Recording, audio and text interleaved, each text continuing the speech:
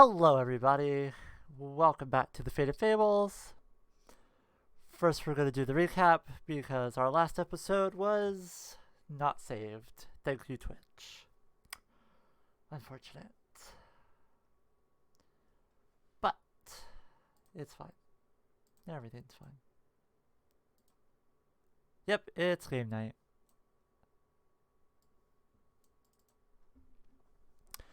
So, last we left off, the whimsical travelers of fate jumped into a portal into the plane of fire. They landed inside a tent full of papers and workbenches that were dimly lit by the ambient light given off by the magma river right outside it. Um.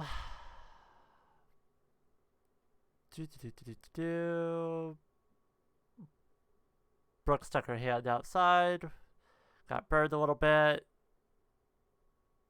Yep. Brooke leans down and kisses Anisia's forehead. Magical musical notes mixed with Anisia's visible fey magic. Yep, Anysia walks over to Tyrus's dead, blindfolded body, kisses his lips. The ground shakes, and a blue-green, brightly lit portal opens up against the back wall of the tent, causing the interior items to be blown around. Gadri, Soldier, Rivi, Tambrix, and Brooke managed to grab a few items as they rushed into the portal. Anysia carries Tyrus through. When they open their eyes, they find themselves in the middle of a fairy ring. Made up of blue and yellow mushrooms inside the Feywild, Anysia lands harder, exhausting herself. Soldier walks over and pokes and prods at the mushrooms. Anysia tells everyone don't touch anything, or talk to anyone, or do what they normally do. The group doesn't listen. They walk down the steps, find really pretty scenery, Feywild stuff. They make a bunch of crowds out of the flowers there. Soldio goes and starts screaming around in the water. Giant pointy blue and black rocks appear and start shaking the place up. A bunch of blighted Ints and Dryads show up. The group takes that out and is met by a new character, Spenton the Satyr. Spenton the Satyr. They all get to know Spenton a little bit.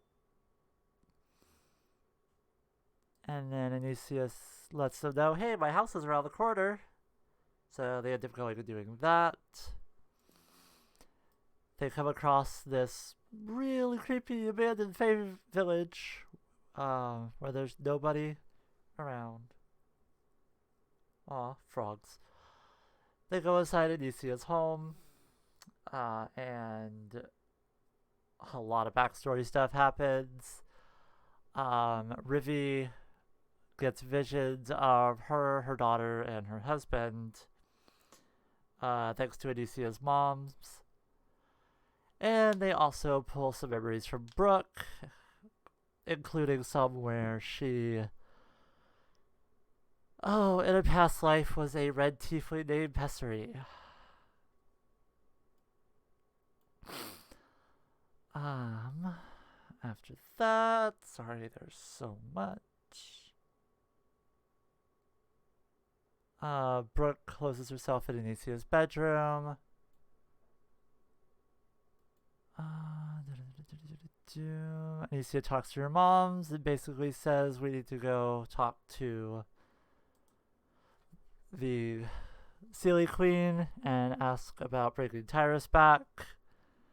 Spenton, wanting to help and be useful, decides to reach out to their patron deity, Oberon.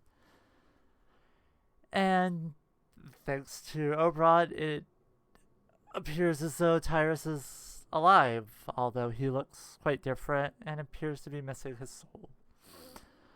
Do, do, do, do. Everybody goes to sleep, or everyone thinks they're going to sleep. Tambrix decides to talk with his family's patron, Vecna, and have a little conversation there, maybe pledging his soul to do something. Find the spot. Brooke takes the soulless Tyrus to Anisia's bedroom. They talk about a lot of things. Brooke pulls out the symbol of the Lexan and reaches out to that.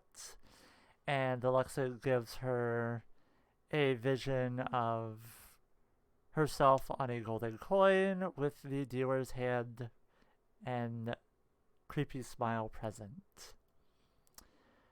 After that, they go into the living room as it becomes morning, eating a hero's feast produced by Anisia's moms. And that's kind of where we left off. Give me just a moment.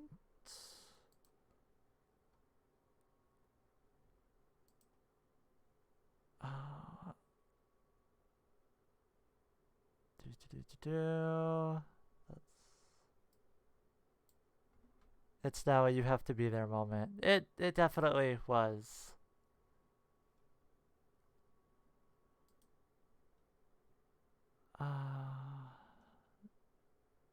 So yeah, at the table, Anysia, Brooke, and Tyrus are eating, and it's... Oh, come on. There we go. 7 o'clock of the next morning.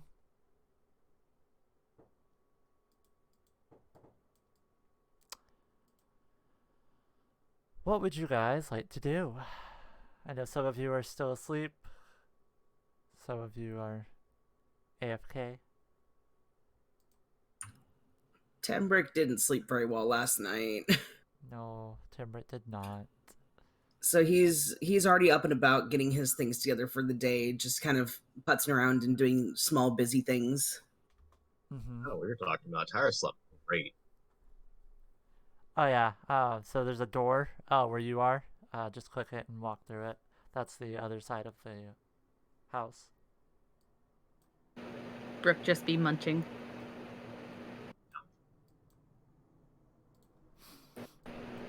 Eyes go up to Tambrix. Tyrus does the same.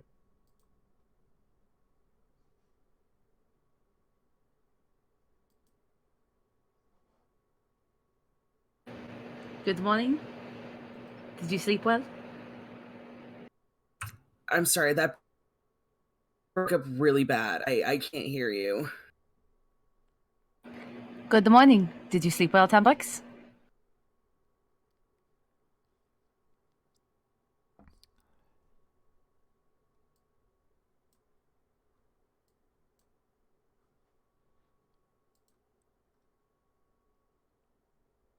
Can you hear us, Cam? Are we already starting out the episode with technical issues? Yep, his Discord crashed. Oh.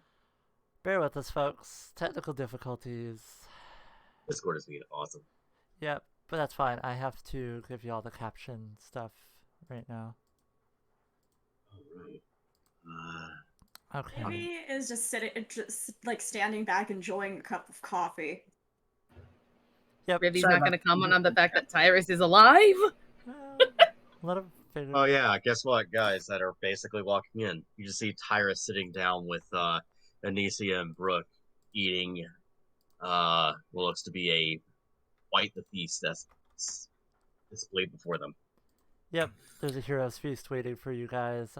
Basically, as soon as they see you're awake, Anisia's moms pull out a chalice, and there's a table full of your favorite foods. That is 2,000 gold put towards us. Thanks to Anisia's mom. Very, very nice of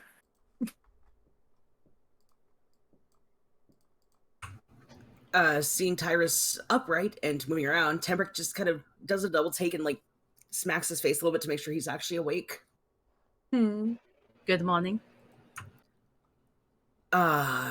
See that there was an eventful evening. Tyrus is just sitting there quietly. You could say that. Tyrus, are you feeling okay? Tyrus glance over to you, and what is normally a bright, jovial-looking man with bright sky blue eyes, he still looks dead pale. The dark circles around his eyes are much more pronounced, a little more sagging looking on his skin. And the bright sky blue eyes that you see are dead gray. But he gives a small smile to you nonetheless. Not his normal smile, but it's a small smile nonetheless. Okay, I think I said everybody. I'm feeling all right. Sorry. Are you back? Not exactly.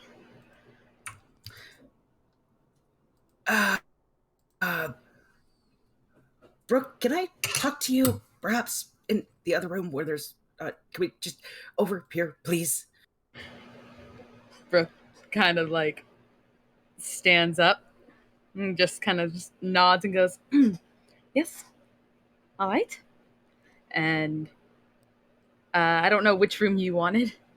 Anisia's bedroom or the one he just came out of? The one with a fat probably easiest just the one that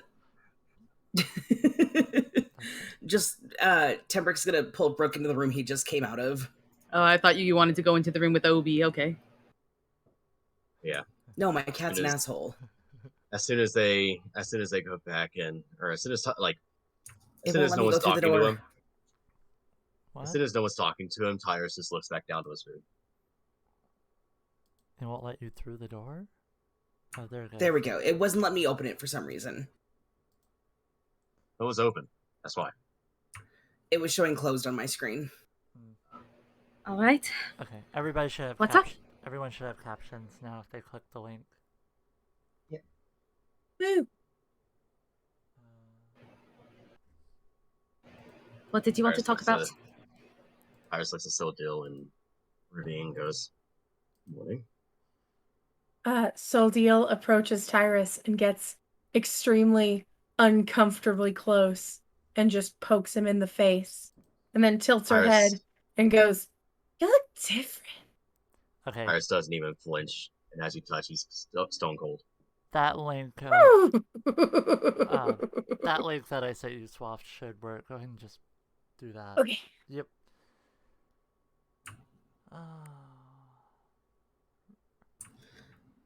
I set it up on my end. Perfect. Brooke, Gadry, Tyrus, Tambrix. Okay, cool. Rivi, Soldeal. Cool. But yeah, she makes that noise and like takes not like a step back, but she just moves back a little and like shivers a little bit, and then she looks at the rest of them for a brief moment before turning back to Tyrus and saying, "I think I like you better this way."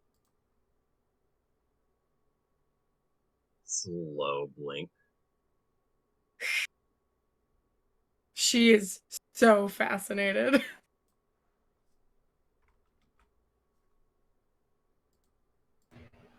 All right, Tembrix.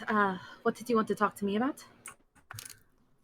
How exactly did that happen? Okay, what time last night did he start breathing again? I would like to tell you that I was in the room when it happened, but I was preoccupied in Anisia's bedroom. From Wait, what what? I I was crying. Oh, sorry. Continue. Anysia was in the room with Tyrus when this happened. Dealing with things in her own personal way that you have no business knowing. That is her personal time. You know what? That is fair. No, So while what I was time, give or take, like if you had to estimate about what time this happened? maybe about 30 minutes to an hour or so after everyone went to bed. I'm not sure. I left the room rather early, about the same time you did, but from my understanding, Oh crap! Spetten, he had a moment with his god, and he seemed to have brought Tyrus back, but unfortunately Tyrus is without a soul. I have tried speaking with some people and something, and his soul is not with him, but it is not in the afterlife according to Spetten. It is being held. Speaking of which, the things you pulled off of Tyrus's body, he was going to explain some things, but unfortunately you have them. So I'll give those back in a moment. I'm aware. I didn't doubt you wouldn't. I So, was just letting you know. Brooke, if I say something, will it stay in this room? Nobody in the party you know this. Listen, you and me have known each other far too long. Whatever you say to me stays with me until you tell me otherwise. And Tembrick will glance over to make sure the door is securely shut and listen to make sure nobody's listening before turning back to Brooke. I may have had some pull last night in some of the things that happened. What do you mean by that? I haven't been completely honest with you about why I left home. Tembrix, we have both agreed when we talked about it that we weren't going to ask questions. It's Pakta Vecna. Does Brooke know who Vecna is? Go ahead and give me a history check. First roll of the night, folks. A 10. Solid start. The most average roll. Unfortunately, not something that would have caught up during your re-upbringing. Tembrix, I'm going to be honest with you. If I am going to be honest, I didn't really learn too many gods growing up, only particularly 2. So if you could explain who that is. The short version is he's a very, very not nice god. The kind who don't like offerings in the normal sense, but more along the lines of screaming bloody human sacrifices and horrible evil cataclysms and stuff like that. He's not a good person. My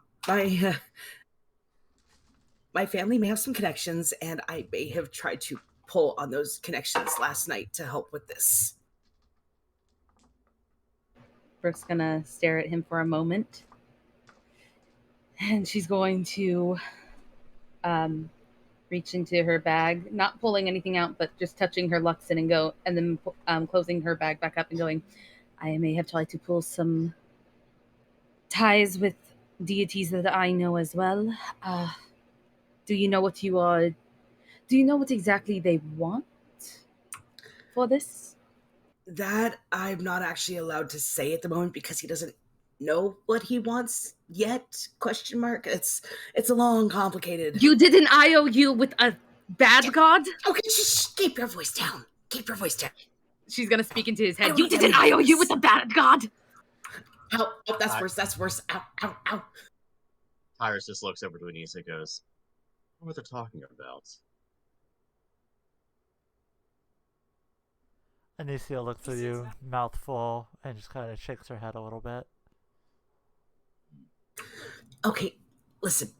I know open-ended deals are usually a bad thing, but it may have bought us some help with getting... I originally was supposed to help get Tyrus back, but now it's might have gotten us some help getting his soul back. What did they how do I tell you explain about this? his soul?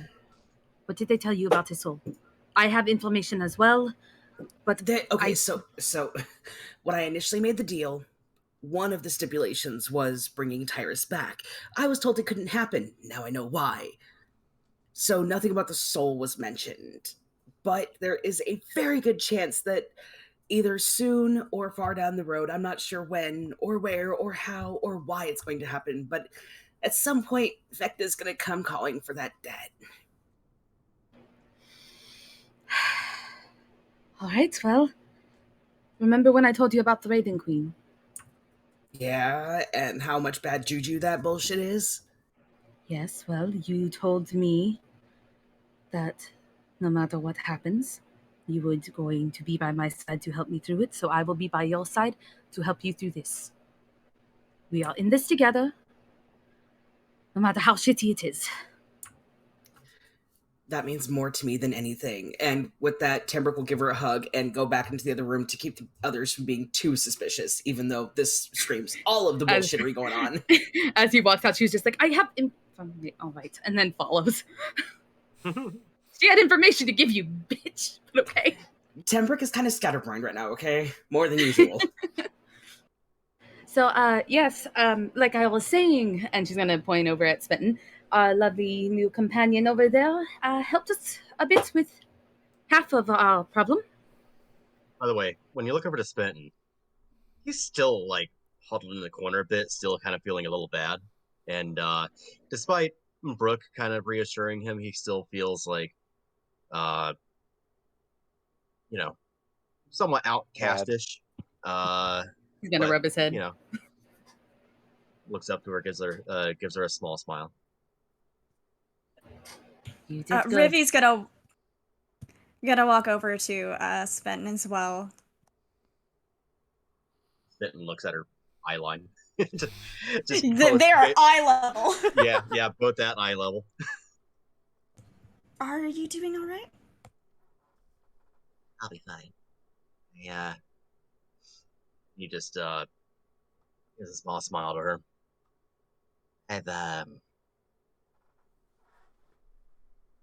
Yeah, I'll be fine.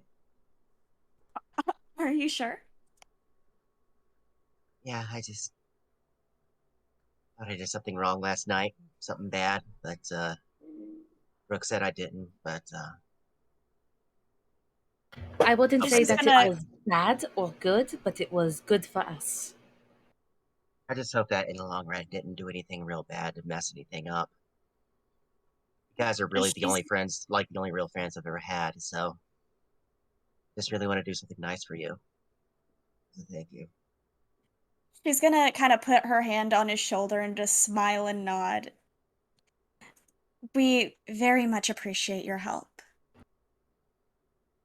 It's a little smile there. You're very welcome. It's the least I could do. Or not, I don't know. A lot has happened since last night.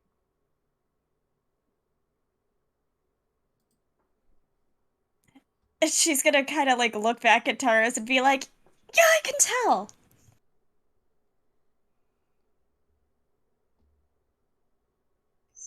Honestly, I don't know where his soul is either. Throughout the night, I have been trying to reach out, but Oberon has been silent since. She's gonna just nod. And like, she doesn't really know what to say to that, but she's just gonna kind of look at the rest of the group and just, we'll figure something out. We always do. And Brooke's going to look around for a moment and go, where's the paladin? I feel like we should probably explain things to him. And she's going to kind of like glance over at Soldiel to see where the fuck she is. I'm just imagining Gadget just comes in. Evil! Arms for the poor! Right now, Tyrus over sits. Again. Badgie's he's still asleep. You can hear him snoring from the other room. It's So, like, No. It's kind of hard to tell if he's actually sleeping or if he's meditating. A little bit of both. Where is Soldeal in the room? Pretty close to next to Tyrus, Tyrus, I'm gonna still imagine. just staring. So Brooke's gonna like awkwardly slide on over right next to Tyrus, kind of like keeping a very close eye on her. Because again, she has connections to the Raven Queen, and from what Brooke has understood, this kind of thing is like a no-no. So Brooke's just kind of like keeping her eye on this one. Fair. So is Soldeal eating or is Swaft eating? Yes. The answer to that question is yes. You hear eating noises? I'm so sorry. No, you're fine. No, I could just tell you had a mouthful. It was really funny. Okay. Yeah, I had some cookie dough flautas. Ooh. Nice. Hey, Doug. Okay, well, as long as you can't hear eating noises, I guess it's fine. Eating. Yeah, probably. I don't know. In my head, she eats like a bird. That's the beauty of the hero speaks. You eat as much as you want, but it takes the entire full hour. Thick. Yeah, so you're just basically eating for the entire hour. So you're just nibbling on a cracker the entire time.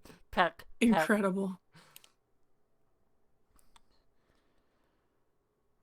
So how's Soldeal's head friend feeling about Tyrus? That's what my biggest concern is. Let's see. Best. I am legit curious about I this think too. he's neat. So Soldeal, may I speak with you for a moment? Just gonna point over at what looks like a little tea table. She seems reluctant to leave this new and, in her opinion, improved version of Tyrus. But she will eventually relent. And she will happily skip over and follow. Okay, so once they're in the little tea-looking room, Brooks. What? I just said bop. It's fine. Oh, I thought you said No, I didn't say stop. I said bop. So she's gonna look at her and go, I understand that your head friend is not very fond of these things, but we are going to fix it. He will have a soul back. I don't know if that makes this worse or better, but I need you to understand that if anything happens to him, and we know that it is you, I can guarantee you everyone in that room will take you out. She kind of puts her fingers to her chin for a second, and she stares really intently at Brooke. And she looks real confused. And she kind of tilts her head and goes, "Wait, you think I'd hurt him?" I would, actually. So, I know that in your head I have heard the voice say that you would smite me. Now, I understand that you might have duties to your patron and such, but I am telling you right now that you are outnumbered, and I would really, really not like to hurt you. You seem like someone that I could get along with if you just, didn't want to smite me. Well, that's not me, though. So you won't. I don't have any plans to. All right, good. Because if all possible, I would like to keep you as a friend.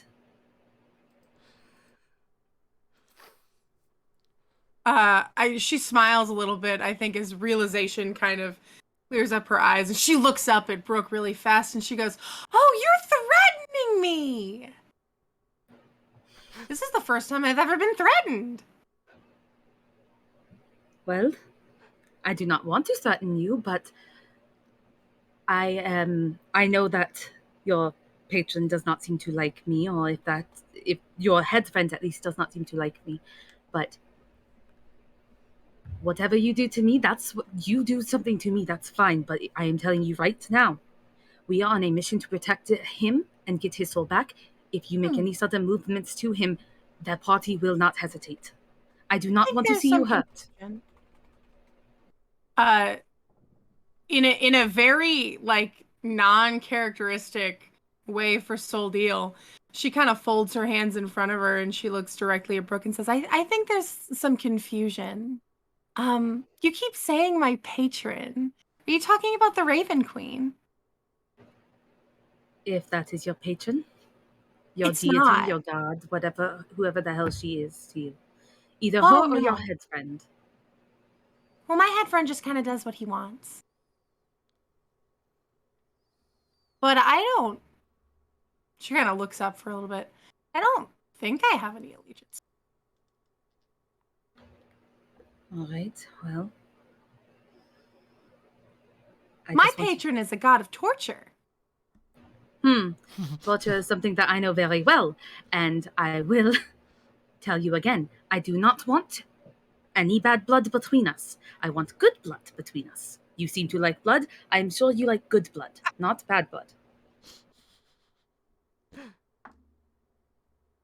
I love threatening Brooke. She's so fun. She's so fun. Now, I would like to keep us friends, maybe even pen pals when this is all over, but I am warning you now. The party does not take well to threats upon the party, and if you make any wrong moves towards Tyrus, we will essentially have to make sure he is safe. And I do not want any bad blood. So I am offering you some advice. Just be our friend, not our enemy. She raises Right? her hand. Like, she'll wait until you're done talking, but she does raise her hand. You may speak. See, does seeing if he bleeds count as, like, hurting him, though? Yes. She pouts and lowers her hand. If you ask him and he flicks his finger for you, that is different, but you may not hurt him to see the blood. Is that a better deal? Yeah. All right, then. If you ask nicely and he says yes.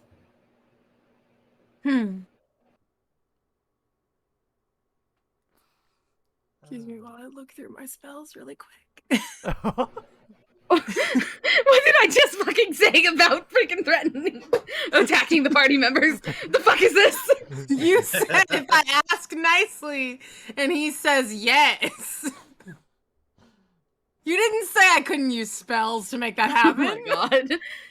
Tyrus is a very nice Unfortunately, person. I don't think I have charm Didn't. person. I think I only have hold person, so that wouldn't really count. Good. Good. Yeah, all I've got is I have calm emotions and hold person, but I do not have charm person. So I think last time you tried to calm Brooke's emotions, it didn't work. Listen, calm emotions only worked on the 3 people I wasn't targeting, and I was upset about it because it was a really cool spell. Anyway, so Brooke's going to smile and hold out her hand. Do we have a deal? If you want, you can see more of my blood later. She was just about to ask. Okay. I will show you more of my blood later if we have a deal. Okay. She'll nod her head and reach out and shake Brooke's hand. And just for funsies, she will. I'm thinking. She'll go ahead and cast Enhance Ability at 2nd level on Brooke. Bear's Endurance. She gets 2d6 temp hit points. You're welcome. It feels gross. It feels really bad. And like your hand kind of feels like it's burning for a little bit. But once it's over, you feel really good. Brooke's gonna yank her hand away and be like, "What the fuck?" It's like Great. waiting in a mud bath. Once you sit into it, it actually feels decent. Am I We're really Am out here. Like, yeah, all of Soldiel's magic feels terrible, but like she's trying to help. Right. Am I rolling or are you rolling? I'm rolling. Just give me a second. I'm doing it. Just had to get through my. Also, give me that wild magic. I'm ready. Oh yeah, wild magic. Oh my god. Why'd you have to I don't remind care. her? I don't give a good goddamn. I know you Yeah, don't. because Lay it on me. because you're not gonna stay. This Oh, I forgot. Where the frick? Wild magic happens There she to is. Brooke. Oh, but it doesn't matter. Okay, awesome. All right, so I got the 2d6. Last time you get 5. Last time I was 30, flirty, and thriving. you were. Like this I time like it'll that. probably be cool. I 30, don't know. flirty, and thriving. I love it. All right, D100, go. The D100? Okay. 73. God, I love it here. Chaos reigns. 42. 42. All right.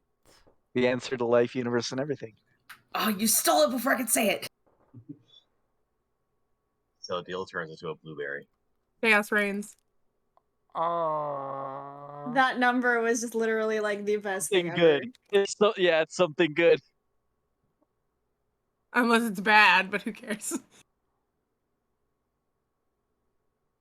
Come on, hit this, Faye. Okay. Maybe So I instantly die. so Deal and Brooke are instantly teleported. Oh no. Oh no! Oh no! Wait, why is Brooke teleported? What the fuck? Yep. You guys are teleported. Skelly, go ahead and take those two, and put them out. Put them up outside. Just pick a random spot on the abandoned village map near the trees. Oh my fucking god, Brooke's shaking her hand. She starts to feel sick and all of a sudden, boom. Yep. So you guys. What the fuck did you do? So you guys are teleported. Did anyone see us teleport? I don't know. Give me a minute. Brooke, you feel your body swell up, and your face start to kind of like sink into the rest of your body. You are turned into a sperm whale. What? Wait, why me? I didn't magic anything. Soul Deal, you feel yourself getting smaller and smaller and more rigid, as you are turned into a bowl of petunias. But why am I getting freaking magic? What the fuck? So you are teleported in. Again. That's 42. So yeah, you guys are teleported. Oh my god. You guys are teleported above the Fey village, and you come crashing down onto the ground. And you take 40. Wait, how does that work for the pot of petunias? Because it just crashes down. That's dangerous. I don't know. Lands There's on a Brooke. flower pot. It It's lands fine. inside Brooke's blowhole. It's fine. You both take 4d2. No? 4d2. 2d4. Wow. Dyslexia. Points of fall damage, and you revert back to normal, and you're on the ground outside. I just see Soul Deal being like landing on top of Brooke, and just Brooke just turning back, and Brooke just thinking, "Oh my fucking god!" So, yeah. All right, 2d4. Yep, 2d4 points of fall damage. Cool. As you return to a sperm whale. Who's rolling that? Do I? I'll would do you- it. Okay, cool. You instantly revert back, so you haven't changed.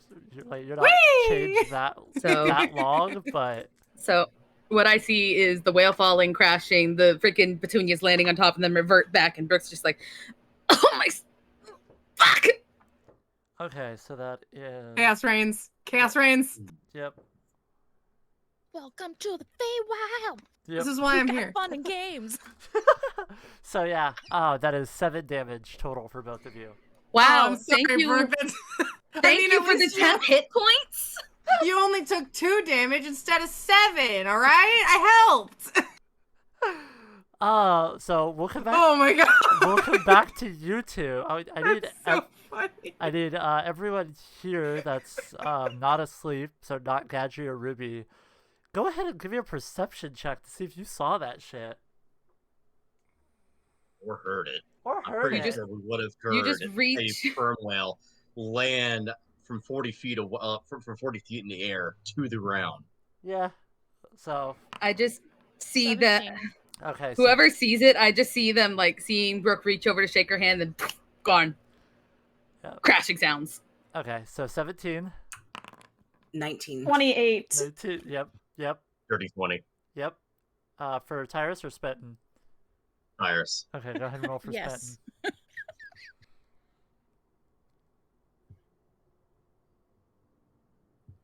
I gotta roll for Anisia's mom's. Bandy. For Tyrus got a dirty 20, Spitting got a 15. Aw. All Well, the things I thought would happen that wasn't on my list, but it was still really fun. you needed a 13 or higher to see and hear this. I rolled a natural 20 for Helena and a just hit the DC with Amina, so they're both going to wake up and rush into the room, and we'll deal with that in a minute. I have been falling for 30 minutes. No, I'm just joking. Actually, technically, no. You fell and then you reverted after 14 seconds, is what the sheet says. And oh my god, Love it. this sheet is so So fun. how's everyone feeling after seeing this shit? So after, I feel Brooke great. is now gone. So after a little bit, you guys watch Soldio and Brooke leave the table, go stand over there. They seem to be having a conversation. You guys dig back into your meal and your own conversations. Then you see them poof away. Huh, that's weird. And you just hear crash as the tree starts shaking and the ceiling lights, magical as they are, still kind of sway a little bit. Mhm. What are you guys doing? Perhaps we should figure out where they went and what that noise was. I was about to say, did you guys hear anything?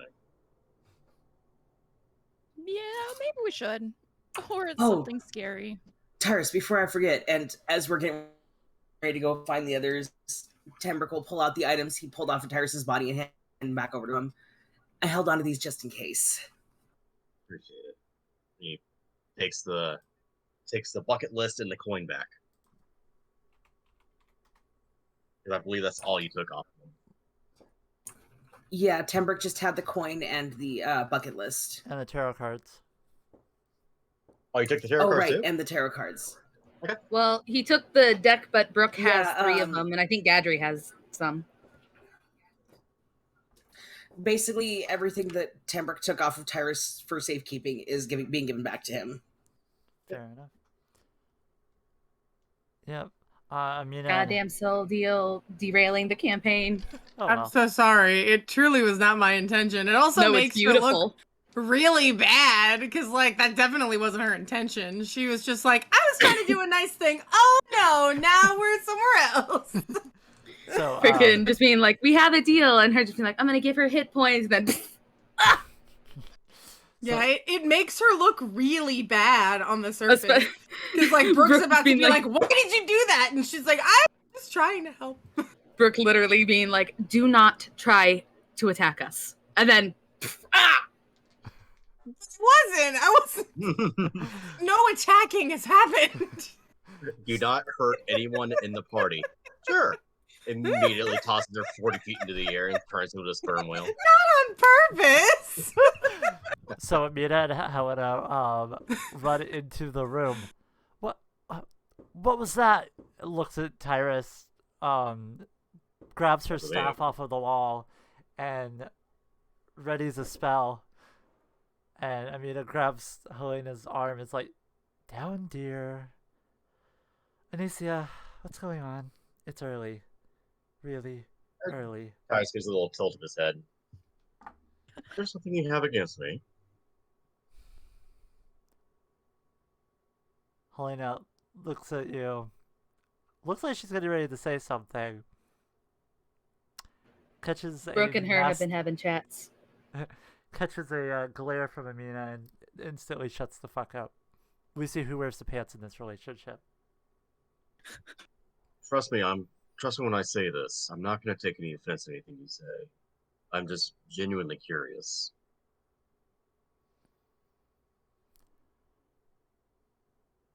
I mean, it goes, Anysia? Yeah. Anisia's gonna thump Tyrus in the forehead. Stop. So Down to 39 temporary hit points now. Thank you. Not just kidding. just not sure. Don't make me have her roll damage. Oh, I know. I was just making a joke. By the way, that's all the hit points he has. He's dead again. Yep. Unconscious. Shit. Okay. Anyway. Did we saw them disappear and then we heard the thump, right? Yep. You saw them disappear, and then that's weird. 14 seconds later, boom. Okay. We just watched Brooke and Soldiel look like they were trying to do magic, disappear, and a few seconds later, we just hear a loud sound. Helena looks really perturbed now, and is just like, I told them not to do magic. they don't listen very well. Wild magic. Magic is all I have. Oh, yes. I've heard about that. It's all I am. Well, you were a flower pot a second ago, so. It was really cool. I liked it. New favorite flower. Hey, Vixen! Vixen! So, okay, so Gadri and Ruby's gonna come running out. I was gonna say, right? Gadri and Ruby, you guys were asleep, but there was a huge thump outside that sounded like someone dropped a sperm whale on the ground. Oh wait, they did. Gadget rolls over 5 more minutes. Oh, the poor. God damn it. You have no idea how hard that was making me laugh. Oh my god. Okay, so Gadri, Ruby, you guys gonna come out finally? Yeah. Join the group. Yeah, Gadri kind of walks out, like not even like showing any reflex towards the Oh. earthquake that happened. Guys, it's the picture I drew. Oh, What? Shirtless? It's a shirtless Gadri picture. Yeah, just put it in Oh. chatter. Oh. Do it. Tyrus just looks over to Gadri. Morning. Uncharacteristically does not comment on the shirtless Gadri. Yep. Yeah, Gadri's still kind of bleh, so he's like, "Oh, morning." He goes and sits down at the table. It's very obvious that he's not. after I went. Oh. Sorry, you can get it. Hey, What was that, Vixen? the Warforged just making robot noises. Yes. Beep, boop. So no, Vixen said you can finish. What was that, Vixen?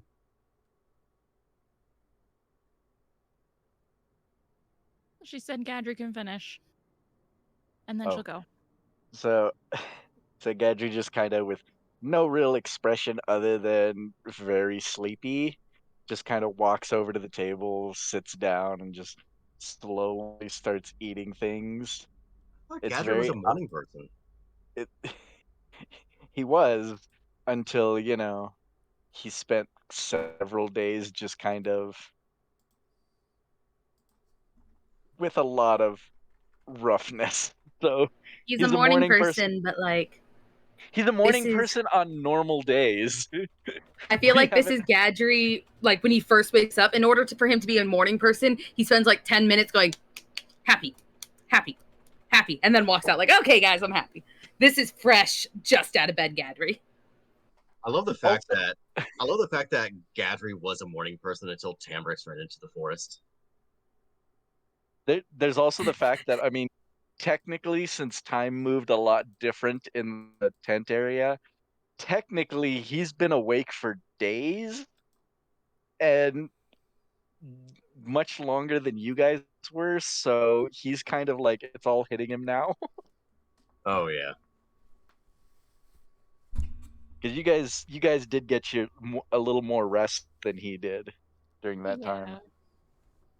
Yeah, we took more breaks. Well, good morning, handsome. He kind of waves a little bit. He's still just kind of putting different things in his mouth, not really caring what they are as long as they're edible. And he hears Tyrus. And he hears Tyrus nonchalantly, kind of slightly monotone. Morning, Gadry. He kind of waves to Tyrus. Still no reactions. As you put the food in your mouth, how many temp HP, guys? Don't ask me. I 10. have all the temp. Oh, Thank you. actually, that is a good question. I already have temp HP. Would that 10 be added to it? Brooke did make you eat. Yes, she did.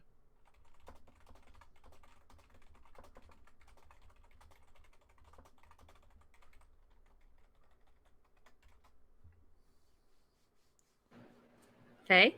What? Sorry, I was answering someone. So Nice to meet Tyrus you. already has temp HP, but Brooke made him eat some of the feast. Does that mean he does get the 10 temp points? Sure, why not? He needs them. Oh. Yes, I do. So, How many temp hit points is it? 10. Okay, I just wanted to make sure. 10 I for heard right. everyone who has eaten. Tembrick has had a couple cups of coffee. Does that count? Sure. I'm not. Yes. If you have put something from the table in your mouth, then you get temp HP. Gadry's at the table. Oh, lit. That means I didn't actually lose any hit points. I heard that. I heard it. I walked into it. It's fine. Actually, I still have 3 temp hit points left. Yep. Just put Brooke back in your mouth. It'll be fine. She still has temp HP. When the fuck was Brooke in your mouth? Water. Thirsty. Uh, So what is Ruby doing now? yeah, what is Ruby doing? Yeah. Are you adjusting your react? No, I didn't have time to do that. My internet didn't connect, so I think because of the fireworks outside. So yeah, I'll just send it in the D&D shit.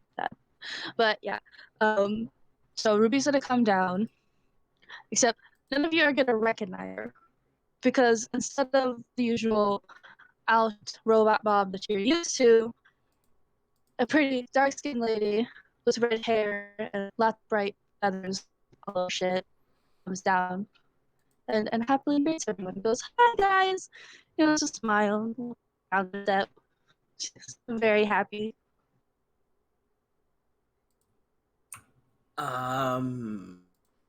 So what you guys see? Who are you? It's pronounced whom's the fuck are you? Good morning, gorgeous. Brooke's not here. That was Tambrix who said that to Sodil. So,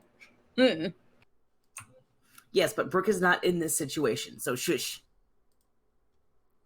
and I didn't say it with a French accent. Anyway, continue. Vixen. Response, this new person's gonna happily go bounce up and down again and be like, "It's me! Look what I did with all those gross monster parts we did." Hard to understand. I'm sorry.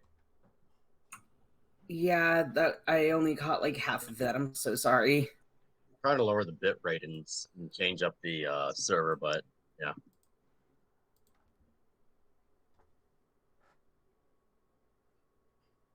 Dragon. How much of that do you hear? Half of it. I heard bouncing up and down and saying it's Ruby. Yeah, she's just gonna like happily go like a little mischievously. So she's like, "Look at me, it's Ruby. Look what I did with all the gross parts we found." Wait, just you're tall with the metal and the... You made yourself a skin suit. How? But you remember all those girls' panicky things that I kept taking apart after you guys smushed them to oblivion? Creepy. You made yourself a skin If there suit. was parts to... Yes. I made myself a human's disguise. So what you guys see Right? is in player session chatter. Cute.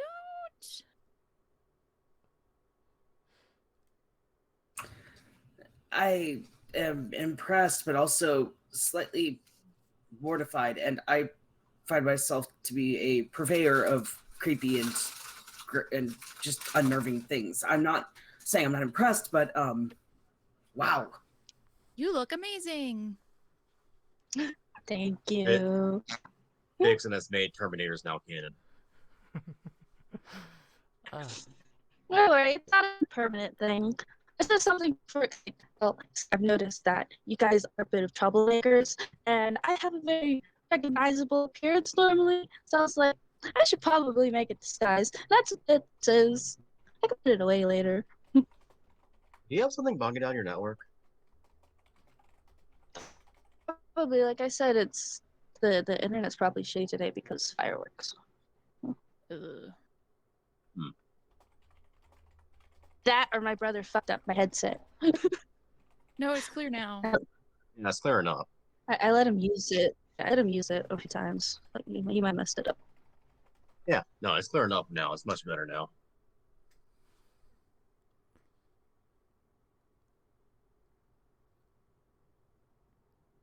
I also love the fact that the last two players that came in also had no reaction to Tyrus being alive. It's just Tyrus. Tyrus is alive? Tyrus is alive. Yeah, Tyrus is alive. You see him sitting at the table, his pale skin, and instead of the bright blue eyes, you see some pretty dull eyes. And you've noticed when he speaks, it's very monotone now instead of the charismatic, like, normal voice. Just look at my reactive. Yeah, I don't have the stream up, but yeah, she sent it in the chat. I see it. Yeah, I put it in the session chatter. Ruby's gonna like frown now because she can do that now. She's got facial expressions. She's very excited about the fact that she's got facial expressions now.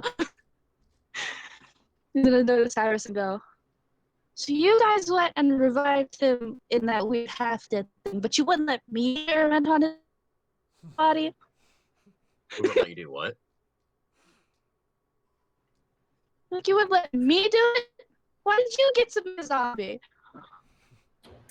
He's not a zombie per se. It's It kind of he is just revived, happened. but things happened and there was lots of weird shit involved. I didn't get the whole story, but from what I understand, some weird shit went down.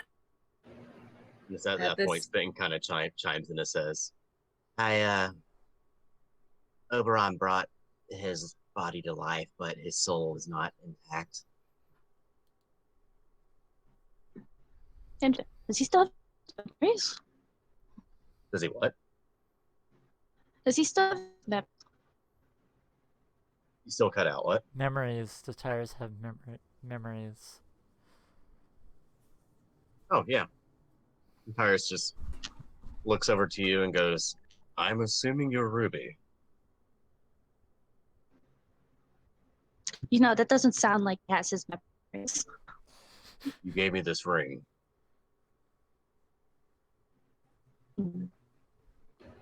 At this time, I would like to say Brooke has sat up with Sodiel on her lap and is just glaring down at her.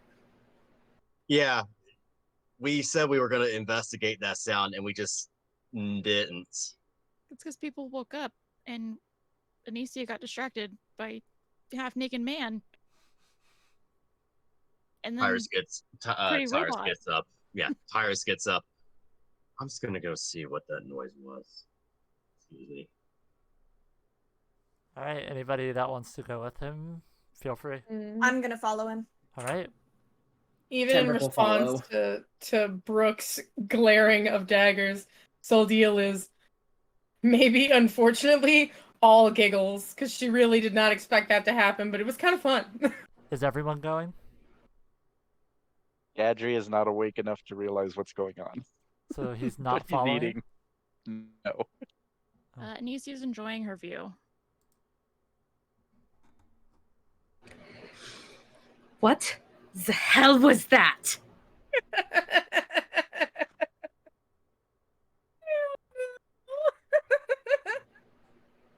You are laughing at this.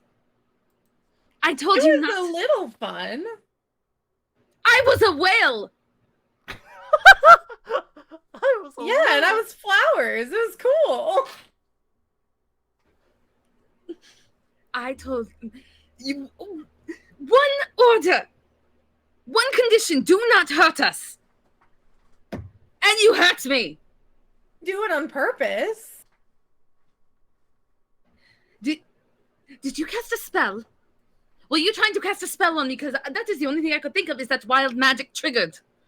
Either that or you did this with your own magic. I was trying to make you, like, more hardy. Which I think happened. If it did, it's gone now. Yeah, it's unfortunate. Brooke's gonna try and, like, push her off. But she's weak. She's a weak bitch. Yeah, but Soldeal's really light. She's, like, basically skin and bones. Yeah, but Brooke's got, You like, both at this -1. You go Let's to this see. point, hear Tyrus go, I think what happened to you two? You all right? we both have -1 strength, babe. We both Brooks. weak as hell. Brooke's gonna try and push her off, but when she realizes she can't, she's just gonna fall back onto her back and just go, oh my god. And look up at Tyrus. Timbrook just kind of looks over. Are we interrupting Laughing. something? Tyrus reaches a hand down to help one of them up. Both of them. Brooke's underneath, so she can't freaking get up right now. Oh yeah, okay. So Deal will take a hand and get up and dust herself off and kind of, spin around and be adorable. Brooke's going to sit up. And she'll like touch her her own shoulder, about to cast a spell, and then she actually does think better of it. It's like, oh no, wild magic, got it. Brooke's going to sit up, touch the back of her head, and make sure she's not bleeding. I mean, I'd heal you if you were, but then, She's just gonna look up at her. Don't fucking touch me. Just get up. You hear a spit mean- behind you. You weren't hurt, were you? No, thanks to Anisia's Oh, mother's man. food, I am fine. It's at that moment that you guys feel an earthquake, not dissimilar than the ones that you felt on Rumblecusp. The What was ground that starts. shaking? The ground starts shaking, and you see the house next to Anisia's, a large, actually larger than the one that was in the pool soul deal. Rock just kind of like juts out of the side of it, through the roof. The wood starts splintering. It's a mess. And then a Wait, bunch what's of happening to the house next to mine? Because I will fucking kill a bitch. yeah, it's stabbing through the house, and a bunch of small ones are showing up around the pool next to Tyrus, Soldeal, Brooke, Shit. and Spinton. Also tough. Yep. Ooh. At this moment, we will go back to Anysia and Gadri, real quick. And mamas. Yep, and your mamas. Wait, did Ruby go outside? Ruby, did you go outside? Yes. Okay, Yeah. okay. So, Anysia and shirtless Gadri. And your mothers that are sitting there sipping coffee and slightly perturbed that they were woken up by wild magic of all things. They are exhausted. Partially from casting all those spells last night, and partially because their daughter's friends are idiots. Listen, nothing too bad happened. Everyone can relax. They just special. Yes. They No don't one listen. died again. So, Gadri and Anysia, what are you doing before the spire starts jutting into the house and the ground shakes and all that jazz? Nisi's gonna walk over and like poke one of the scars and be like, "What are these from?" Gadji just kind of grumbles at the poke and goes, "War." No. From Eating the same noises. Yeah. War? Oh, well, if it's the same war, oh man, that must have been a lot of fun. He kind of yawns a little bit and takes a sip of like some water and just goes, "Protected a lot of people."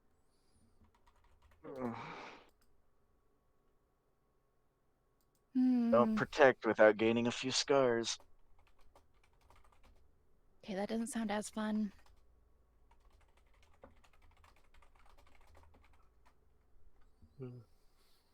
Kind of. You can tell that he's now more awake. So he kind of goes, "So, what did I miss?"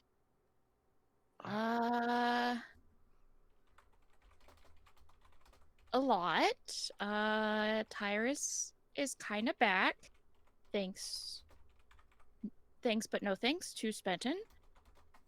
And that's kind of the gist of it. Oh, and Ruby and Sodiel did magic, and it teleported them. I'm guessing outside. He kind of blinks a little bit as he's kind of taking everything in. He's all like, "The Tyrus is back?" Huh. Yeah, but he's not himself. He's kind of the lights are on, but nobody's home. Kind of, I guess you could say, probably soulless. He kind of Homeowners forgot to take down the Halloween decorations. he kind of just goes, "So you had somebody cast a resurrection spell in the Feywild." Well, it's okay if it's another Fey. We don't get affected by it. It's just there's an abundance of magic here, and a lot of you guys are not used to that. So when you do magic and you're not from here, it goes crazy. So then let me restate what I said before. Tyrus had magic done on him in the Feywild. I understand you guys aren't affected by it. You're Fey, I understand that. But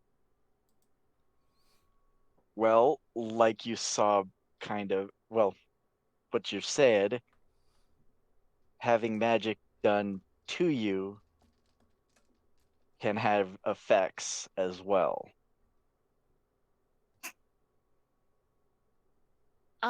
No, it's only when you do magic yourself does it happen.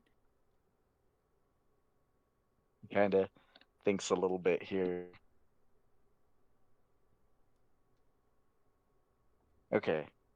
So then what's the plan next? I don't know.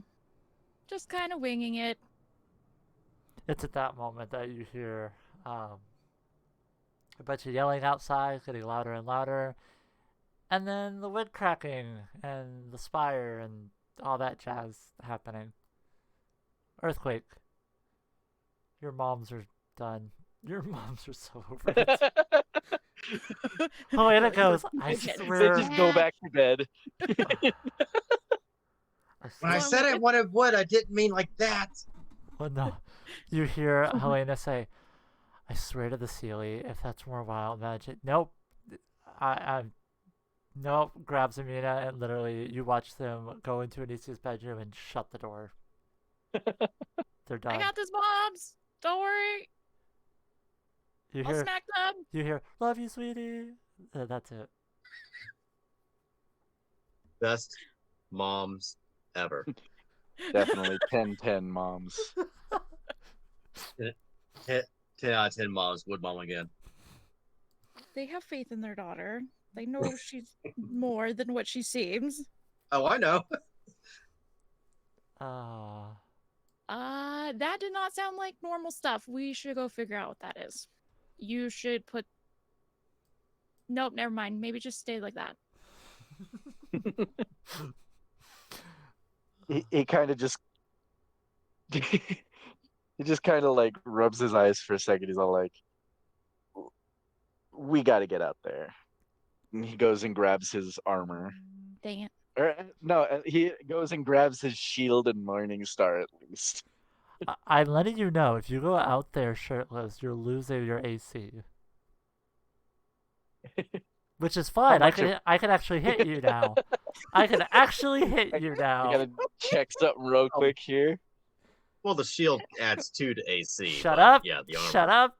Shut up. Yeah, the chain. How much without the armor? How much for a gadget 1 session without the armor? I just want to be able to hit him once. Make You that hit me last a. night. What are you talking about? Let's go ahead and add that to the act of the DM real quick. Oh, shirtless gadget? Armorless gadget? If that's the case, I gotta... Stripper gadgery 1 episode. You know what the especially funny thing is? It's just normal chainmail. Yeah, It's not even like thing like that. Yep. Alright, so you guys are going to head outside? Yeah. Cool. Skelly, make it so. Ba-na-na-na-na. Back outside. Wait, is Spenton coming outside with us, or did he stay inside? He's already outside. Spenton's with us. Spenton okay. left as soon as everyone else left. Yeah, so there's a black rock next to Spenton, Tyrus, Brooke, and Soul Deal, and then one in the house next to it that's huge. Oh, I just see black. And I'm calling you in. Give me a minute. Oh, okay. That's why I said Skelly, make it so. Spenton was Spenton was really sweet and went over to check on Brooke. It was cute. Is it a Tyrus? Yeah, but he's dead. It's not as cute. It's Spenton. Spenton is cute. Huh. The little Compared fawn to came over Spenton. to the little fawn came over to show a little bit of compassion, and it was adorable. The corpse walks over to give a little compassion. Ugh! Hey, listen. Soul Deal would never react that way to a corpse. No, That's more kinda of hot, Soul Deal. the satyr is just out. His adorability outshines the corpse adorability. So That's fair. Soul Deal's opinion is the opposite. Satyr, it's pretty cool. Dead body, sick. Nice. You know something I just realized? Something else we're going to be missing from the last episode. That great ass goat noise I did for Spenton. Oh God! God damn it. Yeah, it's gone forever. and to think when you did it, I was literally saying, no, the goat noise wasn't that in the drawing one. No, it was you guys were joking about bringing him back to the ship, and someone came along and said we're just gonna tie him to the front of the ship. Oh yeah, no, that was in the one that we did. That's in the drawing one. Yeah, that's from 3 days ago. 2 days ago, whatever. Yeah, it's still saved. Oh, okay, cool. Yeah, I'll make it a sound alert. Anyway, continue. I was about to say we didn't make it a sound alert. I am so proud of that. That was like the best goat noise I ever made. Love it. Continue, Faye. I would love to. So, you got... Out loud. None. I'm sorry. I'm sorry. So yeah, as you guys watch as that happens, you hear something stirring, and it sounds like branches are being moved around. Give me a second. I have to find it. Oh, we have to roll for Act of the DM. Fuck, thank you for reminding me, Daylight. I forgot about that. Daylight, no. Fucking hell. Say that at. DMs. We still had an active the DM from the last channel. Yeah. Your little Pac-Man picture that I gave a medal to is now going to have a cone on its head saying "bitch." Wow, The that's code of shame. that's mean. So Now we get divine intervention. yeah, give me a second. I'm trying to find the damn thing. Grab brave. Grab brave. You really want to? I'm a brave boy. I want to find out. All right. We rolled. Okay, we got a 5. What is a 5? Thank you for following Need Song. Thank you for the follow.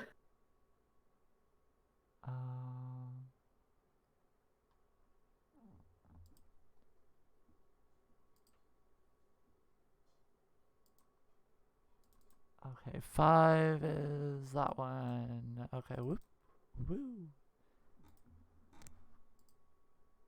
And 5. Can you stop licking my pillow, you weirdo? Never. I mean, what? I'm gonna roll. Sorry. Again. Yeah, I'm gonna roll again. I don't want. Divine intervention. Not just kidding. No, I'm rolling again because it was sing-song mode. Oh yeah. Back to back might be a little bit much for that. Yeah. That's What we fine. gotta do is we gotta figure out a way to change it each time. That way it's different. Oh yeah, I can just thank you for the follow, future president of the world. Ooh. Thank you. Thank you. Wild magic. I like that. Cool. Oh my fucking Oh god. no. I like the fact that me and Cam both decided sing along thank yous. Yep, so it's wild magic fairy glitter. Oh, Oh no. my god. Oh no. Tyrus is now a fucking what's it called? You're a vampire from Twilight. You're sparkling. Ooh. Twilight. Who wants to roll a D100? I do. Me. Okay, Oh, don't God. let me. What I was gonna offer, but don't let me do it. I was going to say no nose I'll goes. do it. I'll do I it. think No, Gadri said he yeah, was going Gadri. first. He's already on it. Yep, go ahead, Gadri. I already got the thing up. I rolled. Gadri said it 10. first. I don't care about your thing being Oh up. no. Wait. No, I rolled a 10. On a God damn it. On a D100? 100. Yeah. Okay.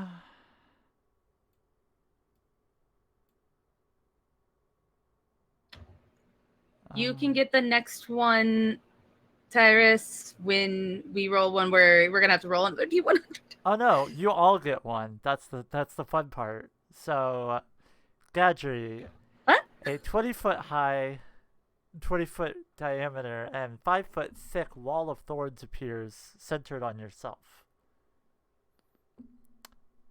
That hit everybody except for It doesn't hurt. It's the just 4 of us out here. Rough terrain. it's just It's rough just- terrain. Oh, so it's okay. So Yeah, it's just a pain. It's just a pain in the ass. maybe. Soul Deal, go ahead and roll another wild magic. Brooke's going to take a step back.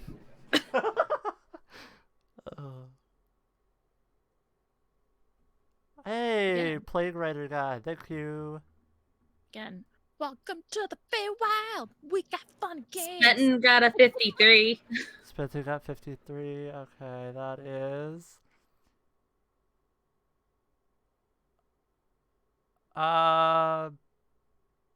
Oh wait, do fake creatures get affected by wild magic? Technically, this is an act of the DM, so everyone gets it. So. Oh, so we all have to roll a D100? Yep, and. Yeah, one at a time. We are rolling. So I need Tyrus to make a wisdom saving throw. Shit. Let me double check something real quick. Mm-hmm. Okay.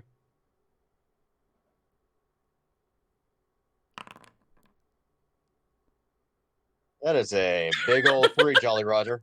Cool. So Spenton has now used Charm Person on Tyrus for 8 hours. Oh. It's a shame he doesn't have any feelings right now. Well, no, it's just The undead finds the little satyr very attractive. Oh no, Charm Person just gives him advantage on charisma checks. Yep. So if Spenton tells Tyrus to do something, then Spenton gets advantage. Tyrus is Spenton's bitch, is what you're telling me. All right. Who's rolling next? I'm not comfortable with this. Rolled mine. Okay. What's yours? I got a 69. Hey, Nice. Nice. I was Tembrix giggling for finally like 5 loses his V minutes. card. Honestly, He's that actually is basically asexual. Cool. So you watch as there's a cloud of pink smoke, and what poofs next to you is a very pointy-eared high elf. And for 69 minutes, they are friendly to all creatures, and they spend their entire turn hyping you up for yours. You got this, you got this, you got this. yes. Oh god, Tyrus Yes. Cambrick's got a hype man. Finally gets the Oh my self-esteem. god! Yes. So for 69 minutes, guys. We just see this freaking elf appear and just go, Timbrix has a hype Timbrick, man. Timbrick, Timbrick. Timbrick. Question for It Faye. could not happen to a better person. It also has HP, so hold on, I gotta put the HP, because if it loses all its HP, something happens.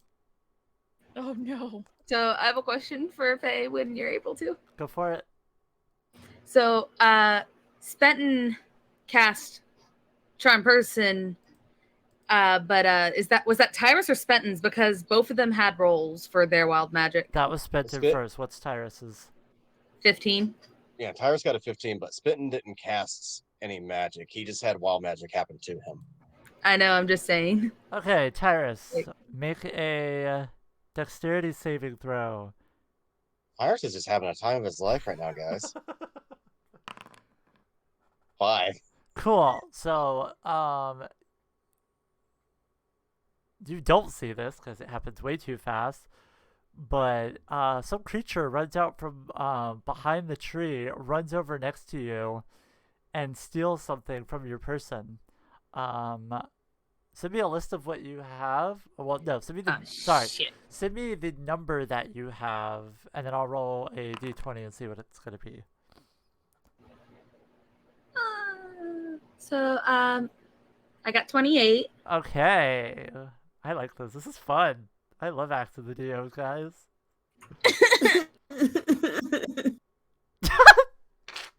You know something? What? I got exactly 20 items on my person. Okay, cool. Let me roll a d20 real quick then. Number 1, because I got a nat 1. That is a ring of spell refueling that apparently is inert. Yep, so it looks like that was stolen from your person. Oh Damn. no, something that he's not using has been stolen. Yep. Well, no, he used it. He's not using anything. Yep. Okay, Brooks, so roll me a d10.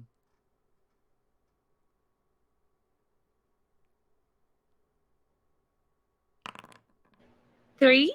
So for the next 3 rounds, whenever you speak, a cloud of dandelion seeds is all that comes out, and you are unable to perform verbal components for magic. Not the bard! Also, The bard! No! also great. Another reason for Ruby to be pissed at Tyrus. Speaking of, Ruby, roll a d100. You lost the ring. I didn't even know it was I gone. got a 58. Okay, cool. Everyone having Ruby fun? don't care about your ring That no more too. because, like, it don't work. I feel like Timbrick is the only one who got out of this pretty good so far, because he just got a hype squad out of this. Okay. Well, no, it's Timbrick. Timbrick's gonna be like, stop it, stop it. I don't want the attention, please. Okay, let me say what happens to Ruby. So, Ruby, you are under the effects of speak with plants. So for the next 24 hours, you can speak with all plants that feel like speaking back to you. You just hear all the plants around the Feywild talking shit. There's like, So you hear the thorns around Gadri going, "What the fuck? Why are we here? I don't know. I was enjoying a nice relaxing dip." And that's all you hear. Anyway, next D100. Ruby's gonna look down at them and go, You "Oh hear God, I on- love you." Anysia! You hear under Gadget's rolled foot, a fur, 38. 38. Gadget move his foot. Oh, step on me again. Oh no. 38. So Anysia, you sprout a beard of flowers. Oh, it's your turn. Ruby! You guys get to be screwed by it. Yep. So, we'll come back to that when you need. But yeah, you now have a beard of flowers. Tyrus starts sneezing. Rivi, what did you roll? She rolled a 93. She ran to switch the dryer over real quick, but she has a wireless headset on, so she can't hear you. Okay.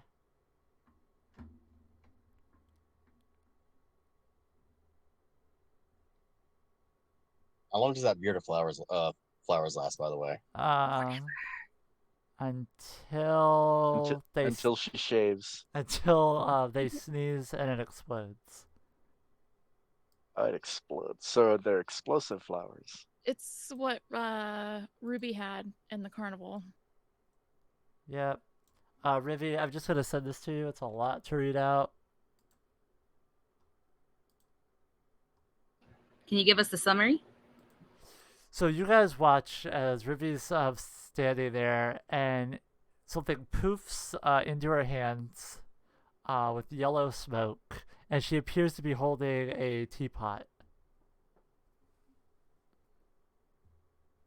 That's all you can tell. Be our guest. Be our guest. Who's next? Soldiel? Yep, Soldiel. I will do it. 27. All right.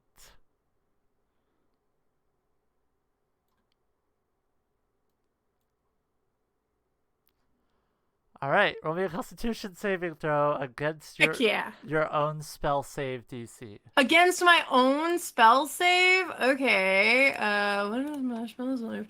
My spell save is 16. Oh, yo, I saved. I rolled a 17.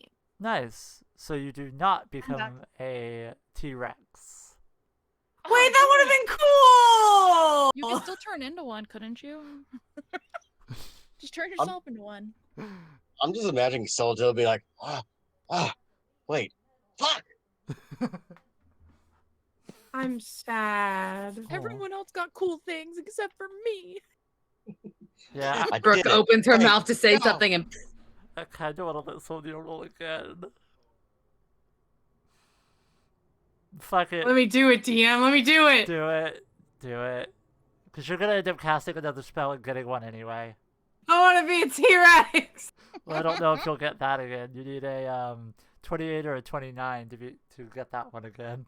Oh, do I need to roll the D100. D100? Yep. Okay. 65. Okay.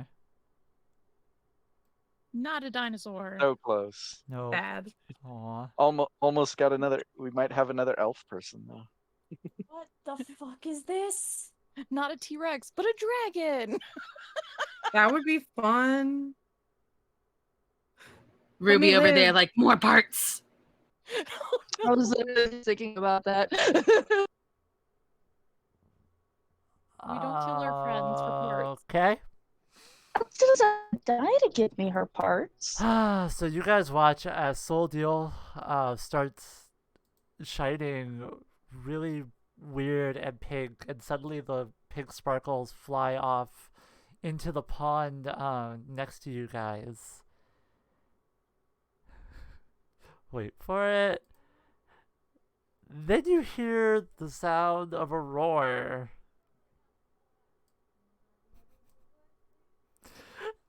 As an illusory dragon manifests in the water. And I called it.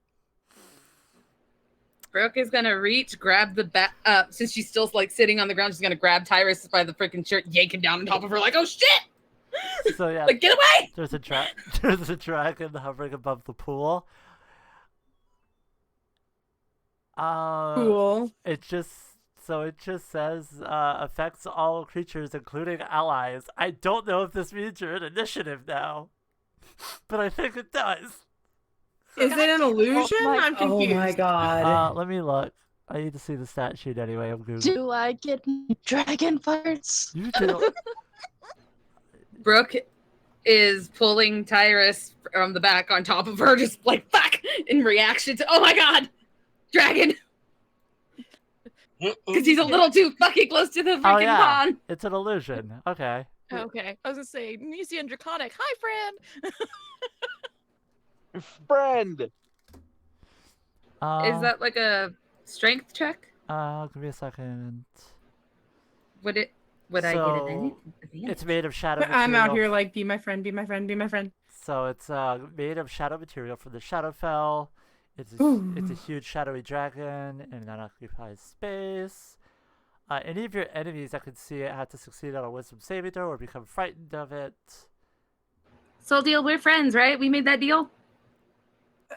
Listen, even if we didn't make that deal, Soul Deal still considers you a friend. Aw. Good. So the damage type is cold damage, but there aren't any enemies, but it does last with you for up to 1 minute. Dragon friend, friend. So yeah. So, This is my dragon friend. Cool. Back to what was actually happening. happening. So before all the face shit started happening, and now after the face shit started happening. wait. What? Is it did Brooke manage to pull him down? Pull what down? Tyrus, when she saw the water, see, he's standing right next to the lake. When she saw the freaking dragon come up, she grabbed him from the back of the shirt and yanked him down on top of her because she's trying to get him away from whatever the fuck that is. Is Tyrus willing? Yet again, as soon as Tyrus gets his soul back, another moment where he's like, God fucking damn it. Because Brooke not only leaned on his shoulder last night, but now Brooke is literally throwing him on top of her. Wow. But pretty much her freaking reaction is, he is very squishy, grab, yank, oh my god, what the fuck is that type thing. And now she's back on the ground like, fuck! Because she's being squished again. So, what you guys saw, or heard rather, from the breaking branches of the trees as the black rocks appeared, you see 3 giant white fey apes that are covered in the same blue nasty ichor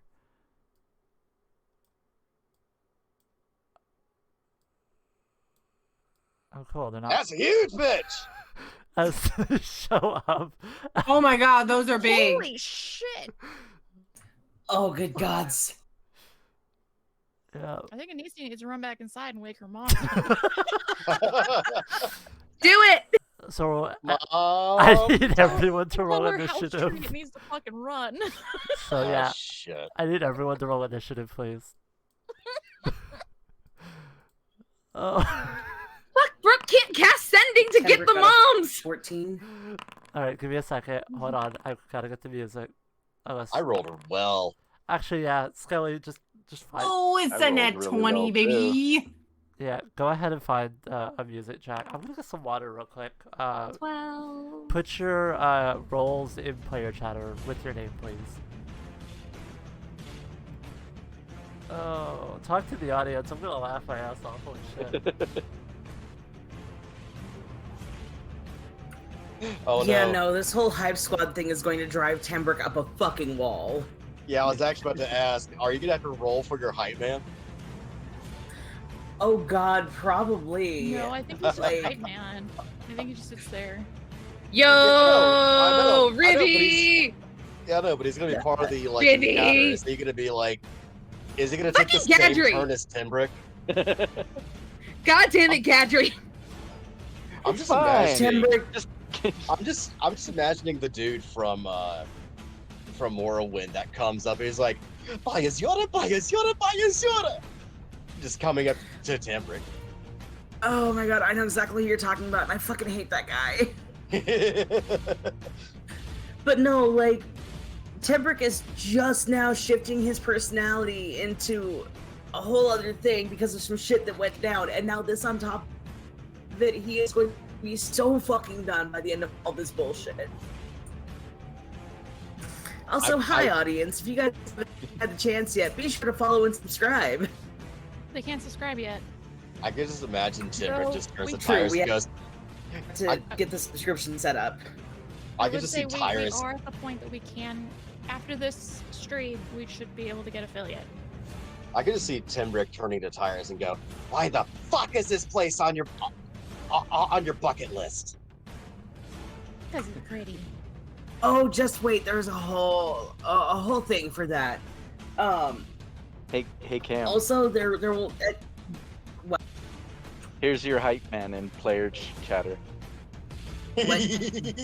That's exactly what I was talking about. You know Oh what? Hold god, on. what did you do? You know what? Hold on. Oh god, no! Fucking kill him with fire! Kill him with fire! I hate him! I hate him! I hate him!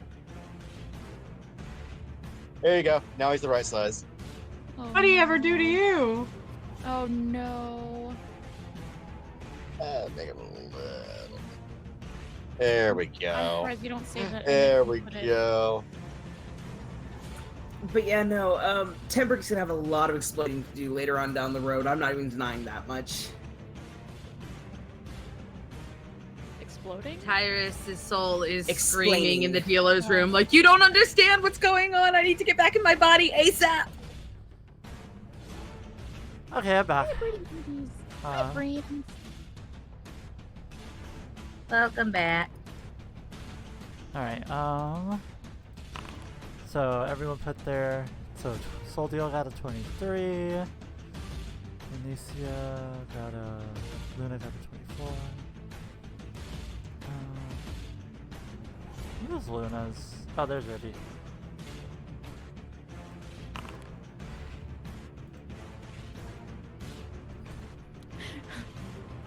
Oh, I like that hype man more. It's the genie. Oh yeah, I gotta roll initiative for the hype man. Oh, he does fight. Okay, I wasn't sure if he was just a rah, So rah, I was- rah, bish boom bah. So I was looking to see if this dude has an actual name, but he doesn't. His official name on the wiki is Adoring Fan. So there you go. Nice. You have your His mouse name over him. Ador. His name is Eldor. Oh no! Wait, what? Wow. Oh, his name. His name is Eldor. That is what we were calling him. Eldor. Hildor. Great, you can have him. Eldor E fan. Nice. Okay, Ruby 12. Eldor Alfen. That is his name. Sure. Wow, Ruby actually rolled the 12. Look at that. Gadget got an 8. Try to limit magic use, please. There we go. But I'm a sorcerer. spellcaster. What am I supposed to do? Try to stay near the tank, please. Brooke is just gonna. Brooke at the moment can't freaking say nothing because her freaking dandelion mouth, so she's I just mean, gonna I take her. say freaking- this, but literally, Hey, I'm gonna like, send you a, Sylvia just DM isn't the question. type to be like, oh, magic, whatever. Like, I'm still gonna use it. Okay, is that everybody? Ruby, Who cares? Anysia, Nothing Tambrax, matters. Ruby, Spented, Tyrus. Are we missing anyone? Gadri. Nope, Gadri's there. Hey, I sent you a DM question. This I is actually an think- important DM question. Okay. Everybody.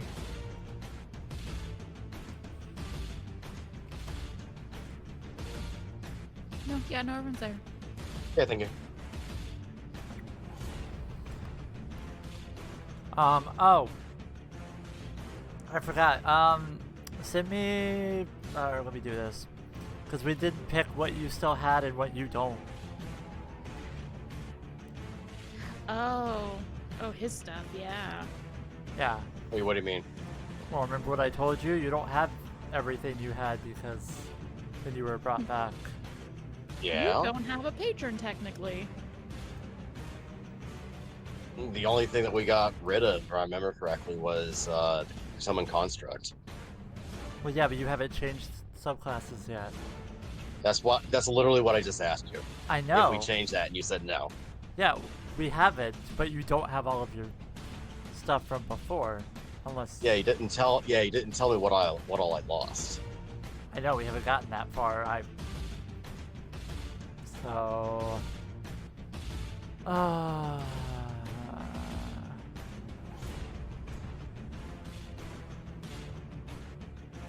Hide in the bushes.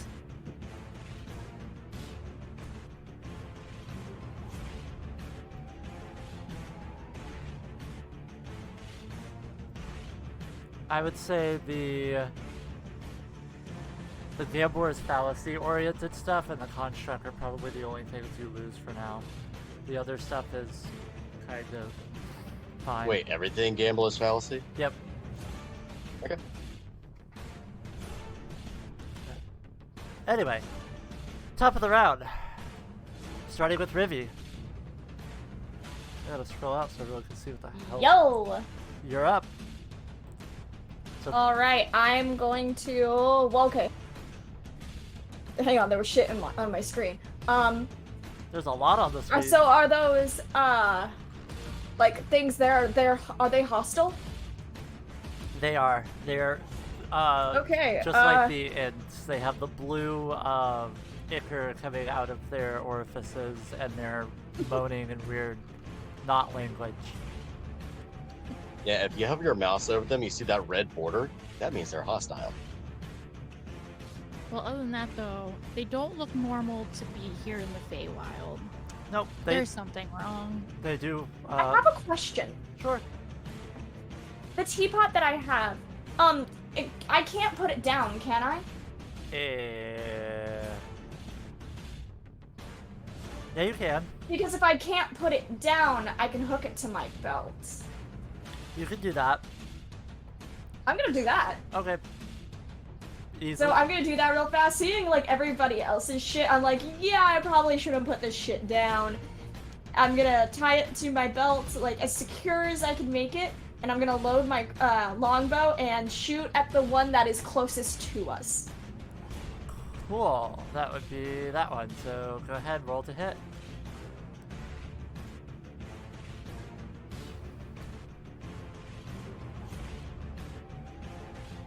So that one, I'm using my halfling luck. Hey, let's go.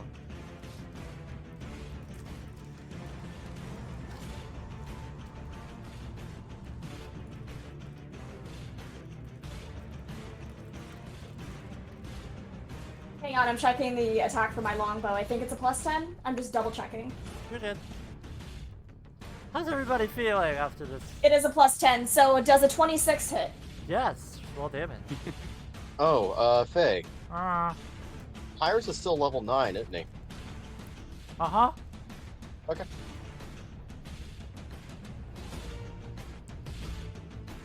It's 10 points of piercing damage.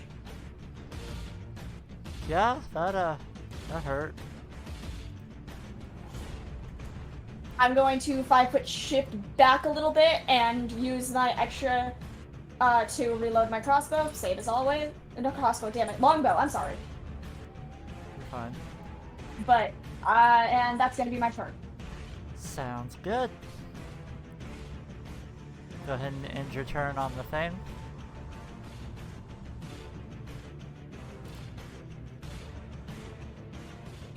How do I do that? In the combat tracker.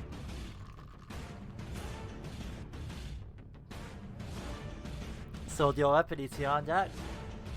Woo! I'm gonna attack the one that's right next to me. Uh-huh. And I'm gonna use my bonus action, probably ill-advised, to... I'm gonna use my bonus action to cast Shillelagh. I was gonna say, also, oh, I didn't hit enter. Fuck. Okay, whatever, I'll just say it. You can use your bonus action to shift your dragon over, and since they are hostile towards you, and you control the dragon, they have to make a save, so. Put that out there. You can still shillelagh though, if you want. We'll get a shillelagh. Okay. Cool. It's 15. What does shillelagh do again? It just makes my attack magical. Ah. Gotcha. And I get to do more damage. Ah. Huh. That's only if a 15 hits, though. 15 does hit. Haha. These are not. That's 8 points of bludgeoning damage. Yep. But it is magic. Yep.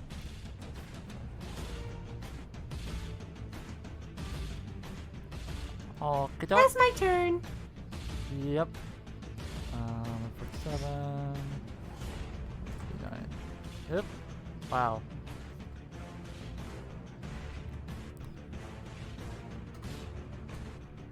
Oh no, wait, you attack the one next to you. So that is... Where the hell is Soldiel?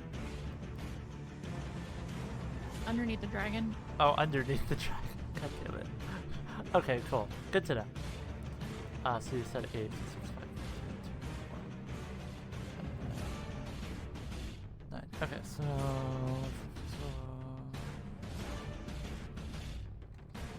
Okay. Perfect. Anysia. And then it's the ape's turn after that. That's scary. Oh, it's the one nearest too. Ooh, no, bad.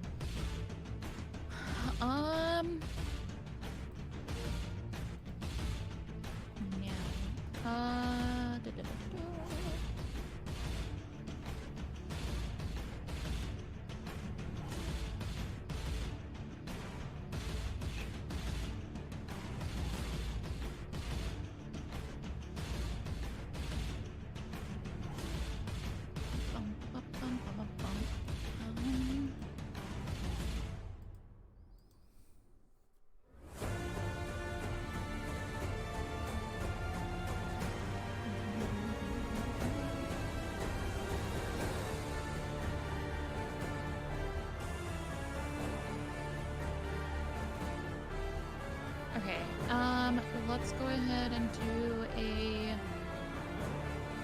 we're gonna cast Cold Lightning. Okay. At a 4th.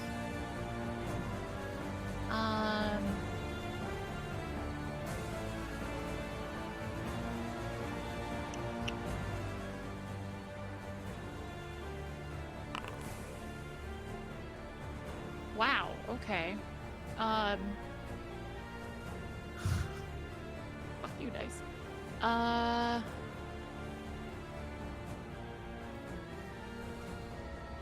So, okay. Let's go ahead and... Fuck. Who do I want to hit? Yeah, where the fraggers? Okay. Let's...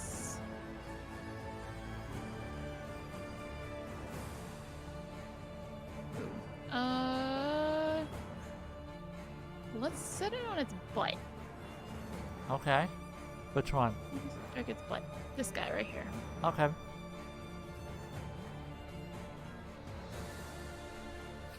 So you're using Call Lightning? Yes. Okay. What's the save? It's a dex. Oh no! Does an 11 save? No. Okay. I love it.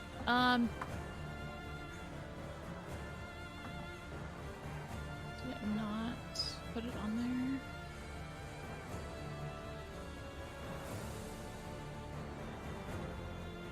there? Okay. It says on there total damage is 33. How? That done diddly hurt. Then diddly darn it. Diddly darn it. Yep. What else you doing? Everyone's healed, so we're fine there.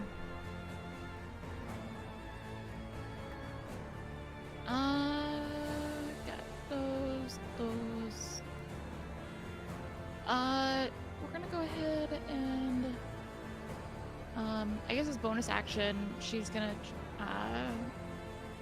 make sure that her scimitars are in a bow. Yep. So you go ahead and, with the bonus action, you take your scimitars off your belt and fasten them together, and now it's a bow again. Okay, and then we end. Okay.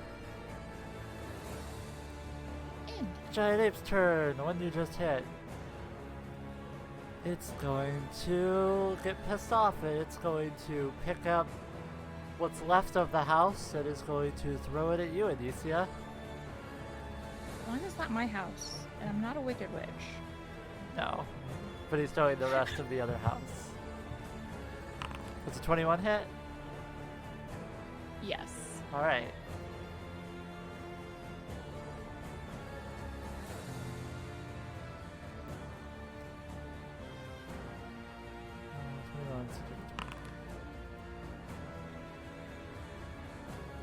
You take 30 bludgeoning damage as the house comes down on top of you, breaking off the rest and leaving you underneath rubble. Gross. Dick. Yep. It only has the one attack, No right? place like that. Oh no, it does get another attack. This one.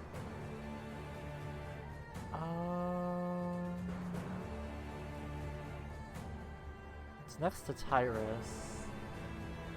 Who else is it next to? It's next to a lot of you, actually. You're all kind of in an area.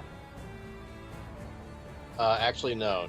The only thing near me is Brooke and the dragon. Oh, also. And Sildeal.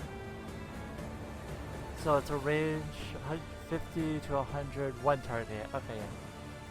Yeah. Okay, so yeah, it's either Soldeal or Tyrus. It's gonna go ahead. Wait, was trying to hit me? Nothing. I'm just trying to decide between the two of you. Because I'm looking at ranges. Like, if you're talking about like melee range, nothing is near me except for the dragon. Okay, that's fine. Then I guess it's either.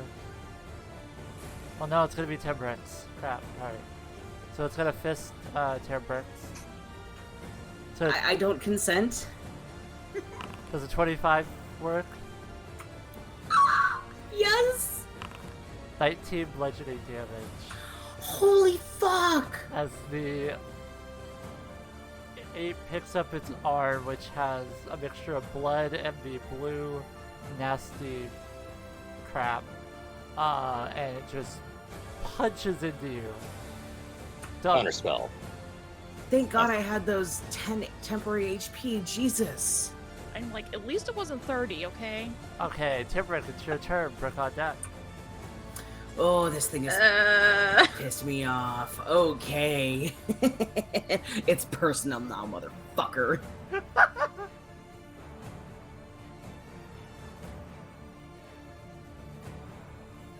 So, first off, after taking that hit, Tembrick takes out both of his daggers and slices the back of his hand open. His left hand. Yeah. As he does, the blood starts to kind of let off a steam, and cold air starts to circulate around his weapons. Timbrix, no, it's I'm not worth it. using the Rite of the Frozen Blood Hunter ability.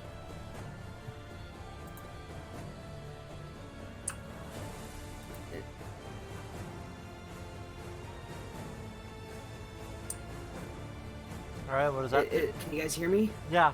No. Okay, yeah. So, So it adds a 1d4 ice damage to each of my weapons, and I'm going to slash. go ahead. Pepperonis. Wow.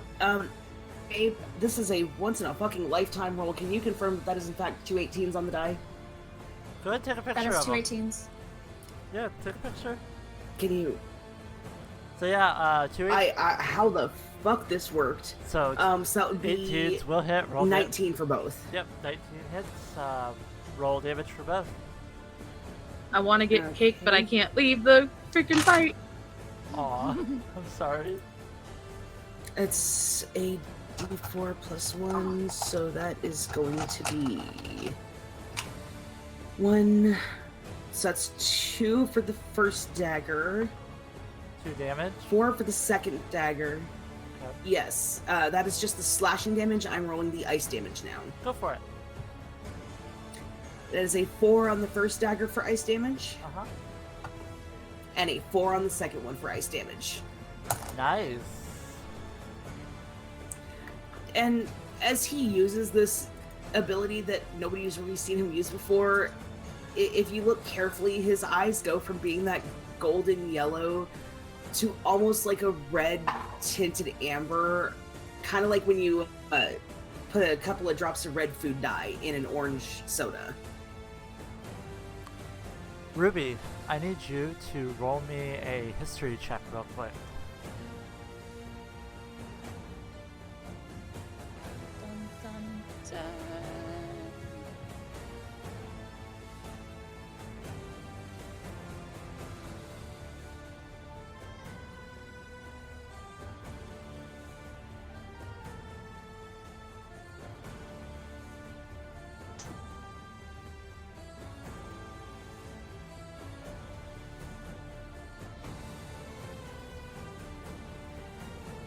Ruby?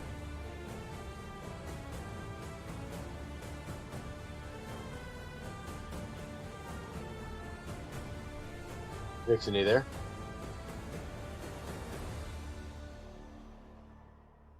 Vixen. Quick, Ollie, someone ollie, dangle awesome some bird. dinosaur parts. I think they're heavy.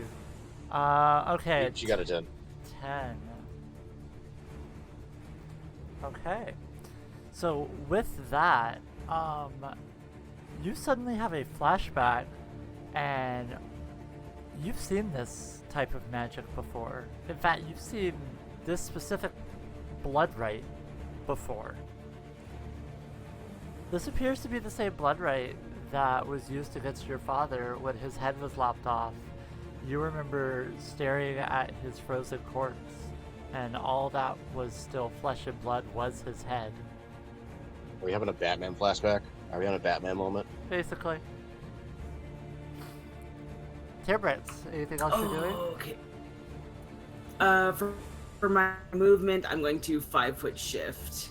Alright. And is that all you're gonna do? I can't move because it's not on my turn. It is your turn. It's still on Anysia. No, it is your turn. Yes, the tracker is still on Anysia, so I can't move.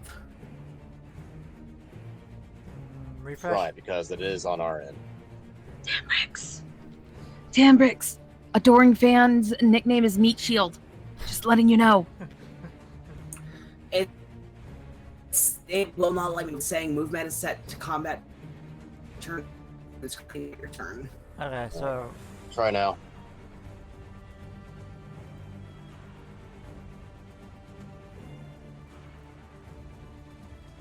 are you able to move? It still won't let me. Oh, where are you trying to move But you to? get free movement. No. Are you sure it's not just delayed? Because I see your character moving. That's me. I was. Oh. It's nothing is happening on my screen, so I'm trying to move to diagonally up to the left. Got you. Oh, no, wait. You're not in the game right now. Wait.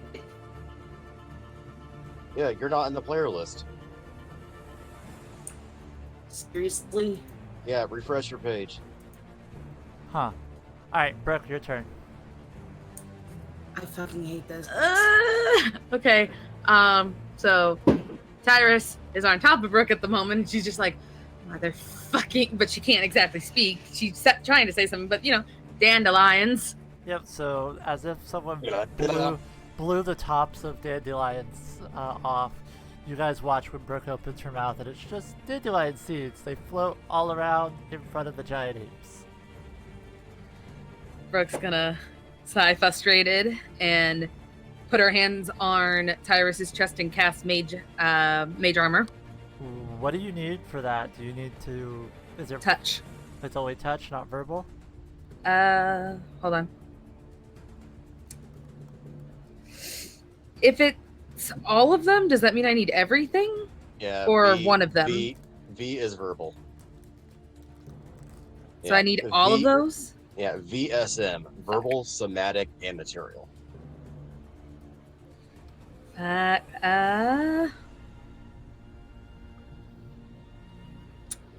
One sec, because I don't think Brooke can do shit then. Hold on.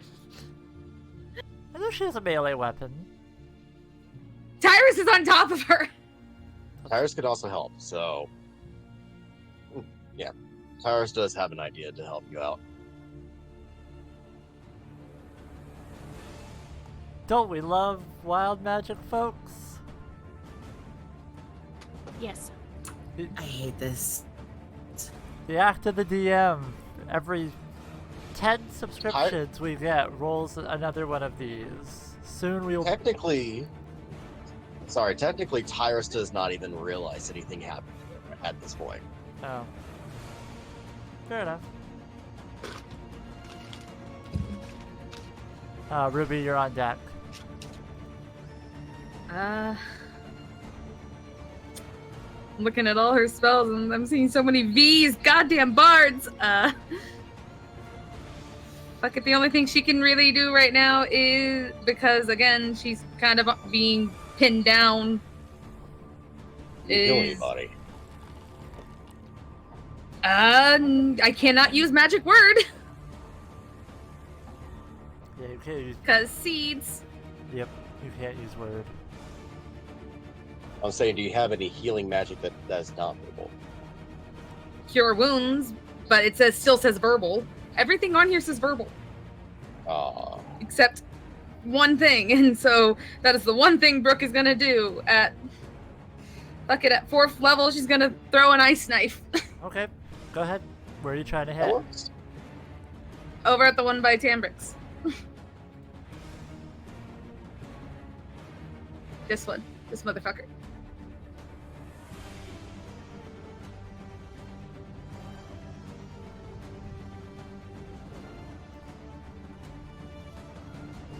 I don't know if this is gonna work, but does an 11 hit? An 11 just misses. Fuck. Freaking Tyrus is on top of her. So Fucking hell. That's your fault. You go to throw Fine, an they ice still have to make a dex save. Yep, they do. They got a 2. Roll that cold damage.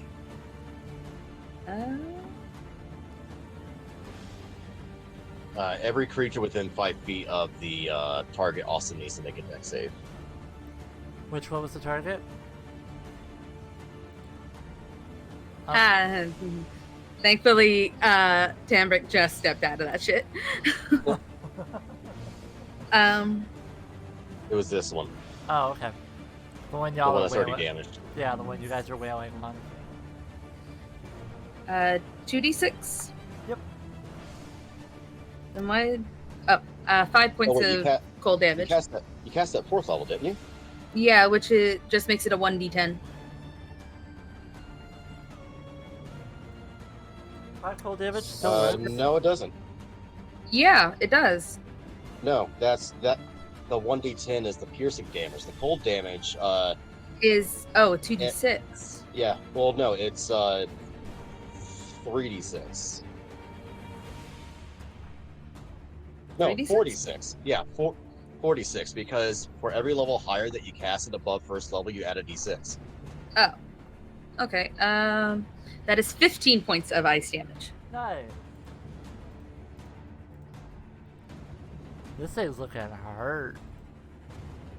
Bitch threw a fucking house at me. Now you understand why I like Ice Knife.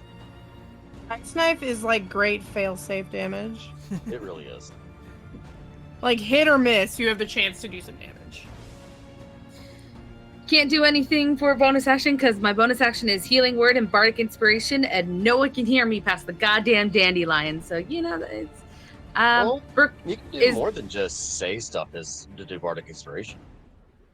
It says any within 60 feet that can hear you. Ah. So yeah, I have to say some shit.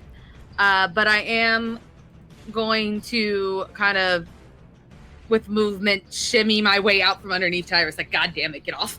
Yep. That's fine. And say, get somewhere safe. We can't afford you dying again. Which I don't hear. She can't say, in your head you hear it. Oh yeah, because it's telepathy. She can still say things in your head. Well, actually, technically, it's because you have telepathy, you still can do bardic inspiration. Yep. Oh. Then. I'm gonna give that to Gadri, I believe. Cause it's for what again? What does bardic inspiration do? You basically give. No, it's not advantage. You give them an inspiration die. Yeah. Future can add it to an ability check, an attack roll, or a saving throw. So yeah, let's just make sure that Gadri can. You have a 1d8 to add on to, put some more damage on there if you wanna. Damage, attack rolls, or ability. Or abilities. But yeah, inside Gadri's head, he's going to hear Brooke say, "Takes them all out. You're the tank." And then freaking look at Tyrus and look at him and tell him to get somewhere fucking safe. He's squishy. And that is her turn. Alrighty. Ruby, you're up. Giant ape on deck. Spit it after.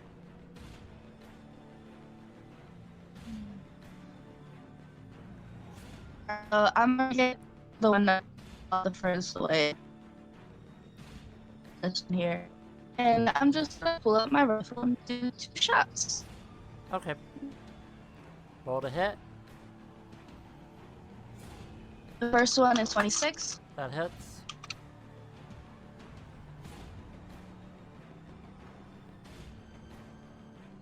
The second one is 14.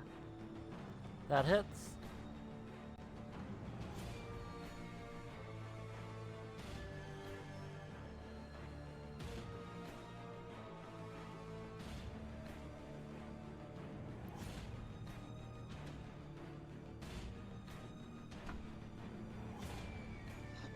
And I'm gonna use one of my maneuvers for a drifting strike. Mm-hmm.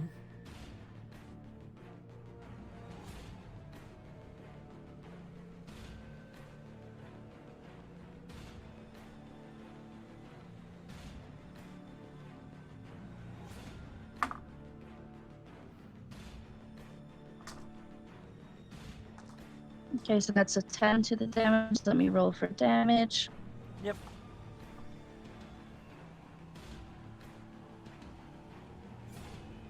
One plus 10, 41 damage. Okie dokie. And the next attack gives advantage if they attack that one before my next turn. Okay.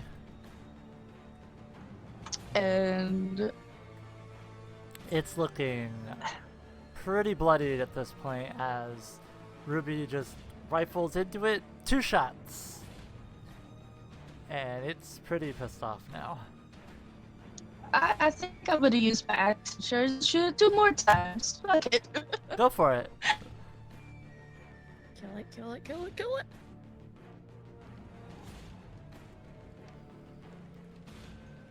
$19 first shot.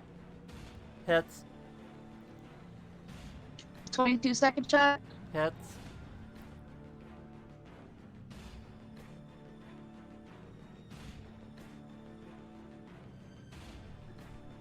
That's for 20 damage.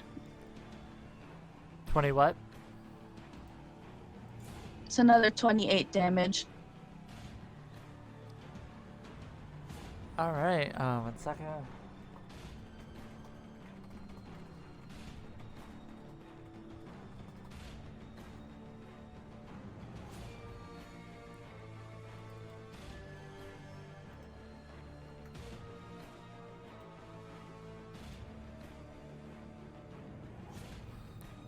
How do you want to do this?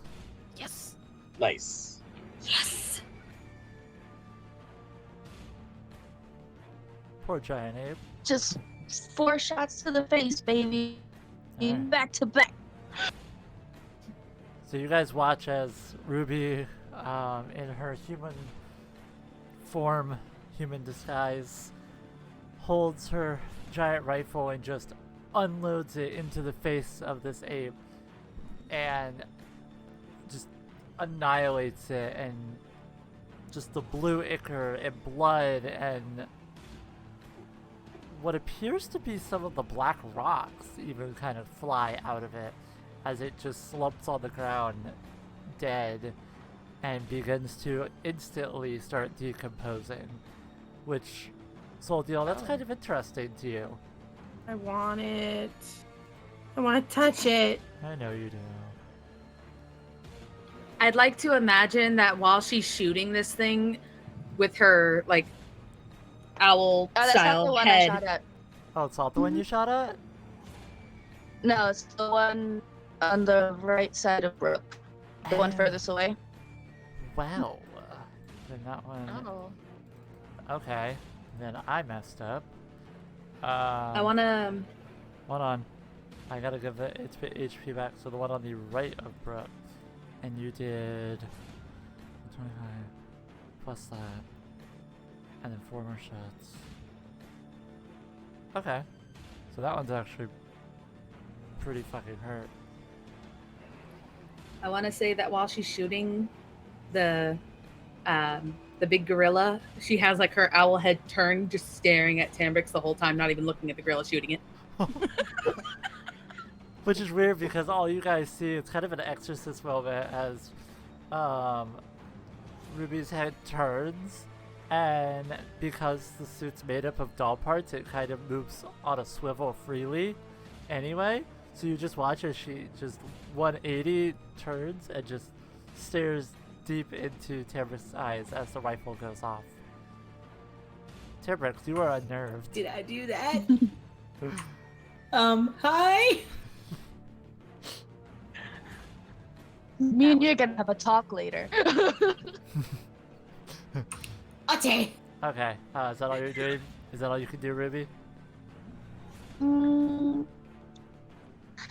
Yeah. Okay, Giant Ape's turn.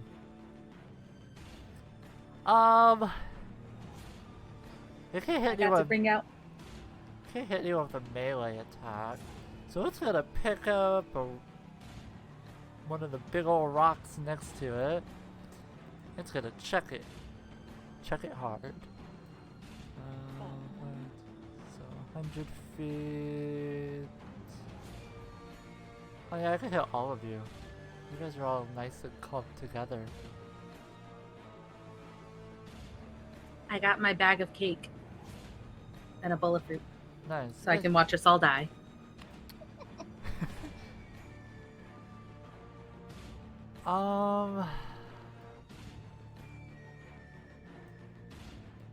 Feels so mean to attack Tyrus. It is mean. You shouldn't do it. Hit Tambrick. He can take it. Okay. If he hits Tambrick, then he hits Tyrus. Okay, so it's gonna check a rock at Tambrick then. Timbrick is just watching as this big old boulder comes towards me. He's like, oh. And the Doring fans over here like, Timbrick. As they see the rock coming, the freaking 22 to hit. That hits. 36 bludgeoning damage as the giant. I wanted to say cutting word, but I can't. But yeah, I'm just How much did imagining. you say that was? 36. I'm just imagining Tambrick looking over and just being like, "Oh," and the hype man just being like, "You got this. You can take it. Yeah, we're good. I'm upright. We're good. You can catch it." It's gonna go ahead With and my face. see. Hearing the hype man say, "You can take it. You got this," the ape's gonna get really pissed off and it's gonna throw its second one directly at you again. Okay.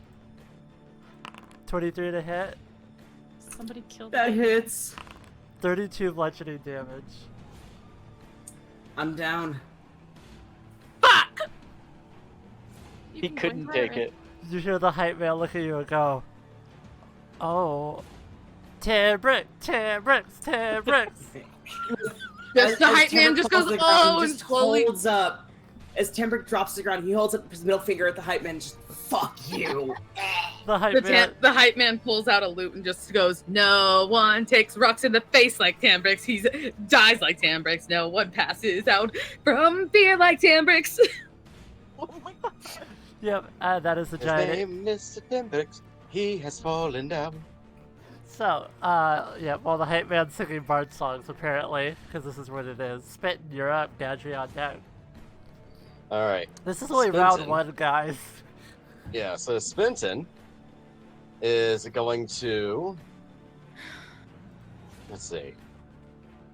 Actually, what's his speed real quick? He's a speedy little boy. Faders be He speedy. can't really get Timbrix, so he's just gonna go here. And he is going to do a Divine Intervention, Twilight Sanctuary. Alright. So what that does is a 30-foot sphere of twilight appears around him. And anyone in that sphere has one of two effects happen at the end of their turn. Either they have a charm or frighten effect end, or they get a 1d6 plus 10 temporary hit points at the end of their turn. Let me go ahead and do this real quick, right? 8-man Tim is Pretty- sorry for tonight, he understands. Your royal blood was never meant to decorate the sand. Oh my god. You've suffered great injustice, so have thousands before you. You have no control who lives, who dies, my who God. tells your story. A rod to the face was overdue. We're glad it came from you. All right, now, bonus action, healing word. Spenton sees Timbrick fall down. He's gonna cast healing word on him as a bonus action. Cool. So, creature of your choice, you can see within range, gains hit points equal to 1d4 plus your spellcasting modifier. Higher levels when you cast a spell at second level or higher, increased by 1d4. How high can I cast it? It says 1. Say Huh. what? I say as a bonus, it says you can do it as 1. What? Hi, man, Under bonus sorry. action, it says healing word, and it says first. Oh yeah, first level, yeah. That is 8-man, correct. he's So, sorry. he is going to go ahead and cast Cure Wound. No, not Cure Wounds. Healing Word, 1d4 plus 3. That is a 1, so you heal 4 points of damage, Timbre. So, that's fine. How many points? 4 points. So that's 4 hit points back. 4 hit points back. And Hey, anyone... Cam? And I'm also going to do this real quick. Cam, Yay! I just want you to know, you know how Brooke put a hair bow on you? Yeah. That's her legendary resistance, by the way. Just let you should know. I just remembered this. She gave up her legendary only caught part resistance that to you give it cut to out. the hair bow that is on him. Brooke took her legendary resistance away and put it on him. Just letting you know this.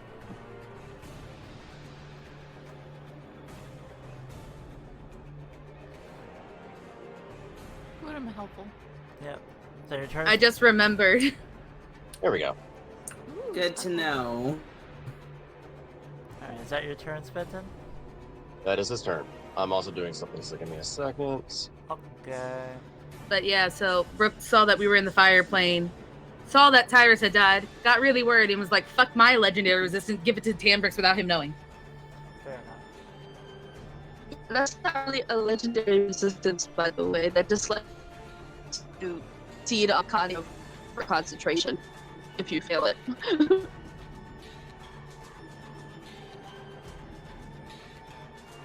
Oh, it lets you Rain succeed will on cost you concentration urine. spells. Oh, okay. Oh. Well, you know. Now we know. Alright. Gadri. So, first things first, Gadri's gonna not do that one. This one. Gadri's gonna move up into this guy. Yep. Move right there.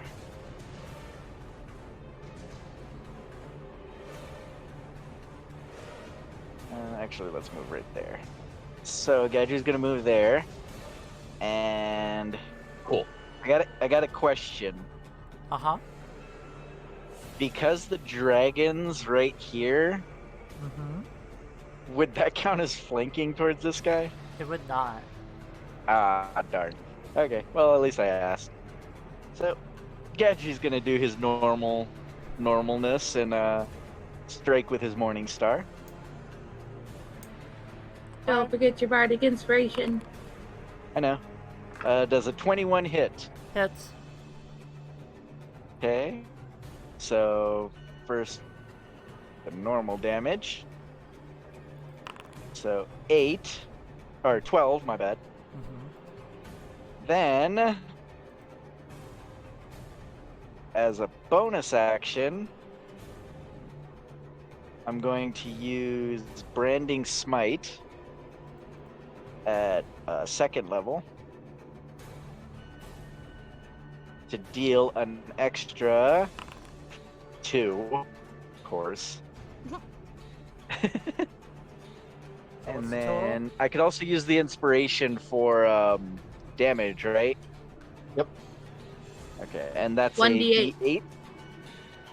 I'll roll a D8 as well with that inspiration to deal another 4. So what is it total? Let me count it up. So 12, 14, 15, 16, 18. Okay, and then because I attacked, I have another attack that I can do with the same Morning Star. It's looking pretty fucking bloody at this point. Does 19 hit? Hits, roll damage. I'm looking at stream and Faye's Another just so angry. 12. It's because I'm typing numbers, and my numbers are my emotions. Another 12 Okay. with, because I still have Branding Smite up, with another 8, so 20 damage. How do you want to do this? So Gadri comes running up to the first ape. As he does, it starts looking like it's gonna like come down and like bite at him, and he brings the Morning Star up underneath and catches it on the chin, forcing its head to like point up. And as he does that, he jumps into the air and brings the Morning Star back down to smash it into the ground. Yep, and as you do, like I previously mentioned, you get the blue nastiness, the blood, the rocks start coming out of it, and as that happens, you guys watch as it starts to decompose, that more of those spiky rocks start shooting up past him, like towards the back, heading into another area, as it starts dying. And decomposing, obviously. Soldiel, you were still enamored by this. It's awesome. Alright, what else you doing, Gadri? You killed it. That was, I think that was everything. Move, action, and move actions, so I can't do anything else. Alright. Tyrus with the adoring fan on standby. Well, hold on. So, because Gadri ended his turn, he gets temporary hit points. Nice. So go ahead and take your temp HP. You get 12 temp HP from the Channel Divinity Twilight Sanctuary. Cool. Tyrus is going to turn to Brooke, hold out. Oop, I did not mean to do that. That was a misclick. Tyrus is going to look to Brooke, reach out his hand, and he goes, "Do you trust me?" Brooke's gonna look at him a bit confused, but take his hand. She can't really say anything because, yeah, in his head she just hears, "I'm starting to," and takes his hand. Good. And you watch as a door of light appears around them and shuts, and a dimension door behind the crowd.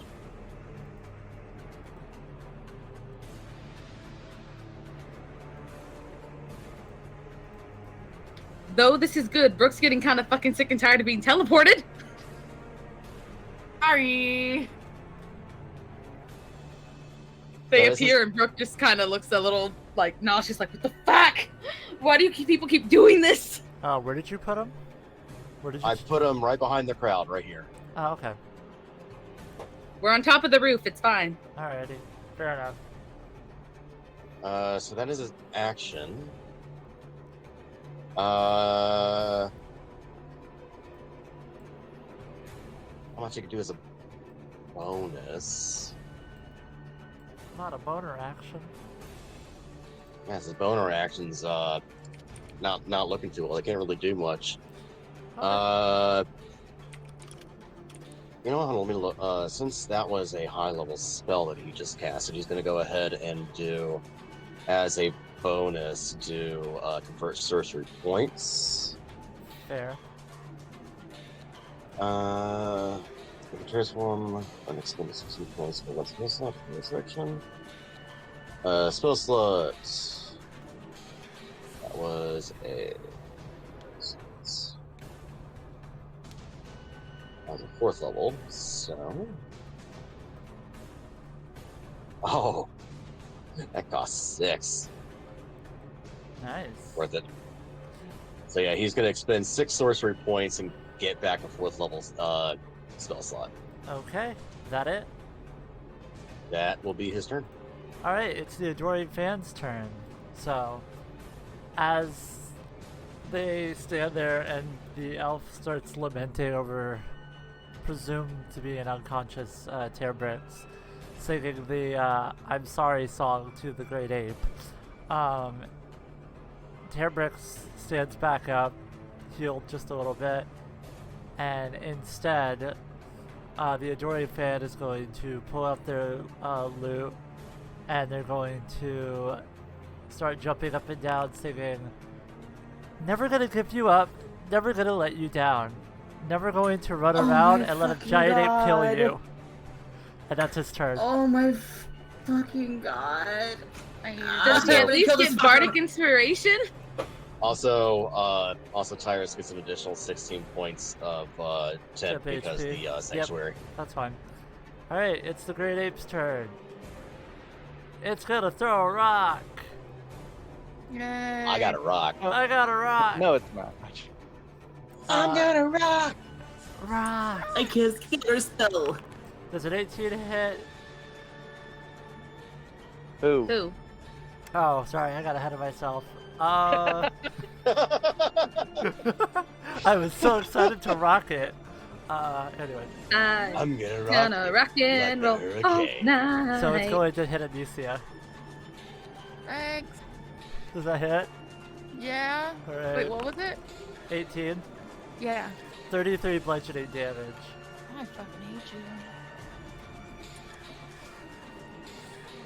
you. DM question. Yeah. So, you said that the dandelion seeds come out of Brooke's mouth every time she tries to speak? Yeah. Or every time she, like, opens her mouth? Every time she goes to speak. Cool, thank you. Also, 21 to hit and 30 bludgeoning damage, Anysia. Cool, she's down. It's not a boulder, it's a rack. God damn it. 12 feet. And that's all the ape can do. Round 2. Rivy. You're up. How close? Okay, I can see Anysia. She is definitely within. Yeah. I'm gonna give her one of my potions of greater healing. So you're using your action to feed her a potion? Yep. All right. Go ahead and you want to roll them or you want me to? I can. Let me just pull up the stats real fast. Hi. I mean, there's a cleric right next to her. There's a cleric, there's a bard. Okay, wait. There's How also many Tyrus. turns until theirs? Let me check the turn counter. Yep. Anysia would go first, so she would have to make a death roll first. But Soldeal's next. Soldeal's a cleric. It's true. And while she isn't as fond of Anysia as she is of Brooke at this point, it's chill. Also, Miss Vinton has something nice when it comes to healing. Okay, then, I'm going to hold off on that then. Okay. I haven't rolled anything, so. You're fine. Yeah, just shoot it real good. Let me zoom out. I love how we have 3 Good. clerics in this party. One of you is semi-dead, and one of you has gone down, and the other one just went down. I'm like, huh. Alright, so how many? 2 of the apes are dead, right? One of the apes is dead.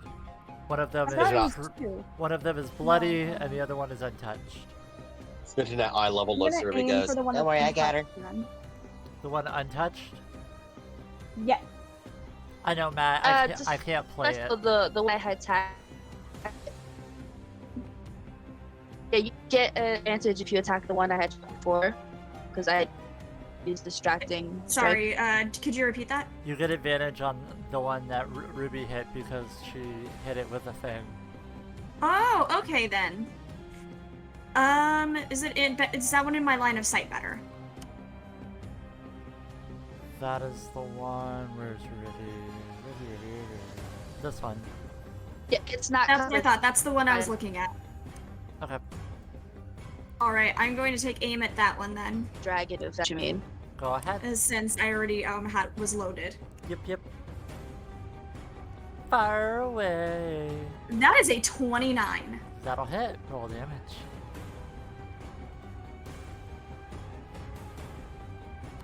See, this is what I meant, Corgi, when I said that y'all are up 10 there. 10 points of level. piercing damage. Uh-huh. Oh, I know. And what was the advantage to it? You just have to roll. with Advantage just right? means you roll twice and take the higher. Oh. Just get advantage to hit. Yeah, You didn't need it. Oh, okay. Well, I rolled the nat 19, so. Go for the crit. Go for the crit. Always take the advantage. Always go for that crit. Yeah. My other roll was a 17. I'm gonna go with the 19. Yeah. Yep. And that was 10 But that's points. a 29 to hit, and then I rolled a 6 plus 4, so 10 piercing damage. Yep, and I went ahead and took that off it. It's looking pretty hurt.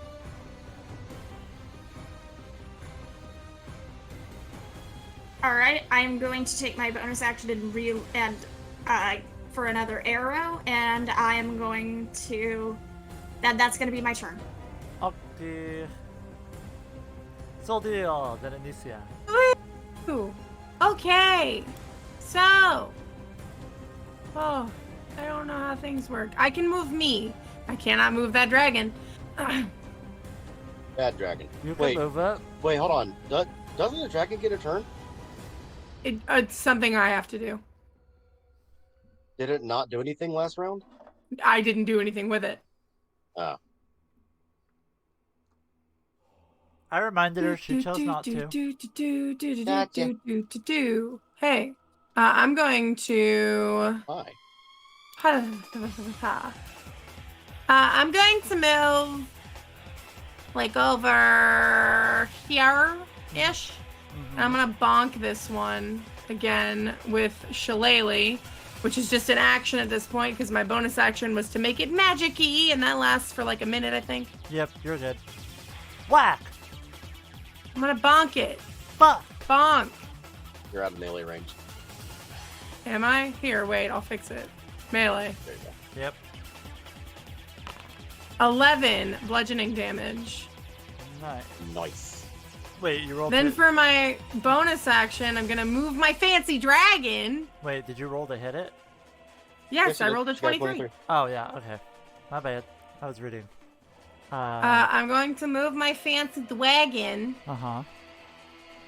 to be facing these two from like a diagonal. Unfortunately, I cannot move this dragon.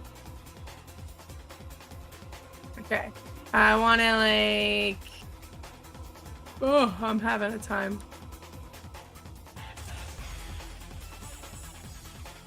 Yeah. Just so I can get this cone on these two big apes. Yep. As a bonus action on your turn, you can move the illusion up to 60 feet. At any point during its movement, you can cause it to exhale a blast of energy in a 60-foot cone originating from its base. Yep. Just a heads up, by the way, these apes and the dragon is actually bigger than their actual range, like the images are. I don't know what that means. That means they look bigger than their actual melee range. It's for visual purposes. Oh yeah. Okay, I got it. Anyway, my wagon is going to do fancy cone. I need both of those apes to make an intelligence save. 8. 18. Okay. The one fails and the one succeeds. One of them is going to take a full 7d6 of cold damage. Yep. So 21 cold damage, and then the other one will take half. Hi. I don't know what half is, but if it's like 10. It would be 10. I would assume 10.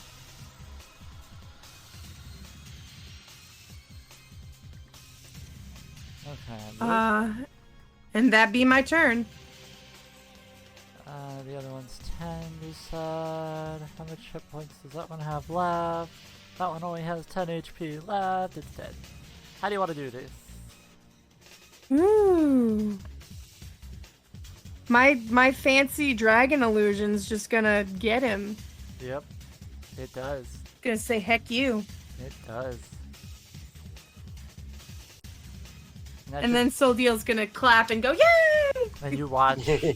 So, dragon breathes out heavily, and you watch as it starts to freeze over, and then it starts to crack away, and as the pieces fall in the ground, you watch as another trail of spiky rocks head all the way back, and the pieces start to decompose, and mushrooms start to overtake them. For everyone's reference, the dragon's name is Gills. Nice. That's what I have named him. Fair enough. Anysia.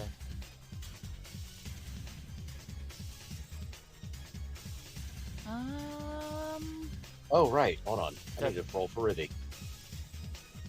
Oh, for temp HP? Yeah, for temp HP. And I'm assuming Anysia has to make a death save? You get 13 temp HP, Rivi. Like additional temp HP? Yes. Yes. Yeah, Fuck yeah. Let's go. Extra XP for Gadry. Like it wasn't hard enough to kill anyway.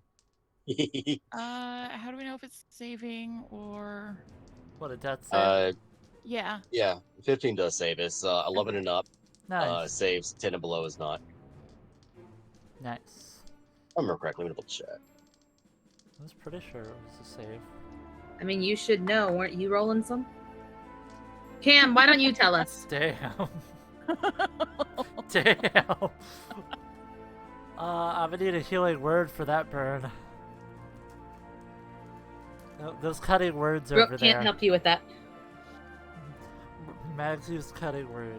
Temperix. Tyrus. Ooh. We'll talk later. I look forward to it. I love talks. Listen So here, much you fun. damp broad. God damn it. Brooke didn't say it. I did. Maggie used cutting word. Damn. Well, fine. I'll just bitch slap you when you come to visit. Okay. Is that all Anysia I will can tell do? you what I told my little brother. If you hit me, I cannot be held responsible for what happens to you. Tembrix, you're up. And you're also up. It's your turn. Oh, so here's a question for you, Faye. Is Anysia gonna get temp HP for being in your thing? She technically does, but does that bring her up? How Cool. much damage? No. No, because how much temp HP would she have gotten? 11. I would say she's still down, but if she gets hit and it's for more than 11, then she, you know. I mean, that's Well, no, fine. I 'cause, still have a way to bring her up. Actually, technically, she would have had 1 HP left then. Okay, so you're up with 1 HP. So you guys watch as Anysia just stands up. God, I hate apes. And it's Just tears in her head. Is this a normal occurrence for you, Fae people? Nope. No. God You damn. gotta boo-boo, moms! Mommy. All right. Tembrix. So, this is gonna be interesting. 5, 10, 15, 20, 25, 30. Tembric's gonna move up over here. Ride the dragon. And damned be the consequences. I'm going to cast Agonzar's Scorcher at the fucking ape. Okay. He has to make a Dex 15 save. You got a 2. I can't roll tonight. Ooh, this is gonna be fun. So he takes 5d8 damage. Let me find my d8s here. That's 3. Come on, I know I have another one here. Where is it? 4. I have enough d8s. I just have to find them. I thought if you touched Plus each your other's dice dice, hit me, then they my had to go love. to dice jail. No, they have to be burned in the fires of Mordor. Holy Well, fuck. I that's, blame. Just 8, roll 4 16, 24, 37 points of fire damage. How many? 37. How would you like to do this? Fuck yeah! So, after getting those temporary hit points and managing to come back from the brink of death, he flips off the hype man again because fuck you, this is goddamn annoying and it's only been like 2 minutes. Storms over. The best way I can describe it Hype man right is next to him. the angry cartoon stomp after they get like water dumped on them. Looks at this fucking ape and just at the top of his lungs, I have had it with all of your fucking Feywild bullshit. Take your goddamn bullshit and burn! And he throws his black flames at it. Yep. And again, as you do that, this is weird. You guys watch as the ape flesh burns, and underneath is just stone and black ichor and just magic at this point. And it crumbles to the ground, and another trail of rocks curves around, meeting with the other ones out of your vision. And that's combat. Yeah. I will take the consequences of the Feywild magic. Oh yeah. Bitches. Yeah, I only cast 1 spell. Also, there's your XP. Hilariously, I think I also only cast 1 spell. Yep. Is it every time we cast a spell, or is it like only at certain levels and such? I think anything above a 2nd level. Okay. Yeah, that was a 4th level. Same. Oh. Shillelagh's Yeah. a cantrip. Okay, so you're good, Soldio. You don't have to roll on the funny table. Hilariously.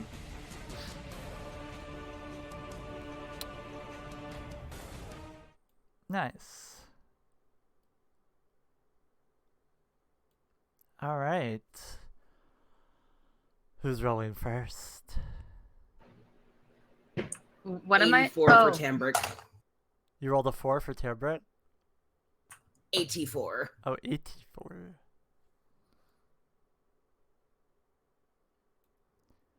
Okay. Roll me a d10. D100 into a D10. 10. Okay. So you guys, so your hype man's jumping up and down, giving you a headache at this point, and you feel the ground underneath your feet start to shake and rumble a little bit, and you think, "Oh no, no more. I'm done." Yeah, that's what Anysia is thinking. She fucking. Just, I quit. I'm done. I'm gonna go back, roll my Phillies back castle. home, Bye. Fuck this shit. So while this is happening, Spinton is going to cast Aura Vitality. Mm-hmm. And so pretty much in the same sphere of influence as his Twilight thing. Everyone basically, every round, will be getting 2d6 healing for 1 minute. What the fuck is that? Stop! So, Why so many? So, oh fuck! The ground shakes, and 10 earth elementals burrow up underneath Tambrix and the hype man, picking up Tambrix. Tambrix isn't over there. Oh well. Tambrix is under the dragon. Okay, well. Technically, he's I'm kissing close the dragon's ass. Technically, I am within melee range of one of them, so they can still grab me. Yeah. No, they all just need to go clamor around you. They do. You get 10 earth elementals centered around you that are under the DM's control. Can Tyrus do something? Oh god! Oh god! What's going on? What the fuck? Brooke got a 7. Fake. Can Tyrus do something real quick? What is Tyrus doing? Misty step to Timbrick, dimension door him out of that. Well, hold on. You don't know if they're hostile. Okay. They come out, and then suddenly you hear music. Oh my God. Okay. For all you know, for all you know, the hype man could be freaking singing, and they could be throwing Tambrix in the air as he's singing, "Tambrix is a jolly good fellow." You don't know. Wait. So I was about to say, I need a strength saving throw from Timbrix unless he's willing and being picked up. That would be a nat 1 for a 0. Okay. So yeah, the Earth Elemental picks you up, and the hype man up, and throws you both in the air, and the hype man is playing his lute, and the Earth Elementals are doing a little jig, throwing you up in the air. I knew it! He's a good, jolly good fellow. Tambrix is a jolly good fellow. Tambrix is a jolly good fellow who nobody can deny. All right, Brooke. Brooke, I swear to God, I will destroy you. 7. Again, Brooke can't say shit. She's freaking got her mouth full. At the moment, if he heard her say anything inside of his head, it is, "Oh my God, they're gonna drop you. Oh my God, they're gonna drop him." Just panicking. But 7. Brooke got a 7. Okay. So in your left hand, a vial filled with a liquid labeled "Drink Me," and in your right hand is a small honey bun that says "Eat me."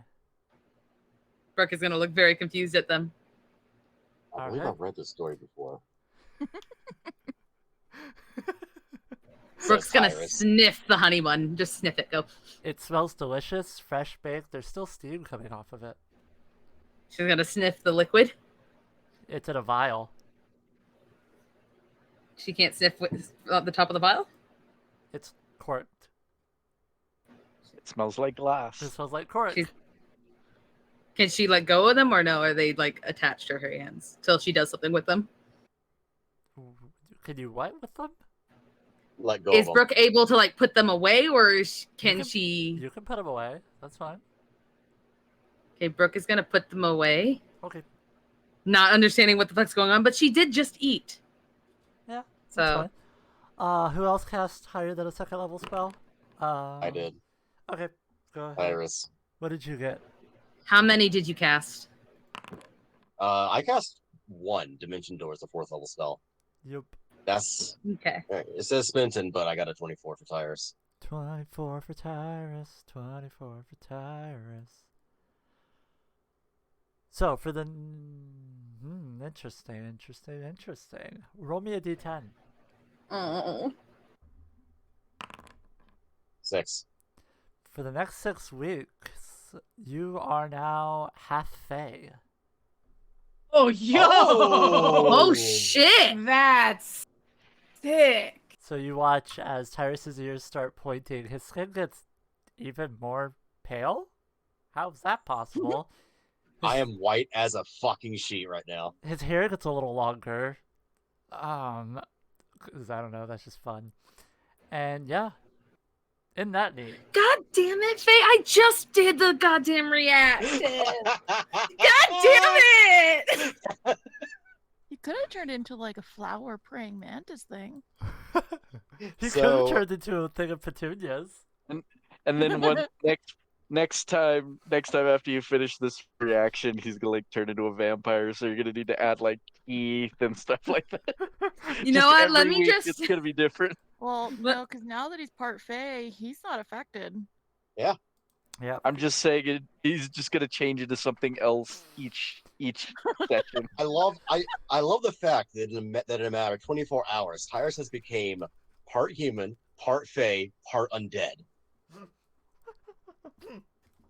Just a lot of parts. Are you? Yeah, no, right? It sounds like a really bad Supernatural fanfic. I know, it really God.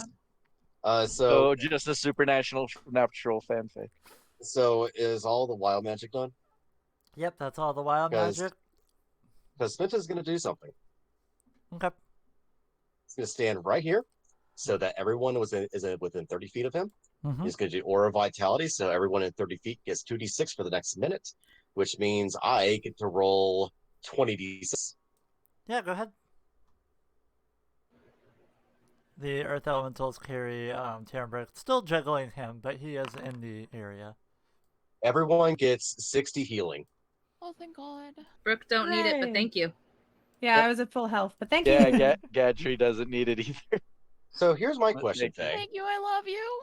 So here's my question, Faye. Huh. Does Tyrus get this healing? You do not. Okay. You just go back to your base healing. Wait, what? You go back to your 1 HP and your temporary HP. Okay. So also, who did not get temp HP from the Twilight Sanctuary? Soul Deal, I believe. Brooke, Soul Deal don't need it. Fuck her. I mean, yeah, like definitely take care of your party members. I'm fine. I mean, you both get it, so. All right. So Deal got 13 temp HP. Woo. Brooke got 15. Anyone else need it? Oh God, Brooke, I thought we were friends. I didn't get it. Yeah, until you gave me temp HP just to fucking not have it anymore. It wasn't on purpose. Ruby gets 11 temp HP. Actually, you know what?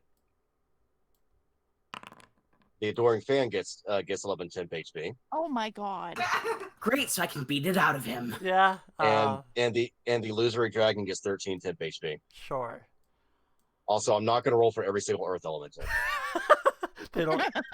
They're fine. They don't need it. You have to. No. So, that being said, there are trails of rocks and everything. What do you guys want to do? Well, that's I quite want to get interesting. down. Does Brooks, can she speak yet? How long on that one? Hold on.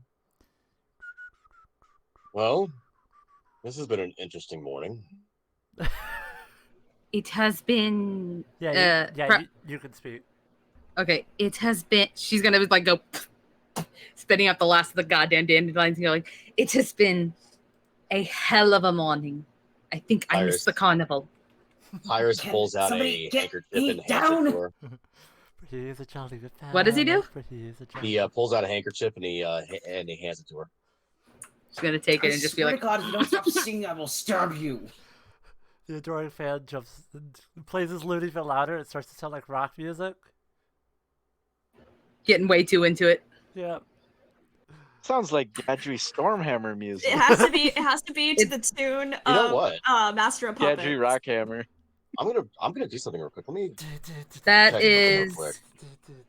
That's Okay, it. The cool. adoring fan is just Gadry Rockhammer. So Tyrus. So I'm gonna do something a little interesting with Tyrus. Okay.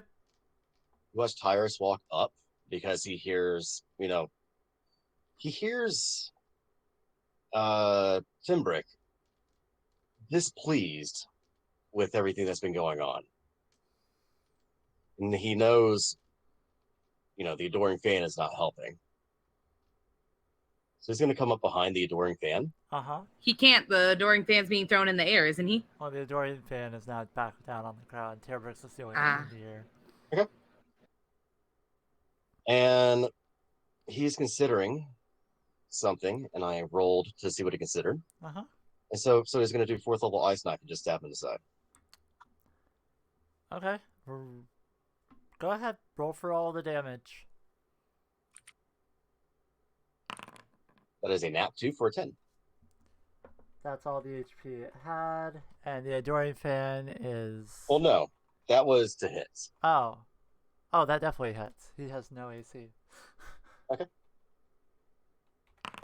That is 8 piercing. And Tyrus takes a step back. Okay.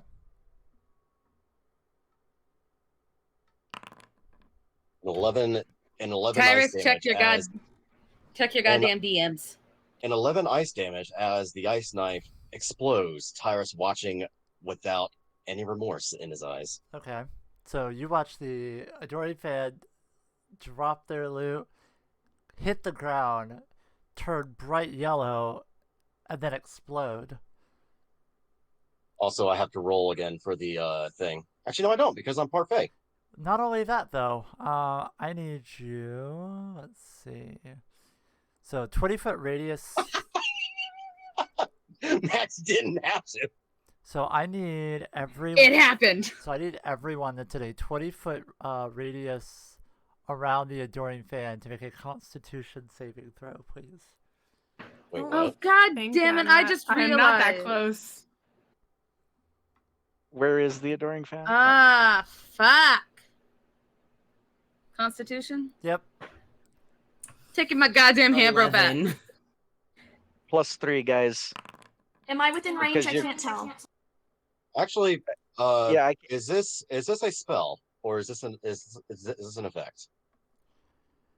It's an effect. 17. 7. Wait, and you said we get Because it's +3? Uh-huh. Natural 20. Yeah, because gives you guys a +3 So 19. saving throws. 13. 14. 25. I can roll for Spinton too. Oh, +3, that's 28. Spinton got a dirty 20. I've already said it before, but if we are on stream and my tablet is near me, things will be drawn. So, yeah. And I just realized Anysia changed to summer. God damn it. Also, so anyone that got a 15 or lower, 15 or higher rather, you completely saved. If you're immune to poison or don't breathe, you're fine. Tyrus would be fine anyway then. You breathe. Squeezing. So I think we all saved. did everybody save? No. No. I saved. Screw your poison. Okay, so the smell of rotten eggs starts to permeate from the explosive point where there once was an adoring fan, and it essentially is a stinking cloud type effect. Cam, And you could save if you wanted to. I'm not wasting that on this. There's 3 of them. so It's And kind of like have you not met my sorry, it's all- So those that failed, you are retching and reeling and throwing up, and the rest of you are fine. It dissipates after. Temp being tossed in the hair is not helping. Yep. Oh god. After 6 Freaking- after 6 seconds, it dissipates. The And rock elementals need to make con saving throws. Do they breathe? They do not. Damn it. So what you're telling me is that Tambrix threw up, right? Yes, while being thrown in the air. Oh, over and over. fuck Oh my no! God. Oh, Brooke's running. Oh, oh yeah, that's Maybe after this is just gonna pull the mom card and be like, "It's okay, you're okay." Tyrus looks up to Timbrick and casts prestidigitation and cleans him up. No, hold on. As that happens, Cam, I need you to roll a d20 for me.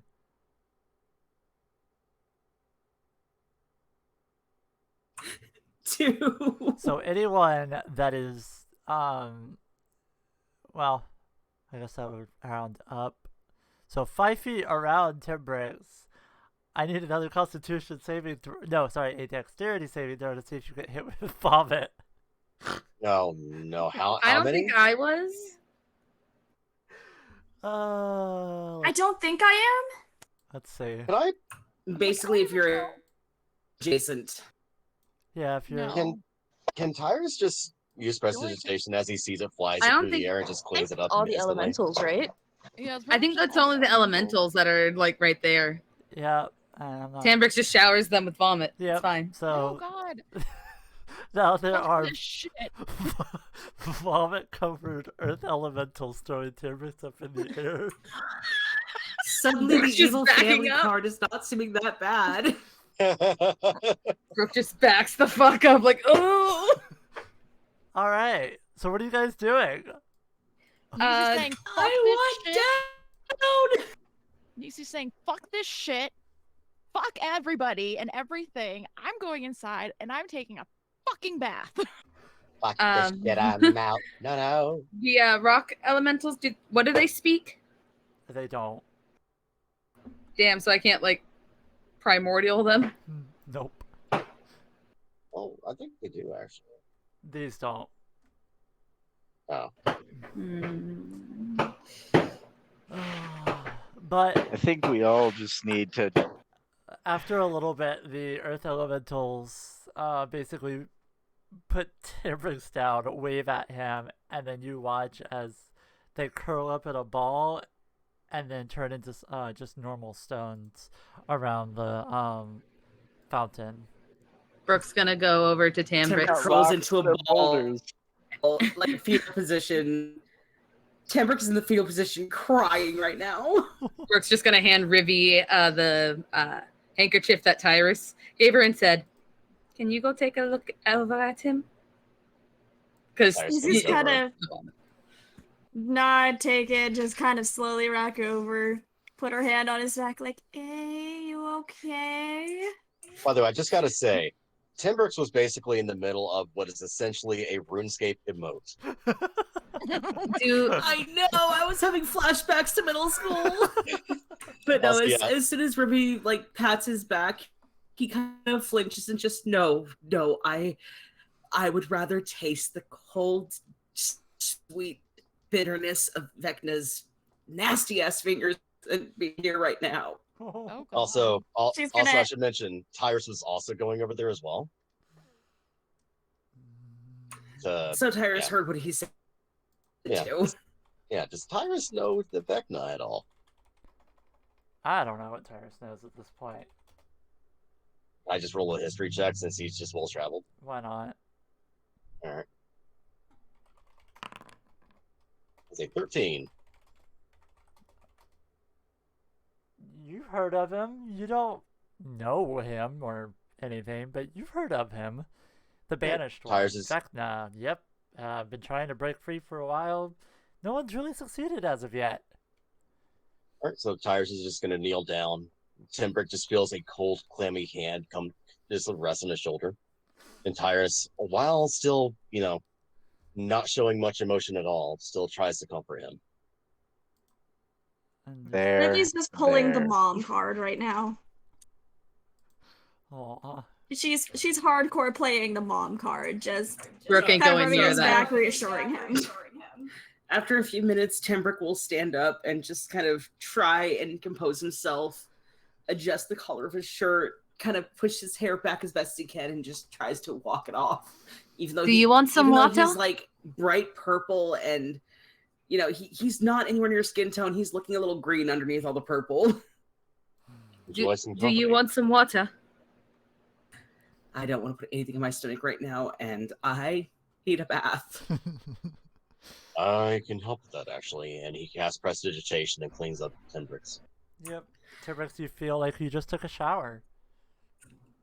Thank you, Tyrus. I will have to find a way to repay you for that later. Does somebody want to explain to me what the ever-living fuck is going on? The Wild water in the fountain, what does it look like? It's crystal clear. Looks pretty similar to... Actually, it looks like just gathered water, like well water. Nice. Okay, so how deep is it? It's... not that deep. It's a small little fountain. Okay, so taking a rest, Brooke's just gonna sit down on the edge of the fountain, just put her legs in the water, like, oh my god, water. Yeah, and it feels really nice. Just gonna freaking splash some on her face, just like, oh my fucking god. You feel some eels moving around in it, but this time, no, just kidding. I was going to say, Brooke is about to destroy the fucking water. Not again. Eels. One goes in the eyeball. Brooke just looks down, pulls a freaking soul deal out, like, what the fuck, and tosses her out. Soul deal, do you Why is it always eels? Soul deal, Pulls a do you turn soul into deal. Yeah, soul deal. Do you turn into an eel Eel. and hop in the I'm fountain? sorry, what? I said, do you turn into an eel and hop in the fountain and fuck around with Brooke? No, I don't want to make her more mad at me. That's true. Alright. So, Anysia, you took the time to take a bath and you come back outside. Are you calm now? No, not outside. She's waking up her moms because what the fuck is going on? Okay. Brooke's gonna take a Her moms are gonna love us. Brooke's gonna take a look up at the rocks and just be like, what are these things? And she's gonna look at Spenton. Are these normal in the Feywild? No, not at all. That's, like I said, your friends. That's why I was going to go see, What the fuck was her nuts? Titania? Titania, yes. I keep hearing that name. Who is she? She looks after the Feywild. Follow. So I are wonder- you grabbing So, grabbing your what moms is and the bringing them to check plan? out the damage, Anysia? Yeah. Alright, so you wake them up. They are rather perturbed, but they see you're in summer form and they're worried, and so they follow you out and start surveying the damage, and they're like, huh, this is different. And Once again, Amnesia is in season. Amina stands there, and you watch as she gets blood red, and she goes summer form, and grabs Anysia. And Anysia, I need you to make a strength saving throw, unless you're willing. Wait, who grabs her? Your mom, the calm one, just went summer and grabbed you. Oh no, she goes willing. Okay. So yeah, You she don't fight grabs against you Mom. and pulls you over to the big rock. What did you do? Why are these rocks from the Shadowfell here? Why are they following your friends? Who are you people? Brooke's washing her don't face, know. just like, Tembrick is going to offer a polite smile and try to take charge. Question.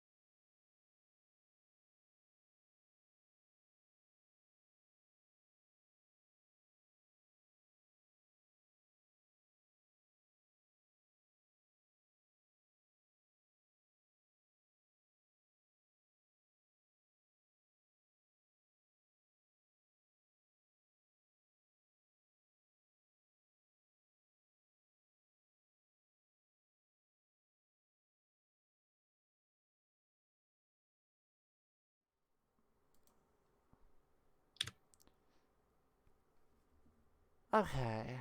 So it seems like we lost audio connection on that screen. We're gonna repeat that. So Anisia's mobs, one in summer and one in autumn, are really pissed off and upset. These black rocks appear to be from the Shadowfell, and the last time they showed up, Anisia's father was taken. Yeah, I don't know why we lost audio on that screen. All right. 2 seconds. You know what? I would like to investigate these rocks a little more, if possible. All right, hold on. Ruby? Nobody say anything yet.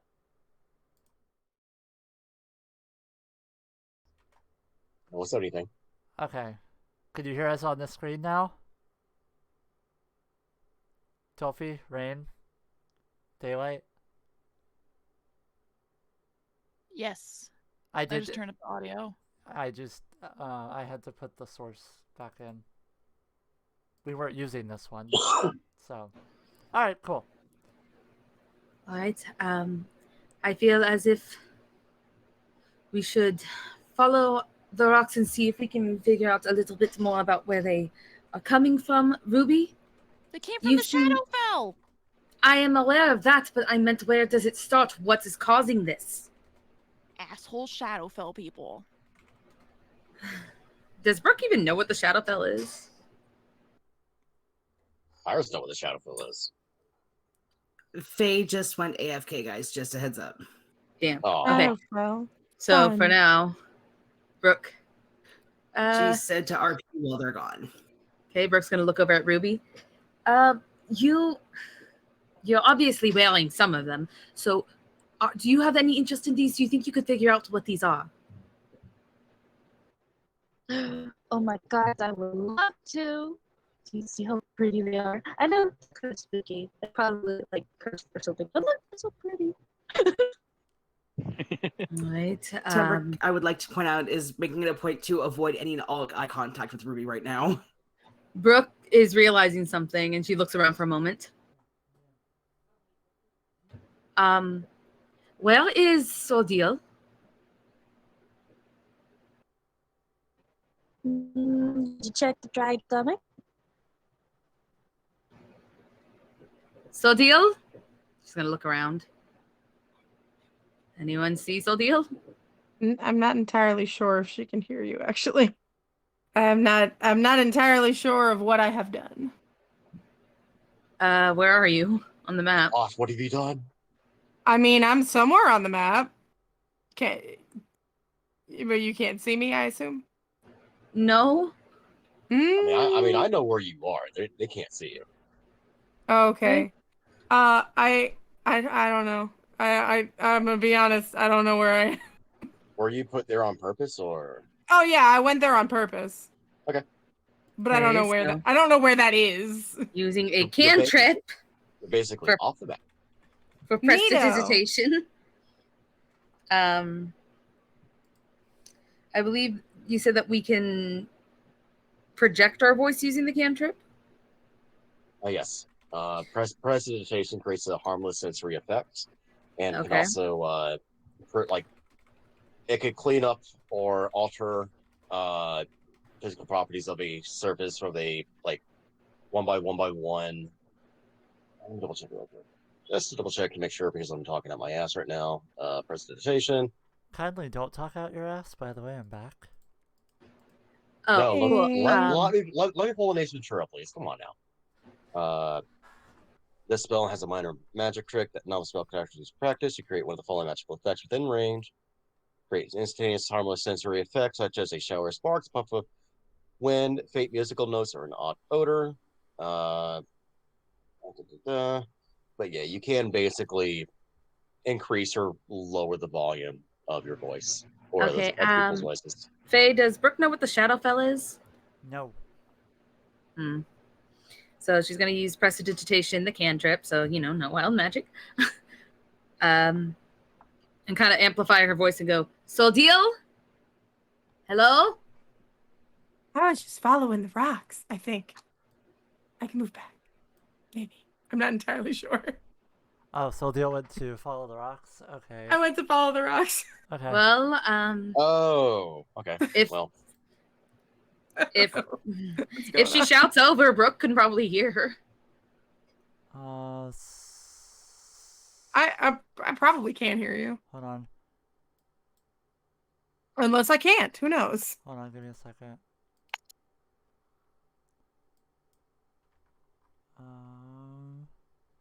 Tyrus. yes. Can you put Soul Deal on the Fey Forest 1 path, please? Towards the bottom left. Yeah, Brooke's gonna follow down where Soul Deal is going and like gesture everyone to follow. Okay, well, if they're all going there, then that's where you're going. For once, this one time, as the captain, can you please follow me? Following. Are we going to ignore the fact that we were mid-conversation with Anisia's mothers? Yes. Oh, Fey Force. Clearly. I mean, were we in mid-conversation or were they just saying like it was from the things? Because Brooke started saying, well, maybe we can visit, but like if Soul Deal's gonna head that way, I feel like we should head that way.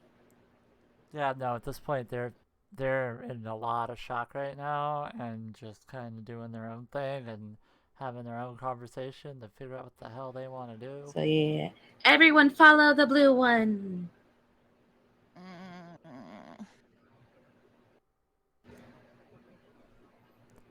Now it's my turn to ask you, do you trust me? No. No. Follow me. No. God fucking damn it, follow me. For what? You guys never listen to the freaking captain for once. Listen to the goddamn captain. Okay, hold on, so you'll Tyrus, of course, is I just want to do Tyrus, things. of course, is actually following, stay you know, still. just because it's Brooke asking him to. And Spinton is following because he's timid and scared and does not want to leave Brooke's side. And he's a baby, and I love him. We are following the goddamn rocks. Quite literally die for Spenton. Yeah, same. He's You're so not fucking freaking allowed to. cute. Brooke has already deemed you as one of the ones that isn't allowed to die. Where exactly on the map would you pinpoint? No, I'm it? saying Luna is. Oh, good. Because Rivy's not allowed. Yeah, Swaft would die for Sventon. Soldil most certainly would not. Soul Deal would kill for him though. Okay, well, Soldil would kill for just about anyone. what was the question? About pinpoint where on the map. Are you guys? Yeah. You guys are...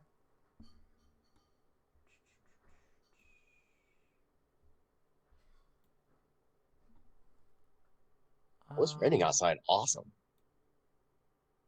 I just hear goddamn fireworks. I think you guys are on the left side of where the Court of Summer is, and that patch of unmarked grass area. Wait, where? Oh. Like, Okay. like that path heading up into the mountain-ish area, but like, I would imagine there's a path also going down, so you don't have to go through the mountain if you don't want to, but that's me, I guess. Tyrus, Ruby would like you to move her token. Where to? Following us. And this is what you guys see, is a bunch of stone mushrooms. Some of them are the black stone, some of them are just like normal stone, some of them are actually mushrooms. It's kind of off-putting and eerie. So, to get to Shadowfell, we would need a boat. James RPG has seen some shit if he's able to make that.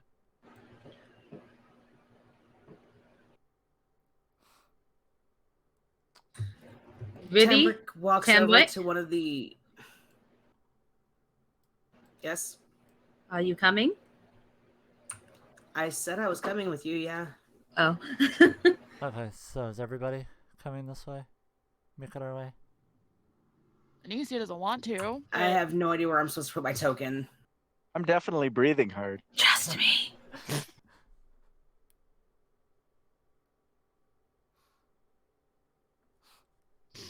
So I think Skelly's moving y'all.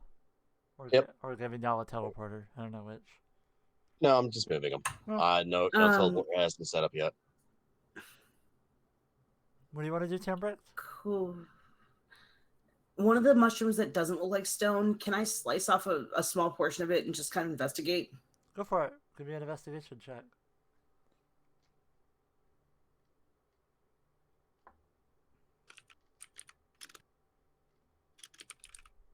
Clickety clack.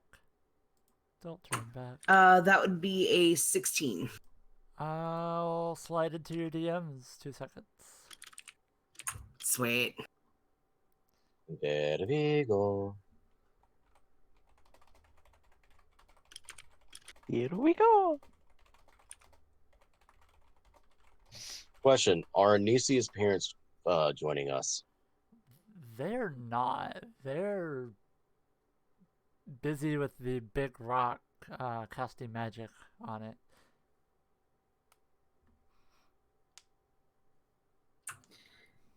Okay, so after I investigate a little bit, lick it, smell it, etc. Yep. I'm just gonna kind of nod and make a mental note of that and just kind of slide it into my pouch and keep walking with the group. Yep. So that's what y'all see. The rocks basically follow the path. I'm not placing them individually. That would be a freaking noxious, but... Okay, so Brooke's gonna walk ahead with Soldiel and keeping an eye out for anything. Just walking, touching mushrooms. Yep. You touch the black stones. They kind of light up a little bit. You touch the Lava. other ones. They don't Please do do not touch anything. those. That is the last thing we need. I ignore. I touch anyway. God, I love mushrooms. I'm a mushroom druid. Tambrick has already licked a part of a mushroom, so... Yep. But I doubt you have, I like... don't understand. She's a mushroom You're licking druid. the black ones. Mushrooms good. Mushrooms good. Mushrooms good. So, you like mushrooms, right? Mm-hmm. Do you know how many mushrooms there are in the world? No, I can't say I do. I just like all of them. There are thousands There's of at species. least There 5. are approximately 14,000 species of mushrooms. Oh yeah, at least 5. So, At least. Are you guys walking and talking? Yes. Okay. Yeah, probably. Diddly Brooke's diddly. got her eye out for anything that I'm walking. moves. Mushrooms. Yeah. For the sake of ease, I have attached Fenton's token to Brooke because Fenton is going to stay right by her side. Nice. Aww. So yeah, you guys walk around the path or whatever. When you get about halfway That's through, so cute! as you get about halfway across, God damn, why couldn't you do that for Armand or for my sister's freaking token? God damn you. Just ask. I can. You hear a little giggle. I didn't know you could. Guys, you hear a little giggle come from above you. Tyrus looks up. Yep, Same. Everyone that's paying the fuck attention, give me a perception. Anything higher than 15, you can see this. Okay. I'm not that great. Actually, I'm really good at perception. Ha ha ha. Only 19, yay! 22. Yep. 17. Yep. Tyrus don't see shit. I believe I got 24. Damn. Give me a second. Neither of these Neither. motherfuckers see shit. And here's the funny thing: Spitton has a higher perception than Tyrus. Hmm.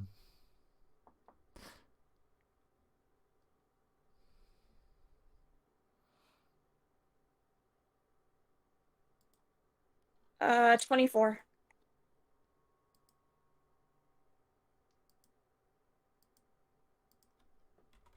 Okay. Do-do-do-do-do-do. Shit. Yep.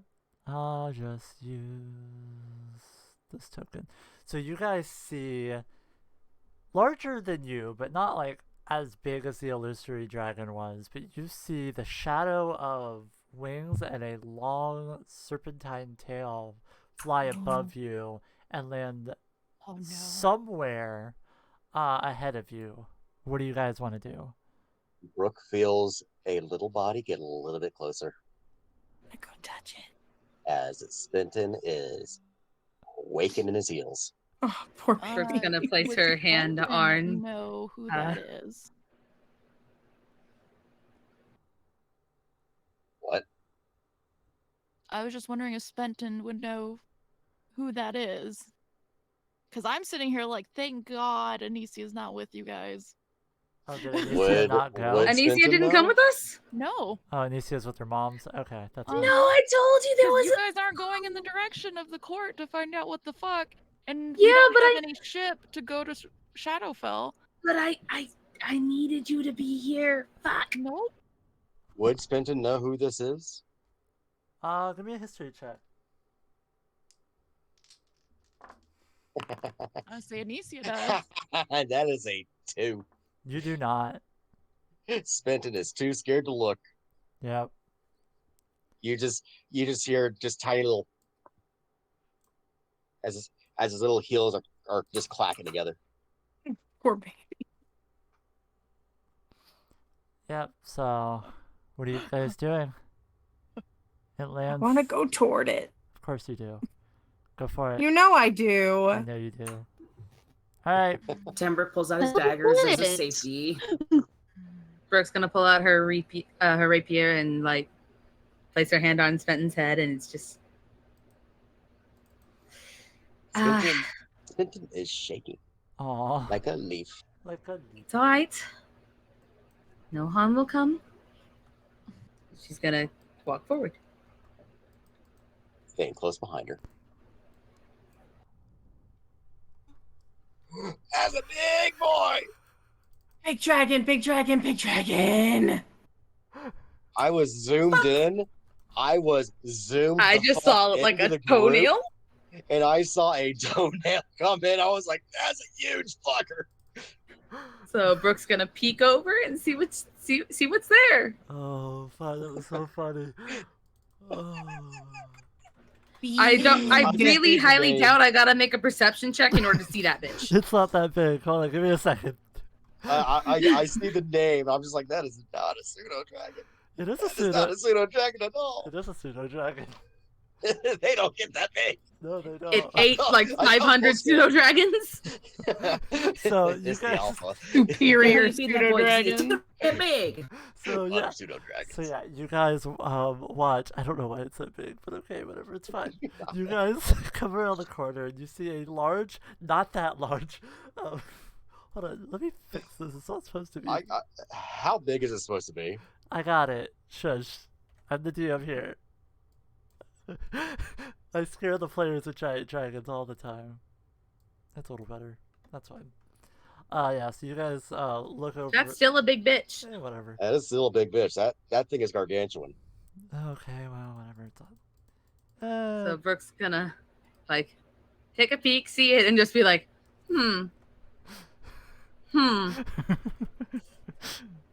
Can she tell if it looks friendly?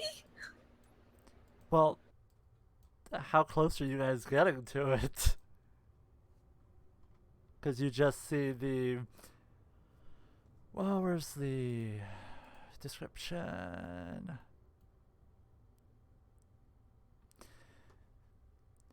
So you see what appears to be a fairy dragon giggling and kind of just really amused with itself, surrounded by cages with creatures inside it made of the black rocks.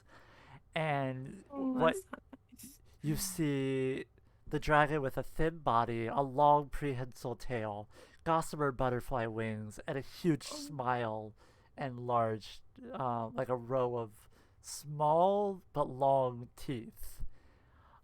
You And can actually make that a fairy dragon if you want. okay, sure.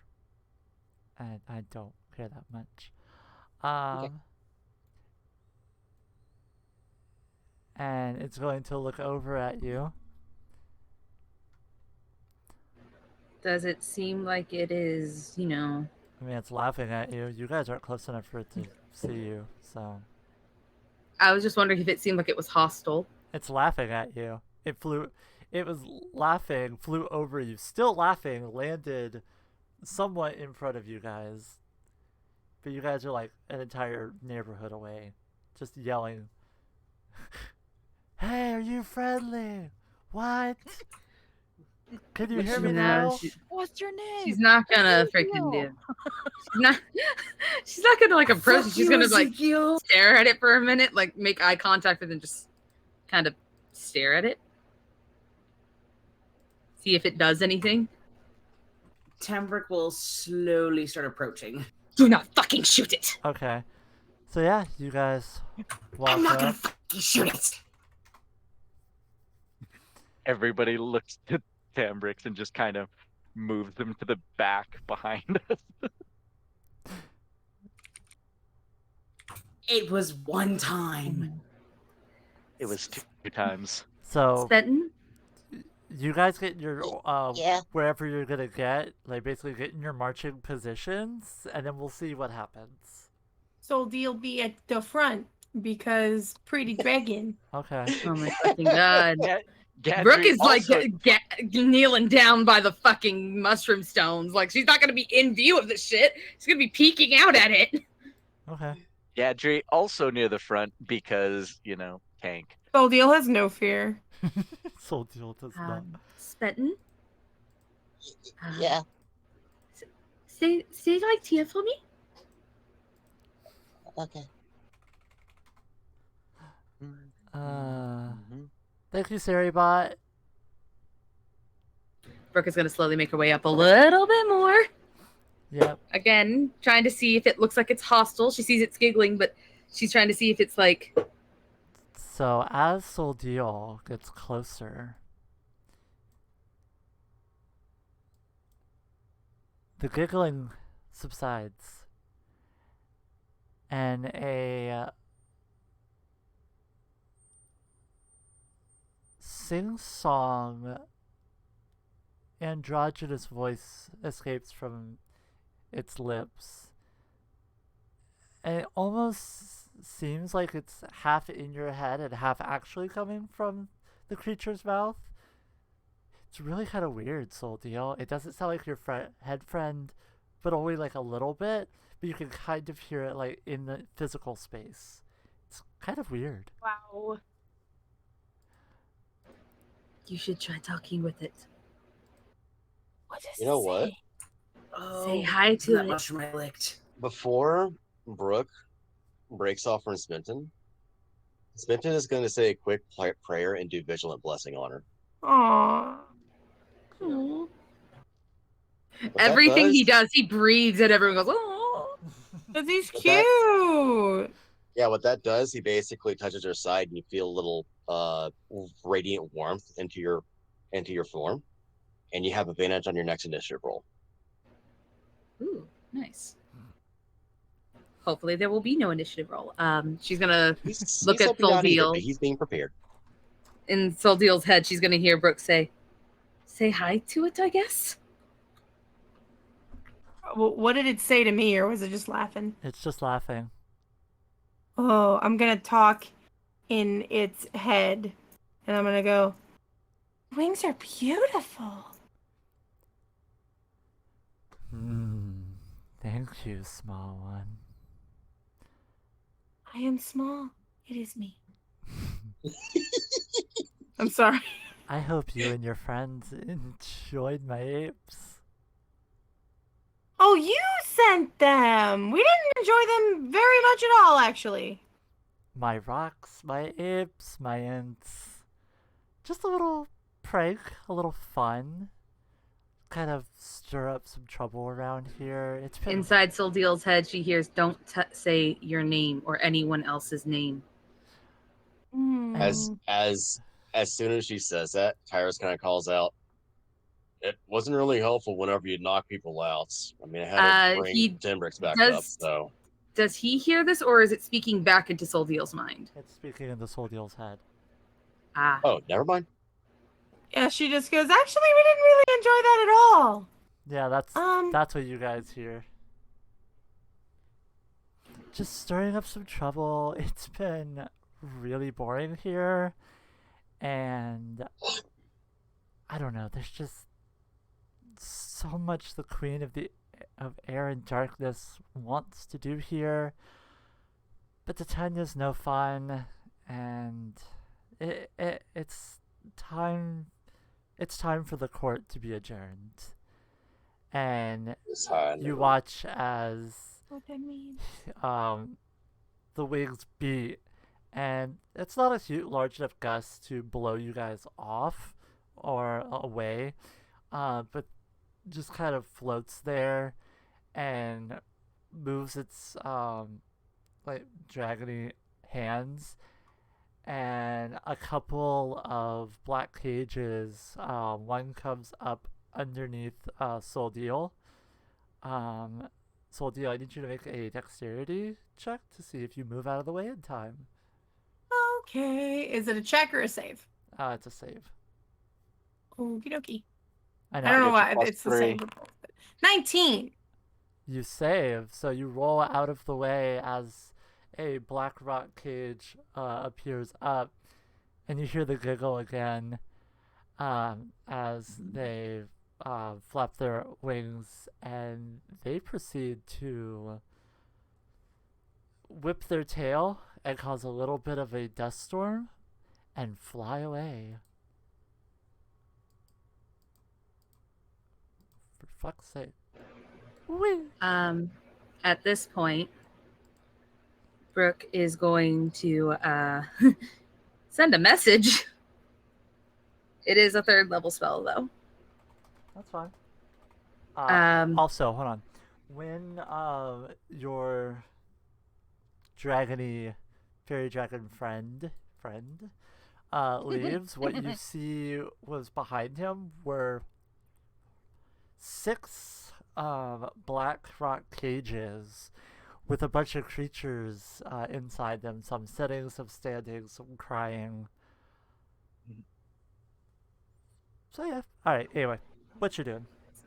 So Brooke's going to cast a message, and she's going to send a message to Anysia saying, I think that we found the creature causing the rocks.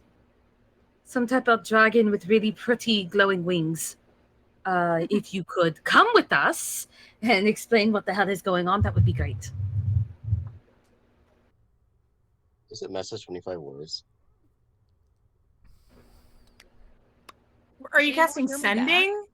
Sending. Oh, okay. I'm sorry. My Message is audio a a cantrip. I'm pretty sure. So I got confused.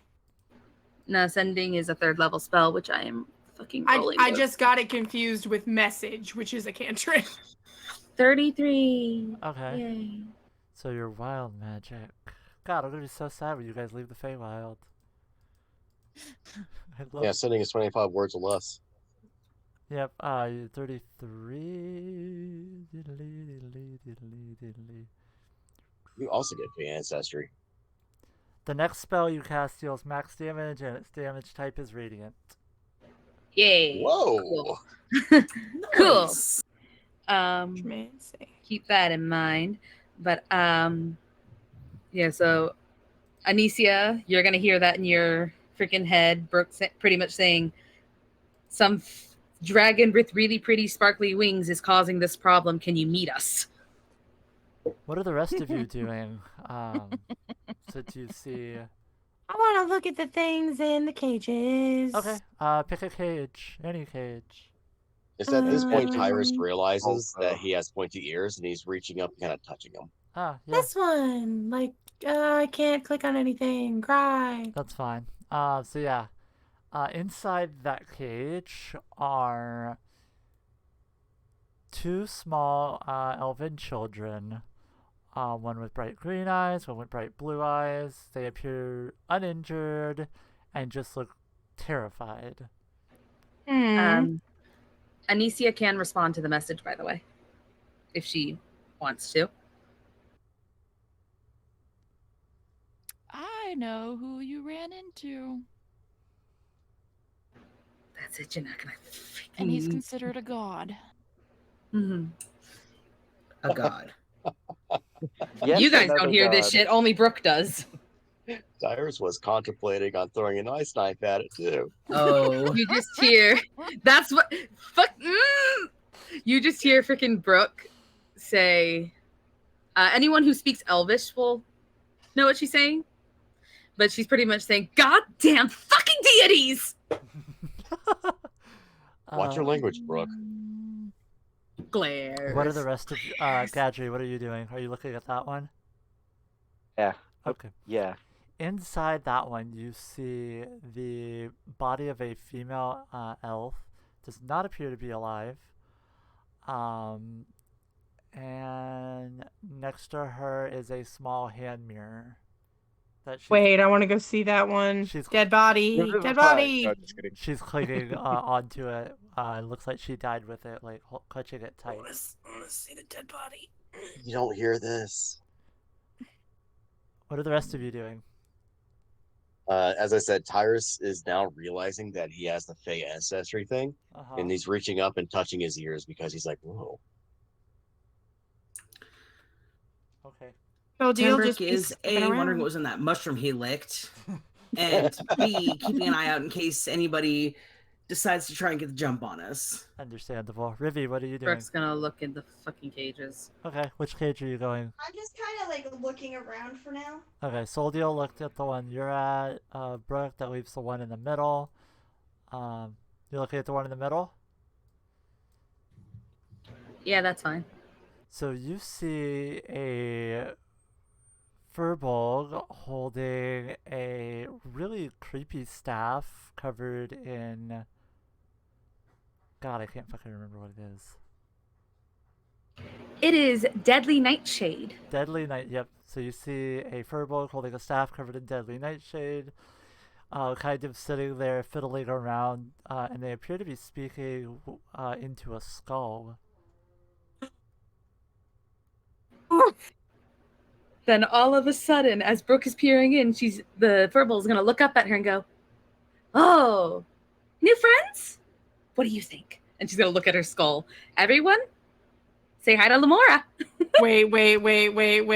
This is my new best friend. Oh my fucking god. This is my new best friend. This is why Brooke was so intent on coming here. On that, okay, hold on. On that note, we're gonna go ahead and take our BRB because we need to. Well, yeah, that's a thing. We'll be back, guys. Don't go anywhere. There's a lot more fun in store. Oh, now that Lamora.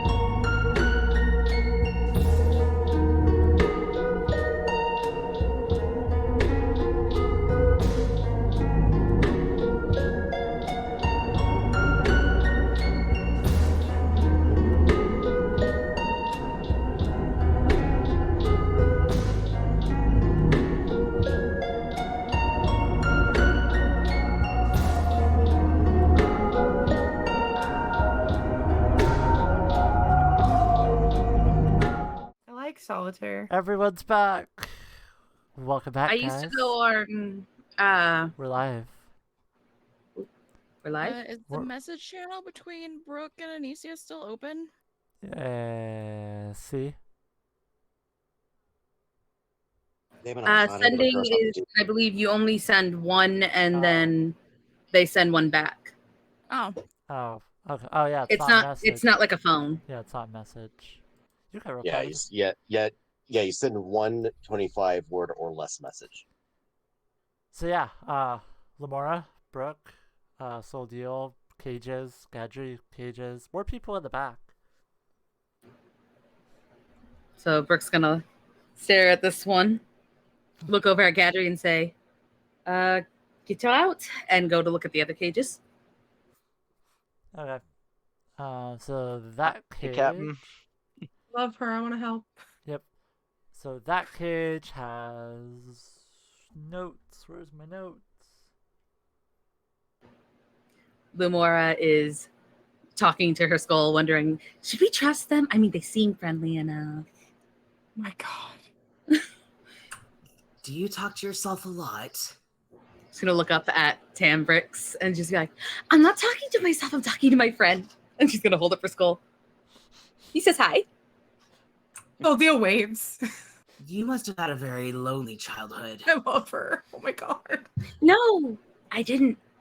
Actually, it was very, very filled. When you live in a forest of poison, you eat so many dead people. It's so great. Oh my Spenton, God. Spenton, right behind Timbrix, quietly says up to him,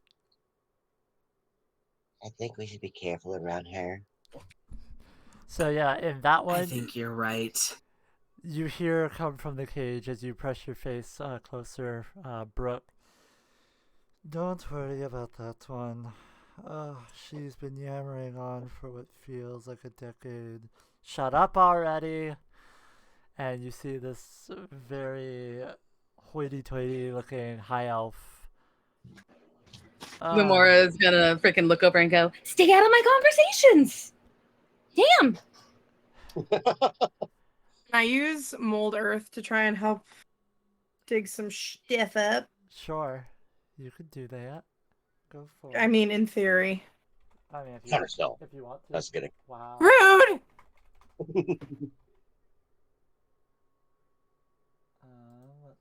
So yeah, as Lamora is talking, Tembrick is making it a point to stand just enough between her and their new friend, so that if something does happen, he can basically put a fucking stop to it. So Brooke's gonna look at the high elf and go, are you alright? How long have you been in here? I don't know anymore. We were taken from the village. I was taken from my shop. It was so nice. Oh god, I wonder if it's okay. Well, we will get you out. Hang tight. And she's gonna go over to the last cage. And that one, also he's going to scoff a little as you walk away, because he's important. Or thinks he is. Freaking Lamora's more over and just be like, I think if you don't want to save him, like, his skull would be really nice to mount. Just saying. You know it's not normal to take people's skulls, right? It's not? We'll deal out here like, shh, let her do what she wants. So, in this one, you see a half elf in rogue-like attire, covered in blood. Not sure if it's theirs or someone else's. And they appear to be sleeping. This guy seems trustworthy. Lamora's gonna go over to the... I'm assuming that they're sleeping, like, leaning against the cage. Lamora or Brooke? Because Lamora. Sorry, Brooke. Yeah, Brooke is. Are they leaning against a cage? They're basically fetal position, knees in lap. You can't. In the center of it? Yeah. Okay, so Lumora is going to, as a cantrip, cast Mage Hand and poke them. Brooke is going to. Brooke, whatever. Yeah. Brooke is going to poke him with Mage Hand. Okay. No response. Brooke is going to slap them with Mage Hand. No response. Can Brooke tell if they're breathing? Make it. No, actually, you can't tell. She's going to grab her panpipe and blow as hard as she can. As hard and loud and on the highest pitch. Give me a performance check. 21. That'll do it. Ow! What the fuck is your problem? And she sits up. You are alive! I was meditating. I was trying to think of a way out of here. Well, you meditated us into existence. We are going to help you. I'm gonna meditate my foot up your ass. Then I guess we are not going to help you. That's fine. I'll get out of here on my own. Lumora just looks over and goes, Bro. None of these people are very nice. Oh, Lamora. Gotcha. Yeah, no. So yeah,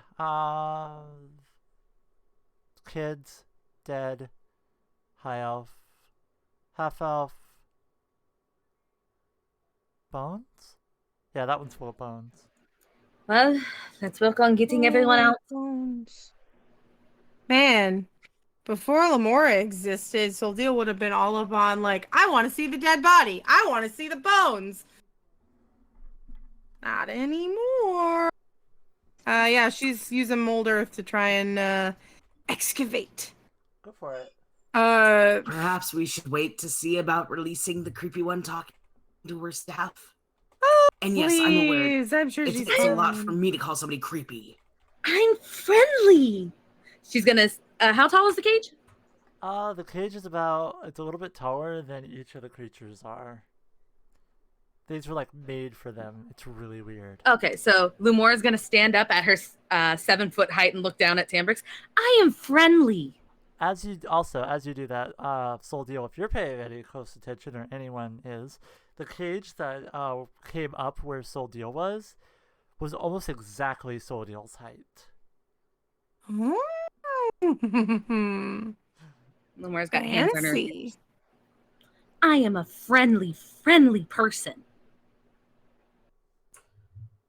Yes, and we've almost died several times. One of us has died.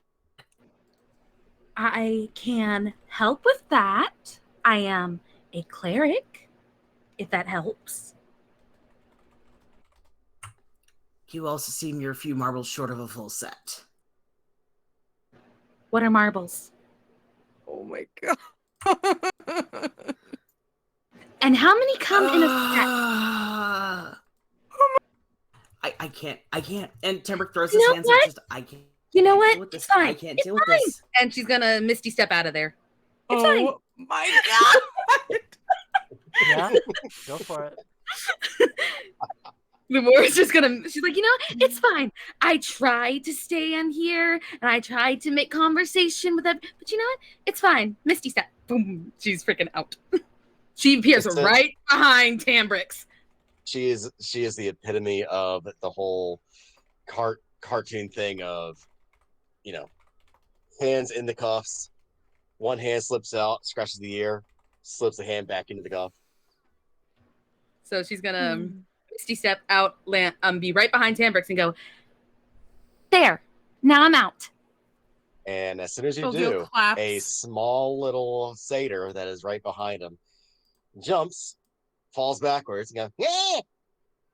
Laura's gonna look down at him. You're adorable. Tembrick immediately, without even thinking, Tembrick immediately steps in front of him, just like at him. You'll keep, and he, for the first time in a very long time, he has to look up to make eye contact. This is not something he's used to. You notice that one of her eyes is a bright purple and one of her eyes is a bright green, and she just smiles at you. Well, if I can't keep him, can I keep you? You're a tiefling, right? I love tieflings. I'm sorry? I'm sorry, lady, but he's taken. Well, adorable. What do you mean? What he said. What do you mean by taking? I mean, Are he you he has a engaged? place. No, I mean he has a place amongst us. Boo. And even if She's that gonna- weren't the case, I have my own obligations I have to see through. And Laura's who gonna the hell stop. even are you? Lamora's gonna stop as Tyrus speaks up, and she's gonna slowly turn her head, looking at him, up and down. Then she gets uncomfortably close, like Soul Deal did, and goes, "You're not alive." Apparently not. Also, Ooh. as she gets uncomfortably close, he does not flinch. Does not seem to have any care whatsoever about his personal space.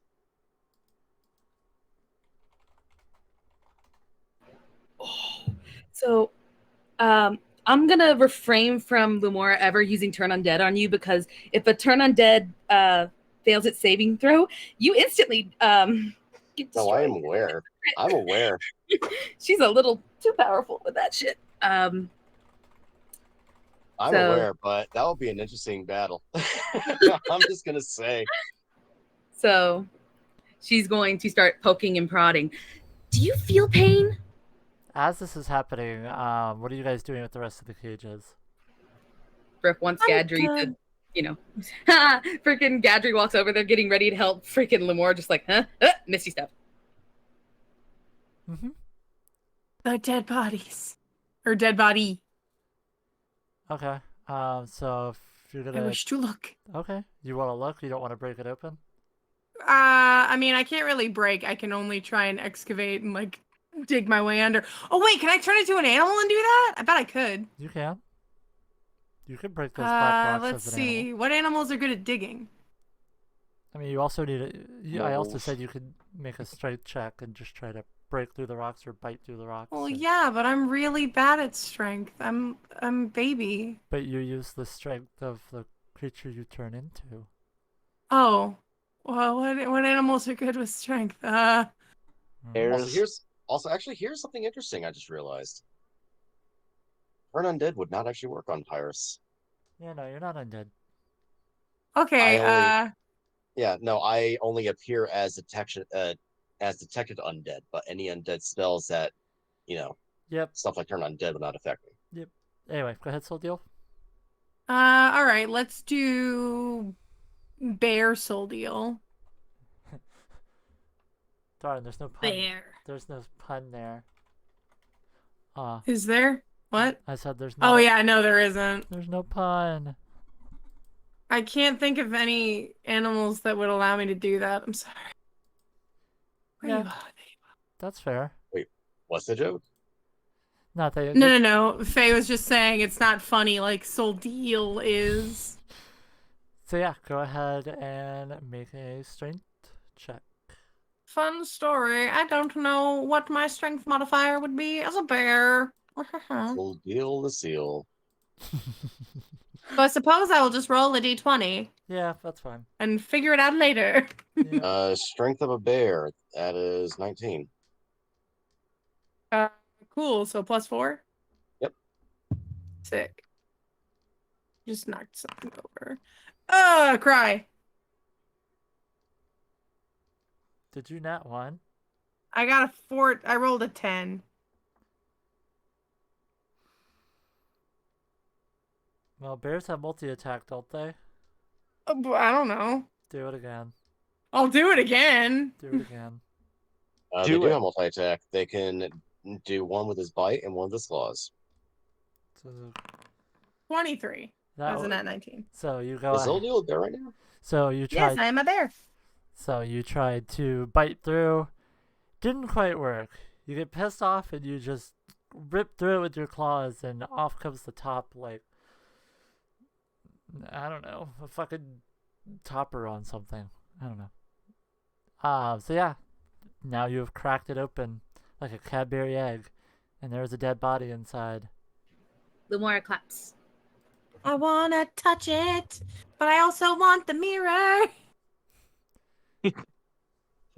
Can I? Okay, but here's what I want to do.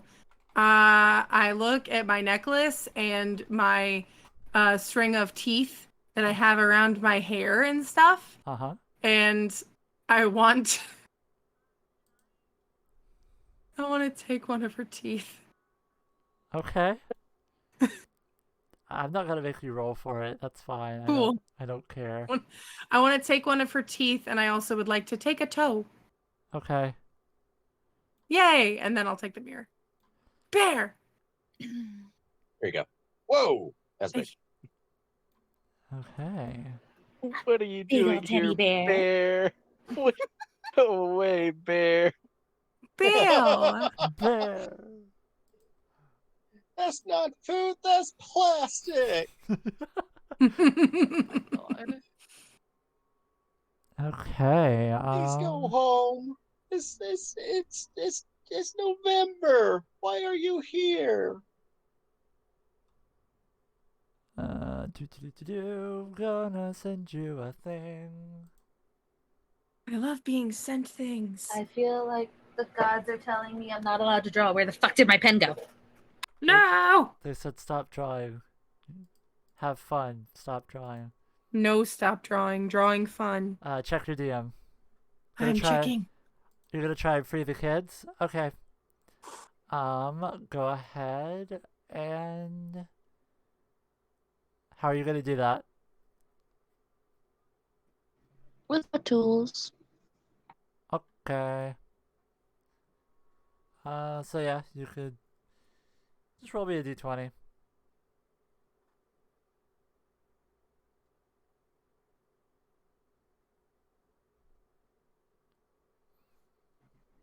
$14. Yep, that worked. You just need better than a 12. So yeah, you break off the rocks. I'm sure you pocket some of them. And you're staring and looking at two half-elf children. And they're looking up at you, fucking terrified. Oh, you poor babies. They don't say anything. And they're traumatized. It's always... I know. Rivy walks over. Okay, I know a bunch of our group Okay. looks spooky. Actually, really nice. So it's not easy to be scared. We're gonna choose nice people that can help, or you can come home with me. Loom over there. My party's not scared. Loom over there with her skull, just freaking. So what do Soul Deal's a bear. I know Lumora is clapped when she turned into one. She's like, Okay. Rivy, what are you saying to the kids, or? Because I'm like eye level with them, honestly. Like, just standing up, I am eye level. Yeah, they look at you. They're kind of confused why a group of people would be carrying a small child around. Are you lost too? Camila says. To you, Rivy. Sorry, it like cut out. So Camila, the blue-eyed one, says, "Are you lost too?" They think you're a small child as well. Aww. So they feel comfortable talking to you, but You're so little. Ruby is terrifying, and the bear. Well, the bear is a bear. The bear's a bear. The bear is a bear, and the kids are not having it. I kind of smile at them. I shake my head. I go, no, I'm with them. And you watch as Kolish walks up and goes,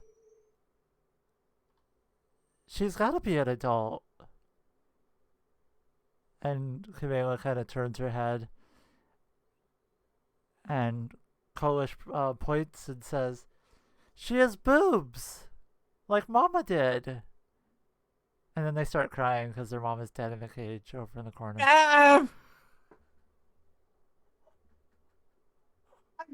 Anisia's mom's about to get new kids. Like, oh my god, no, please.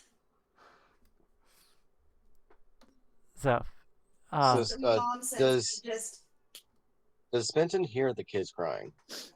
I don't know what is Fenton doing. He is currently hiding behind Gadry. I thought he was hiding behind Tambrick. Because he was until Timbrick went to the other side of Gadry, where he has no good place to hide away from anyone else that is not the group. And so the next best person is Gadry.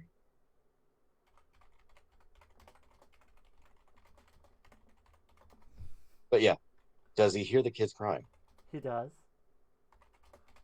Works an ear up. And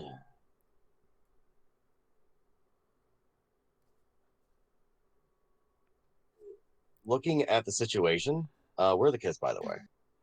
They're standing in what's left of the rock cage. Which is where? by Rivy and Ruby. Okay. He's going to try and slink his way over. Make him away. Lamora's got her eyes following him. He pulls out a little pan flute, little three reed pan flute. Is it the one Brooke gave him? It is. And he is going to use his I don't know how to properly say this. Reveler feat. Reveler. His Reveler ability, his racial ability, Reveler, and he is going to try to do a little performance to try and calm them down. Woo, satyrs! Give me a performance check with advantage. Yeah. Oh, come on! Oh, You just feel Lumora's eyes peering in, are you? Is that with advantage? Oh, no, it wasn't. Technically, that's better. Lumora's just freaking watching. So you just hear... Brooke is going to see this. Brooke's going to see this and walk over to try and help, pulling out her freaking... He tries to play the little flute, and he does a little dancey dance with his little hoofs, Cappy dancing on the road. Brooke's gonna walk over and try and perform too, to help the mood. That is a 29.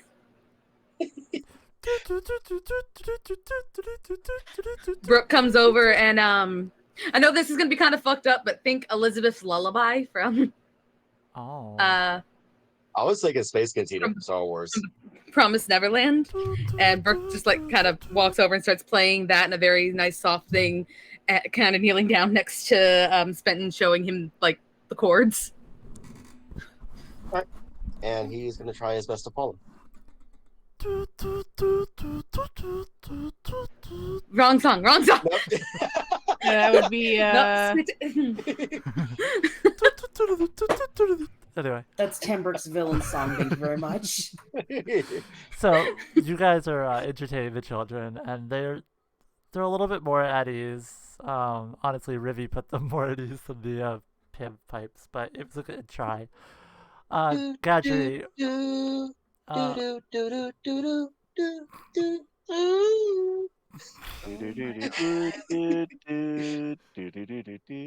So we freed the kids and we freed the dead body. Lumora's gonna look over at the two like snobby ones and be like, "Do we really gotta free them?" I'll say. Deal shrugs. She doesn't care. She is on her way to look at bones. Which ones aren't? It's this one and this one? So it's the back two. So yeah, if you look at the one that Brooke was standing at, that is Medenya, and she's the rogue one who cursed Brooke out. And the other one is Cheros, and he is the shopkeeper. Gadri's gonna break the rogue out first. All right. Just with strength. Yeah, just roll a d20. Higher than a 12, you got it. Hey, Daylight. Yeah, that's a 19. Yep. So you bust it. She stands up, kind of stretches. Oh. Awesome. No, I will not hydrate, Daylight. You cannot make me. Fuck you. Why is she saying that? Not just... Because she's been in there for a long time, and Thank you. he What's being kind of nice? gives a light nod, and he's all like, "Do you need food? Do you need water?" no, I think I'm good. Thanks for rescuing me. I'll be on my way now. He kind of holds up a hand first, and he goes, "If I might ask, before you leave, why were you captured?" I was trying to steal from him, and he caught me. You're gonna hear Lumora kind of giggle in the background. He nods a bit and he goes, "I see. Well, if you're ever around Port Dumali, all I ask is that you throw a few copper towards the orphanage." I don't know where that is, but okay. And you're gonna watch as she gives out a howl, turns into a were-rat, and scurries off into the woods. Sick. I knew there was a as reason not to hell. like her. Nah, she's sick. Yep. All right. That just Turning into a fucking rat. that just leaves the shopkeep. Brooke's gonna look over at them and be like, Would you like help? Or would you prefer to stay right there? If you free me, I can. Well, with whatever's left of my shop, I can try to find some stuff for you and your friends. You guys don't seem like you're from around here, and I really don't want to spend any more time in here. Kind of gives like a small grimace. Whereabouts are you from? The Feywilds. I'm from the village right around the corner. We were pulled out of our houses, our shops, our beds. My wife, she's dead now, but it's fine. She wasn't a very good lay. Damn. Brooke's eyes are gonna Wow, twitch I and don't just know be if we like, should let you go now. Brooke's eyes are gonna twitch and she's just like, You know what? Gadri's looking really tired. I think we might have to come back a little later. Even Gadri's like, kind of like, Okay, well, I mean, guess all my it's- magical items can stay in the ruins of my You're shop. in the cage. What's stopping me from going to take some now? My dear, you're in the Feywild. It's full of magical traps. If you want to be turned into a stone statue, please be my guest. I have been turned into a stone statue once Insight before. check. I think Insight check? Please. Go for it. you know You what? know- Brooke's gonna do that too. Go for You it. know, I do have a way to cure. natural magic 20, condition. 22. Yeah, you don't know what's Nat gonna 20, happen, though. 22. Let's go, the two dynamic duo. He's absolutely telling the truth. You get this sneaky, sinking suspicion that almost everything, including the house, is probably booby trapped. And with it Brooke's being gonna the smile at Feywild, him. you don't know what you want to do. Tyrus is Person. going to look over to the guy, and he's going to say, "So you say so you say it's magically booby trapped? You say magically booby trapped? Yes, and he's gonna look Well, at it's a the good. half-dead looking corpse that's walking, and Well, That shouldn't be an issue for us with counterspell, and if dispel anything magic. does happen, dispel magic, counterspell, and if there's anything that happens, I can And always we just- have abundance of healers. I can also use greater restoration if any one of us does get petrified. So tell me again why we should help you? And not just go take your shit? starts chuckling a little bit.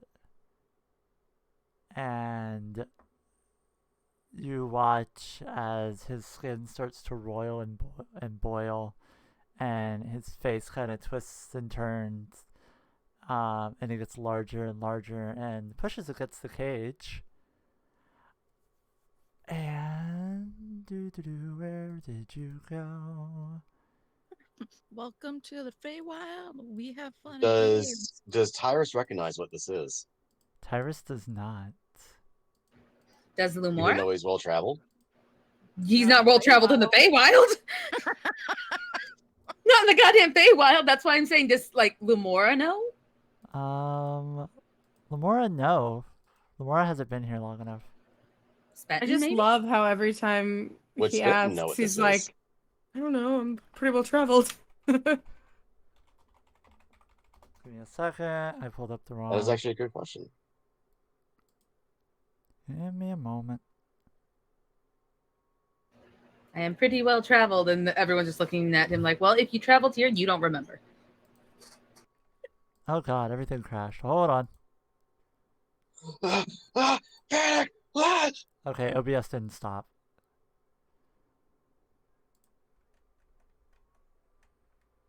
Ow. Where did it go? God damn it. I lost the... There it is. So you watch as their skin roils and boils and gets harder and harder, and its eyes fill with this orange light. Does Spenton recognize what this is? Spenton...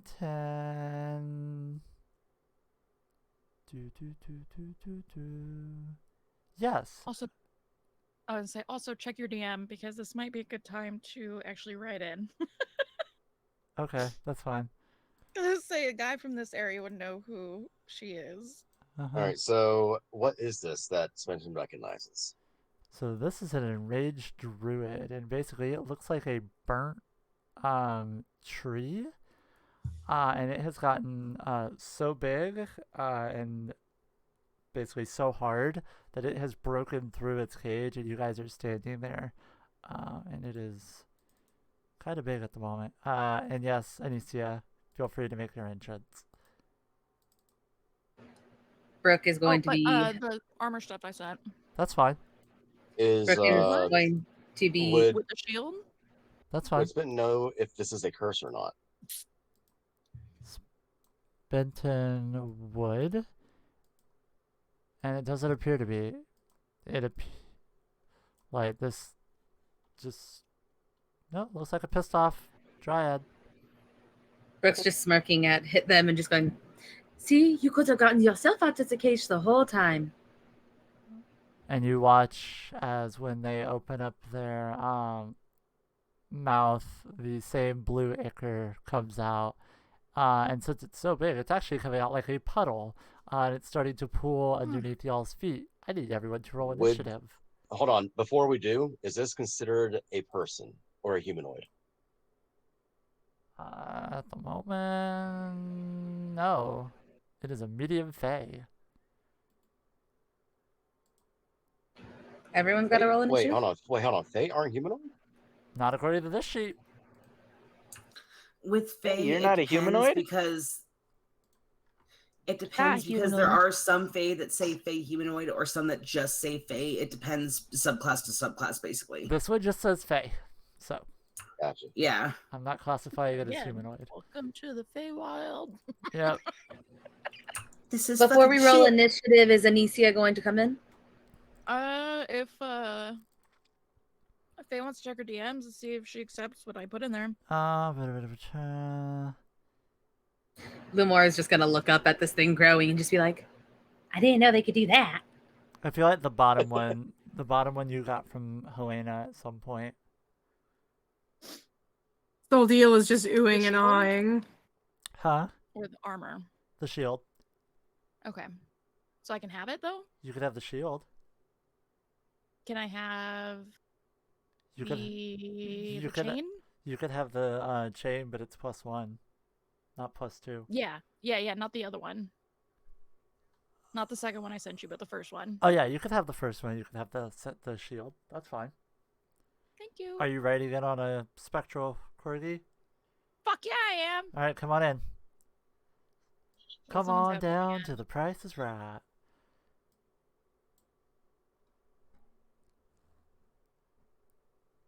So yeah, there's now a puddle of blue ichor, and it is hazardous terrain. How the fuck are we doing that? Hold on. Wait. You said we're rolling initiative? Yep, once Anysia gets in. Welcome to the Feywild. Everything's fucking crazy. By the way, Brooke, don't forget you still have an advantage. Oh god, not that. It's advantage on it? On initiative, because Spinton gave you a thing. Vigilant blessing. Okay, so I'll roll Yes. once here and then once on D&D Beyond. So yeah, that's how big the puddle is at this point. It's Prestidigitation. Ooh, puddle. so yeah, it's a puddle of burning blue ichor. Anyone that ends their turn in Oh it shoot, I'm still a bear. takes. Yeah, you are. Oh shoot, I'm still a bear. That's what... I'm a bear. Yep. So yeah, anyone that Okay. ends their turn in that takes 1d6 I don't have a token, necrotic so I'm not there. damage. Oh, let me bring your token up. So I guess Also, I have big corgis, so Yep. I don't know what the stats are on a big corgi, so just I don't know. Don't worry about fucking it. adorable. That's what they are. I'm just gonna take my second roll on here, the 20. I'll take that. Okay. A dire corgi? Is that what More you're got an is, 11. is that what you're writing it on? A dire corgi? Well, no, it's like a... Yeah, Sure. one of these. Oh, Jesus. Corgi.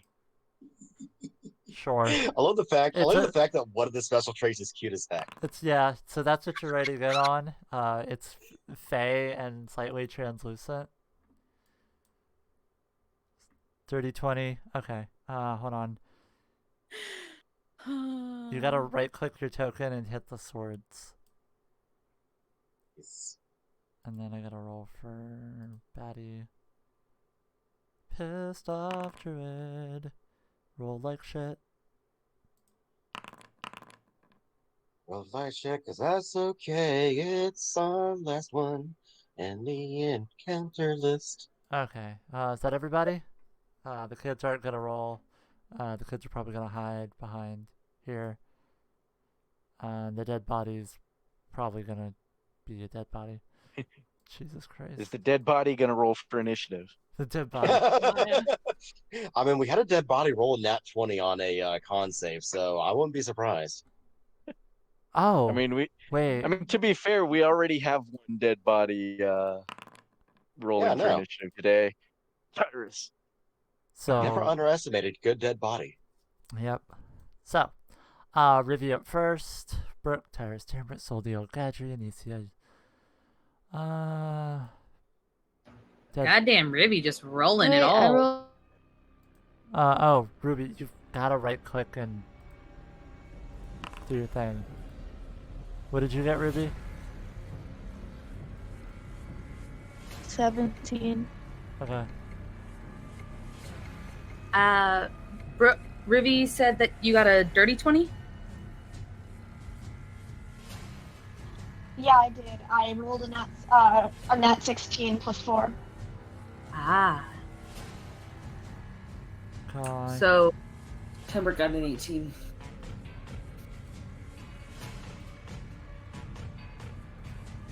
Okay. oh, fuck. Brooke, you're up. Okay, Brooke's gonna look up at them and go, do you really want to fight with us? Technically, Brooke would be first, actually. Or not, or She is- Ribby. Riviera got just a 20. Yeah, no, we Yeah. got a 3-away 20. And Ribby would have the highest dex. But What's Ruby's Huh? dex? what is 18. Rivy? Oh, 18? Okay. Oh, shit. Yeah, there you go. Yeah, Okay, so it is Oh, Ribby. thank God. Okay. At least I'm not first. So Ruby's up. Wow, Tyrus rolled real well. What's Tyrus's dex? 13. That's what Oh. the point is at the end of the end of the initiative.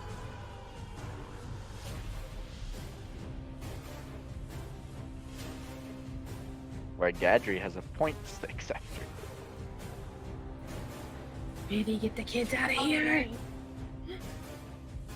Oh, Brooke, did you roll at advantage for your initiative? Yeah, it was either a 19 or a 20. So.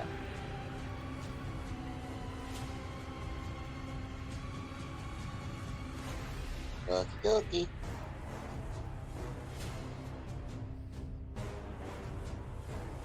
Alright, I am going to load my longbow as usual, and I'm gonna fire it. It's just the one.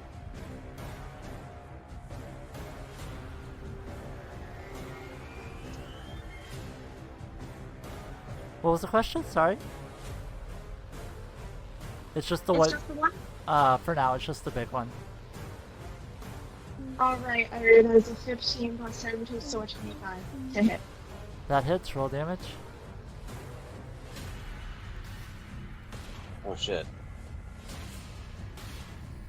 That is a 6 for 10 piercing damage. Nice.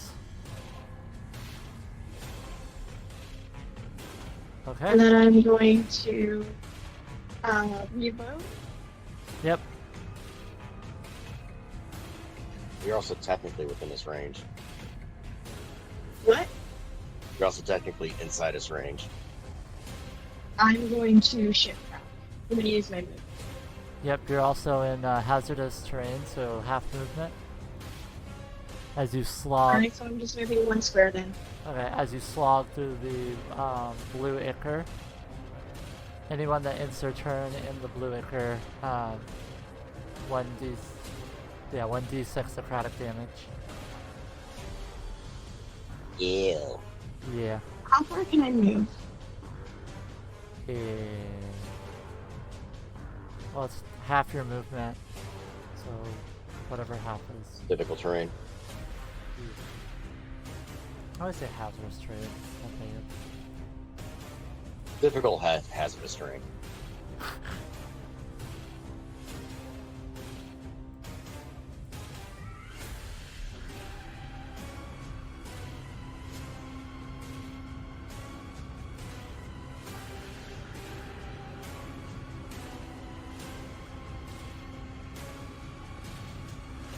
Are you still moving? Sorry, we were doing math. Oh, you're fine. So I can only move 2 squares. Okay.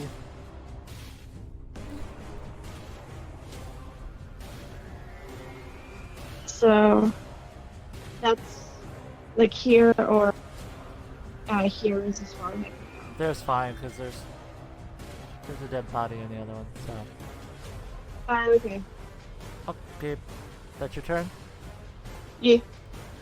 Brooke, you're up. Okay, Brooke's gonna look up and go, "Are you really going to fight us?" And she is going to cast at 2nd level because I don't want any more freaking magic. The Scorcher spell, which is an automatic hit because I get full damage. Yay. That's fine. Because fuck him. I mean, you still get wild magic. 2nd level. I thought I didn't get wild magic because you said anything above a level 2.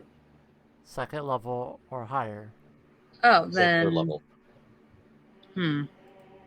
Then fuck that. Just magic missile it up. Magic missile? No, I think I'm gonna do the ice knife. Okay. It's a 1d10. So it's a 10. 10 points, and then I have to roll for the ice. That's gonna hit us as well. Is it? Yeah. It's every creature within 5 feet of the target. Oh. Then at level 1, I will cast Thunderwave. I think that doesn't do each creature, does it? No. Yeah, it does. Thunderwave is a force that sweeps out from you, each creature in a 15-foot cube. Yeah, so basically you're at a corner of that cube. And Oh, so I can just shoot it outward forward. Yeah, outward forward. Okay, so Thunderwave. Remember what Armand did during the one shot. Do you want Brooke to turn around? No, do you want Lumora to have to deal with you, like... Lemora's right behind you, and she gets a weird feeling from you, like, I feel like you've hurt me in the past. So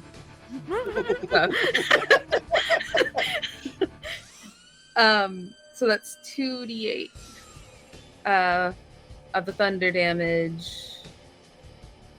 So that's 16 points of damage, and they are pushed 10 feet away from me. Okay. So we'll do some math.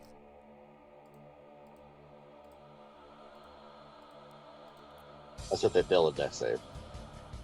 I know. I'm just preparing. They got an 8. They fail. Yep. So yeah, it takes a hit and is pushed. Has it left anyone's if it's left If it's forced movement, it does not instigate opportunity attack. Yep. Dang. Okay, so then with that, Brooke. Oh, Ribby, hold on. You ended your turn in the shit. Yeah. 5 necrotic damage. Okay. Bonus action. Not even a bonus action. I'm just gonna move 15 feet. Yep, half movement. Yeah, my movement is 30, so half movement. I'm outside of the sphere. Yep, and you're standing next to the kids cowering behind the mushroom rock. Brooke's gonna look over at them. You might want to move a little further back, kids. They nod and go climb on top of this one. Yeah, and that's my turn. Okay, 5 necrotic damage. Tyrus. She's outside. Oh, okay. Then no. Yeah, I moved outside of that sphere. Oh. Tyrus is gonna look down at his feet and at the ichor around him, and he's gonna use prestidigitation to clean it up. There's no effect. Really? Yep. Huh. Very well. Did I use my action to do that, or? Yep. Okay. Then he is going to go ahead and Misty Step. He's going to peer right next to Brooke. Nice.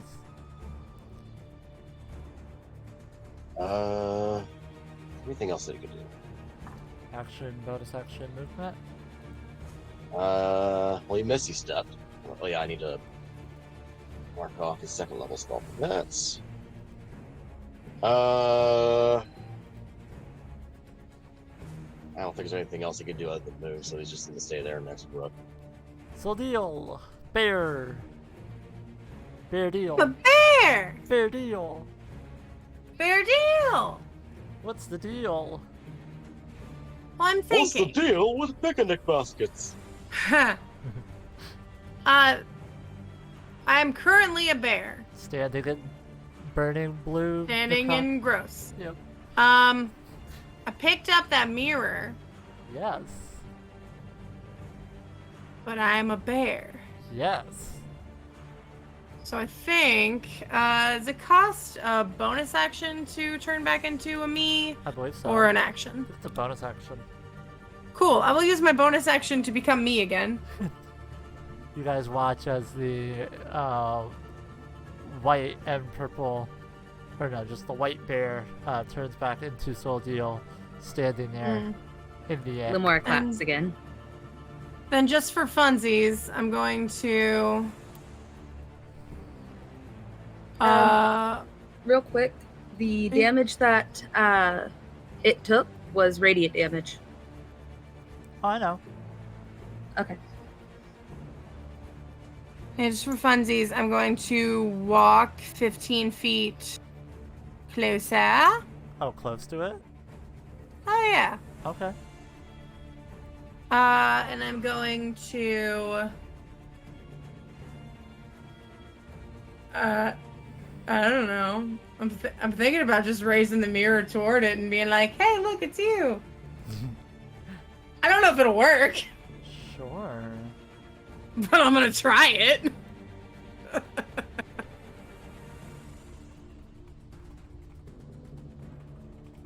That's a DC 15 charisma saving throw. If it works, it might not. Let's see. 3. It fails. So,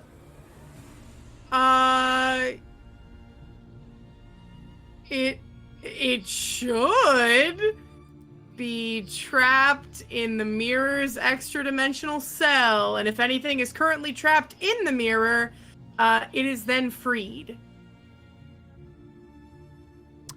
Cool. In theory. Alright, so yeah. You guys watch as Zoldiel points up and shows the creature its reflection. The mirror flashes, and basically y'all watch it get sucked in, and then you watch something come out of it. Oh, I wonder what comes out. I'm so excited. Could be Just can't better. hide it. Could be worse. You watch as an ancient white dragon. Oh no! Oh, that is worse. That's much worse. Please, That's please worse. leave me alone. No. Shut up! Just kidding. Oh. Oh my fucking god! God. I was like, Do you no, know- he killed us. My you other know- D&D group is running Dragon's Inspired Peak, and I am well aware of the capabilities of a white dragon as a adolescent. And Do you ancient is know- much worse. Do you know The how ball. much it took for me not to choke on the chips I had in my mouth? You're gonna fucking kill me one of these days, eh? Oh. Oh. So what does come out of it? And Swath, don't forget to move your token. I actually can't. A second dire corgi. No. You watch as a tiny blue sprite comes out of it, and we're out of combat. Oh, little sprite friend. Yeah, we're out of combat. Yay! It was a wow. That could have been insane, but no, you guys just. Do we see the little Oh, the angry little That's my bit new just friend. hanging I on the clapped- mirror? It also, yeah, just a little bit, like a couple of hands just smacking against it. It also took all the ichor with it. Lumora is going to run over behind Swath and peer down over her shoulder. Oh, No, look, don't look, don't look, don't look, don't look. Don't look? Don't look. Don't look. Don't look. You put the mirror. She's gonna look at her skull. Don't look. Well, arigato, Mr. Roboto. I'm going to stow the mirror in my bag. I have a new friend. He is my captive friend. Yep, you've got a new pet. New friends are so much fun. So- I've got a new captive friend, and I can speak his name while looking at the mirror, and then we can like have a conversation. Yep, you can. Pretty fun. But Did as we actually learn what his name was? He can't even speak. Faye posted it. I didn't ask him, but I'm sure he told us. He's that pompous. yeah. I would say, well, but he's got the ichor though. He can't speak, so. Yeah. So His name is. so She'll just do it and wave. So Anysia. His name is. So Anysia, you come riding in on this giant spectral dire corgi, full garb, battle ready, rushing in, and as you get close, you watch as the creature gets sucked into the mirror, all the nasty ichor goes into it, and now you're just standing there looking at all your friends huddled in a group with some creature that you don't know holding a skull and a bunch of children standing next to Brooke and Tyrus. And a blue sprite. And a blue sprite standing Fancy friend. standing in front of Soldiel. I was just imagining Anysia, ew, steps on it. No, Lumora's Soldiel just gonna- waves like, hi. Lumora's gonna turn and look at Anysia and go, What is that? What kind of creature is this? She's never seen a dog. What is that? What's this? There's magic everywhere. What's this? There's face shit The everywhere. Feywild is so full of weird There's shit things. everywhere. Hey, stop shitting everywhere. Oh my god. It's unsanitary. I'll shit where I want to. Wow. It's my party and I'll shit where I want to. But yeah, Brooke is going to see Anysia. Anysia, And look what at do the they kids and see? go, Sorry. I was eating spicy food. Speaking of shitting Alright, then. everywhere. Spicy food. No. One chip challenge? No, fuck that. Death nuts. So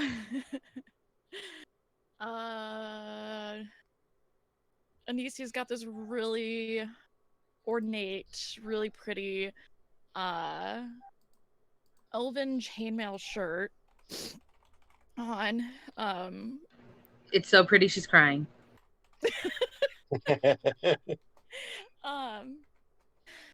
And adorned, you know, with some jewels and everything like that, like very high-end shit. And then a very interesting shield strapped to her back that is essentially kind of glowing in a weird, and it's also kind of see-through. It looks very magical. It's weird looking. Limor is gonna wave. Hi! And then of course a big cool spectral dire corgi with armor on, and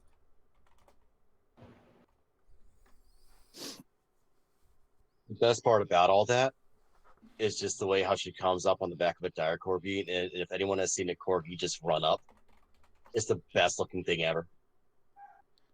It's the I don't bounce thing ever, It's- too. I see my create It's a run, little and I was bounce. like, eh. Limor is It's a gonna little look bounce. all the way up and just wave. Hi!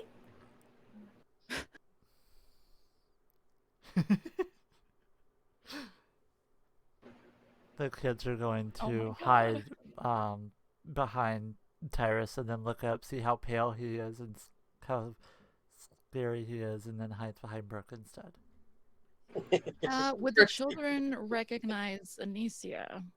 I was gonna say Brooke was gonna look down at them and go, "This is, from what I believe, is one of your princesses?" Question mark. What did you say? Sorry. I think this is one of your princesses? Question mark. She's saying to the kids so they don't seem to fear her. They look up at Anysia and they run over. Yeah, you know these kids quite well, and you knew their mother really well. Auntie Anysia. I forgot what their fucking names are. Anysia just awkwardly smiles and goes, "Hey, you." So, Kamela and Hey guys. Kamela and Kolish, and the mother was Arain. I know you typed that somewhere. I'm trying to find it. Player session chatter. It's in, yeah. Oh It's my above God, gay. there's It's so above much gay shit panic. there. It's above gay panic. What is an above gay panic? What is below gay panic? Where does gay panic stand on the ladder? Below gay panic is a Panic at the Disco, and Terrabricks hoping Ruby has forgotten the Blood Hunter thing. Thanks. So, all right. Well, yeah. Seeing them running over, Anisia's gonna get off the corgi, who's still just gonna be there doing corgi things, probably sniffing for shit, scratching. Would ears. Remora know if Anysia is royalty?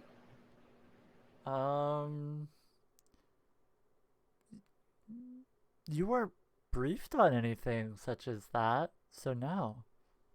Yeah. The only Okay. people that would know would be locals and High ups. yeah. I was actually gonna say, do any of us know that Anysia is royalty? Everyone who was awake and That alive is a hear it. very good Wait, question. did she? Well, No, 'cause okay. you guys only saw her in what looked like a very regal, noble dress, and I that was think- it. Yeah, but I So- think In the We've last only session, seen you look. Well, you've only seen you dress like Jasmine from Aladdin. so here's the thing.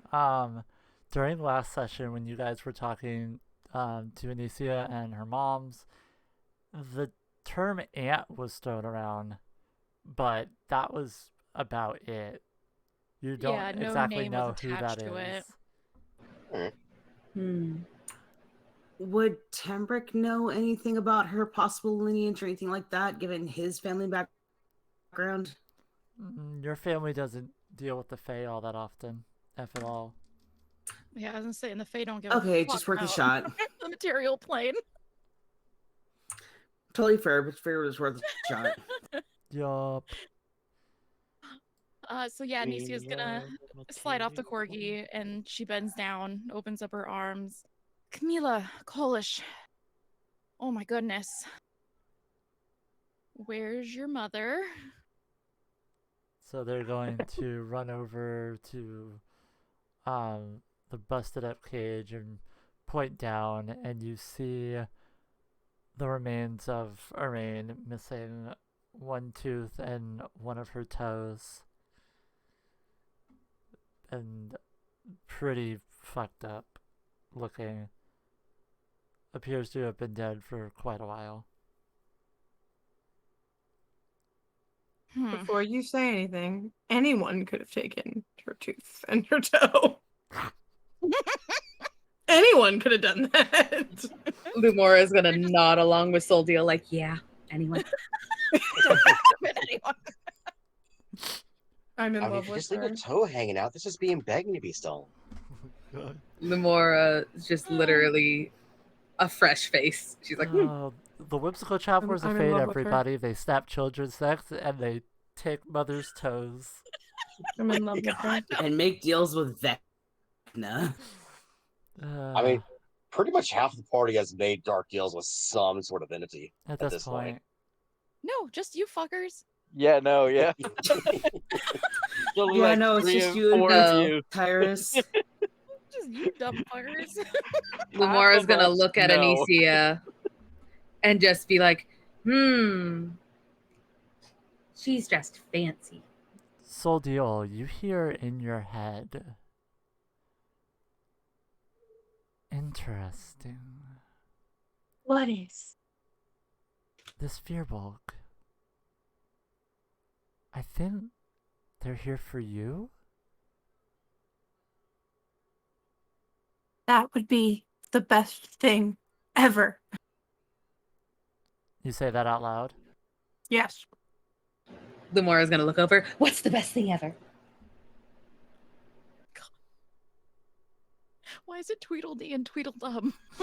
No, you don't understand. No, You don't understand. I love her. Lumora has 8 intelligent -1 modifiers. She's not freaking bright. Oh, okay. So it's Dumb and Dumber. Got it. She's wise. Yeah, same. But she's dumb as fuck. But yeah, so she looks over. What's exciting? What would be the best thing ever? Soul deal, not Is a the care toe in the double world. jointed? That would be super fun. Oh my gosh, you're so right. She'll just turn back to Lamora and go, "No, it's you. I think, probably. I think, probably." Lumora's gonna tap her finger and look at her friend on the staff and go, "Am I the best thing ever? I think I could agree on the best. Yeah, I'm the best thing ever." Nods furiously. Oh my god. Lumora's gonna take a look at everyone around her and just like her eyes are gonna drift over to the 2 smallest ones. Like her eyes pierce straight at the tiny little halfling and the satyr. You two are so small. Who says this to him? And they are both spoken for. Lumora says it to the 2 tiniest ones, Rivy and Spetten. Just, you two are so small.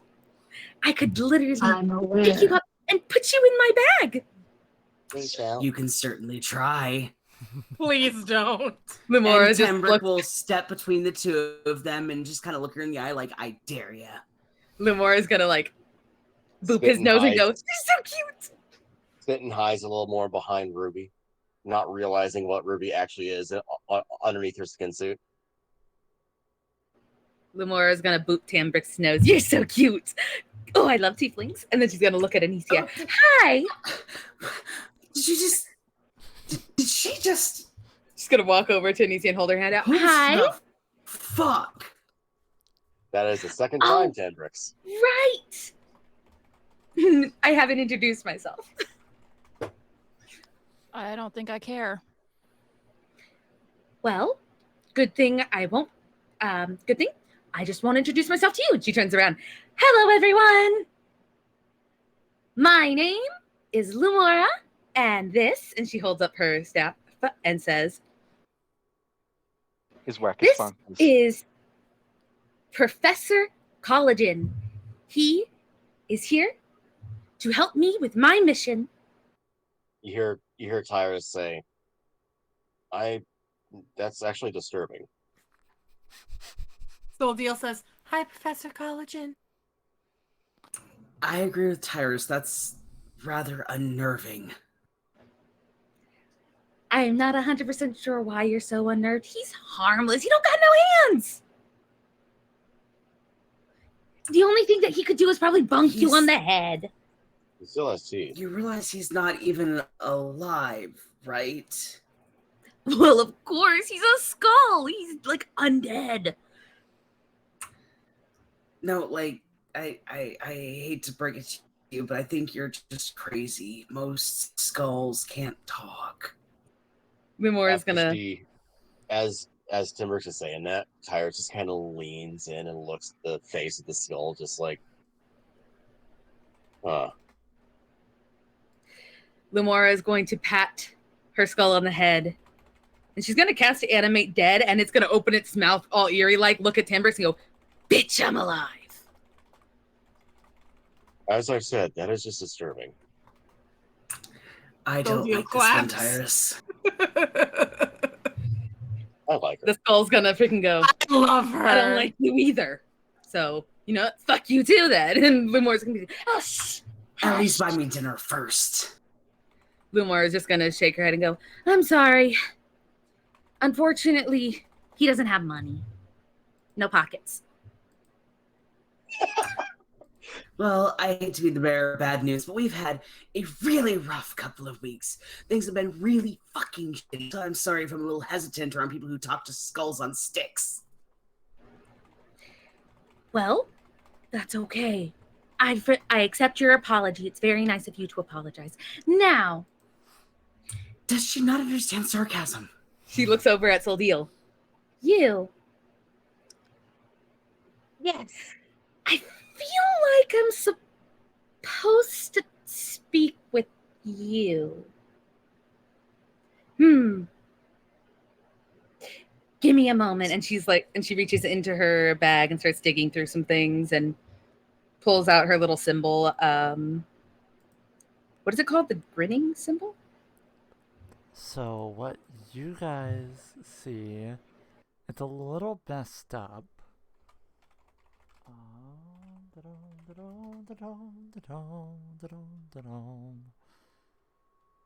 Something weird and creepy. You see? No, it's not creepy. You don't know that. You see the. It's just a little messed up. So's Loom. So you see a jumbled up version of this symbol on a small bronze plate.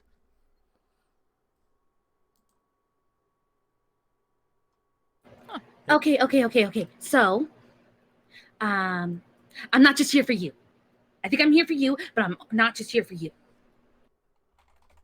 Is that a religious symbol? No. It Okay, is. I think Gadri would have no clue. It's not religious. Okay. She's gonna point over at Soldeal. You and I don't see her. Damn, I don't see them. I'm looking for... And she's going to like look over at Ruby and she's going to make like her height. She's about this high. She's robotic. Damn. Have you seen her? Didn't we have one? You me? Before? I don't know. I'm looking for a robot. I need to talk with them. And she's like, starts fiddling with her symbol. Hold on 1 second. No, think- yeah. 2 I don't know seconds. about and Vixen's Hold on. trying to say something. 2 seconds. I gotta... I think Vixen's trying to say something. Ruby's like, yeah, I'm a robot. That's like my whole thing. And so like, you're like a little like out, and her skin kind of unfolds inside out. And she's back after a bit of shifting back to her normal robot self. Good. Take. Oh, perfect. Give me two seconds. And she's gonna try fixing up her symbol. Spinton goes from Ruby over to Timbrick. Timbrick just kind of Rude, puts his little cloak turd. around him to keep him from feeling too exposed. Do I have to roll anything to fix this thing? No, you know how to do it. Okay, so Loom's like, 2 seconds, and she starts like fiddling with it, going, damn it. No, wait. And she's gonna look at her skull. I need your help with this one. And she's gonna move over, sit down, prop the skull up, and just like sit in front of the skull as she fixes it, going, okay, so this one goes there. Oh, see, I thought that one went there, and spent 2 minutes fixing this thing. And when she's done fixing it, it looks like the actual symbol. She's gonna hurry back over and go, okay.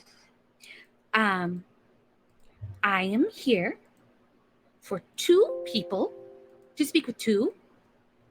Not all of you. So if you guys want to step to the side for a moment, I need the robot and this one. I just noticed something. Some of these rocks look like they got faces on them. Yeah, that's intentional. Welcome to the Feywild. I like that boulder. That's a nice boulder. This one has a doggy face. Anyway. So Loom's gonna walk over with Soul Deal and Ruby a little bit away, just to speak with them a little privately. Soul Deal will follow. No questions asked. If I can move my Same. Ruby's very curious now. No. Can you not move your token? Oh wait, here I can do it now. There we go. Hmm. It took me a second, but I got it. Loom's gonna look up, see Gadry right there, and kind of like shoo him off a little bit. A little further back, sweetie. Gadry just kind of goes, Thank you. Anyway, Moon walks backwards out the way. Anyway, so for you, and she points at the robot. I was told, what was it? And she starts rummaging through her stuff again. Let's see. Here it is. And she pulls out a scroll. Has Ruby's name on it. This is for you. She places it in her hand. Thank you. And then now you. She turns to the other one. I don't think I caught your name. Soul Deal. It's a pleasure to meet you, Soul Deal. We've had our eyes on you for a while now. Ooh. Now, I was sent here. I got a little distracted, but I was sent here because the people I work for said that there was an interesting person wandering through the Feywild and I should go check it out. Admittedly, I got a little distracted by the rocks. But you came to me, so that's even better. So, we would like, and she's kind of like looks over at Ruby. You have your scroll now. You can go.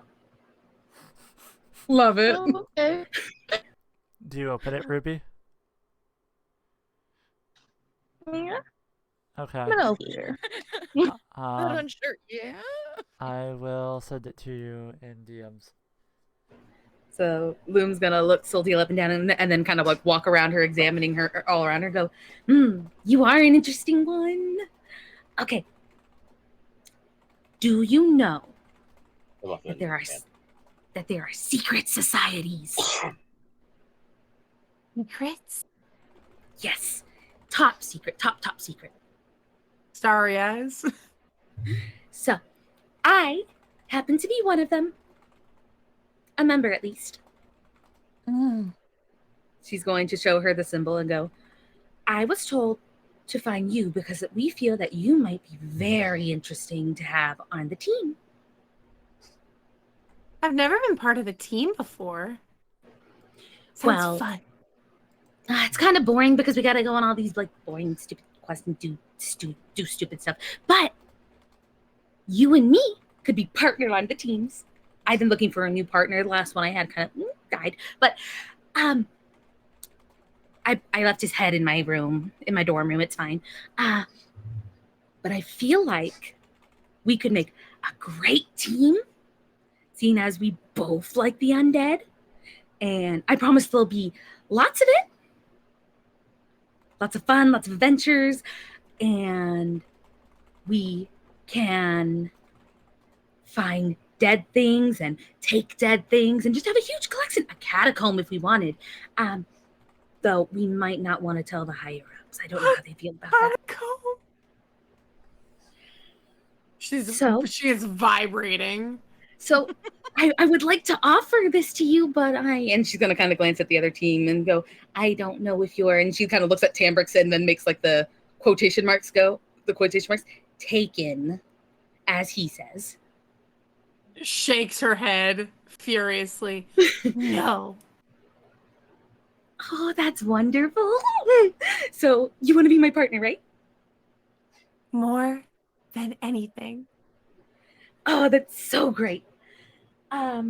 She's gonna look over at the party members and go, she's mine now. Soldeal just nods. Ruby like puts her arm, her free arm around Soldeal and goes, she's mine now. What? And Soldeal is going to kind of be pulled a little closer as Loom pulls out a scroll of her own. 1 sec, she's got to do something. Yeah, also... she just reaches into her bag really quick and pulls out some papers that she found at some point. Master's workbenches. Found, took, borrowed. And she's going to scurry over to Brooke, and she will put the papers in her hands, and then she'll wave, and then scurry back off to Lemura's side, because... Oh, one more thing. She's going to walk out and go, who here, as a small sorry for, taking one of your friends, who here would like something special done to their weapon? Like what? Well, I think it's, how many is this? Hold on. Lumora has the poisoner feat. I think it's 4? Hold on. Yeah, poisoner feat. I can apply poison, potent poison, great poison. Okay, so I have about 4 that I can do before Lumora leaves. She can apply poison damage to a weapon or a piece of ammunition. So I can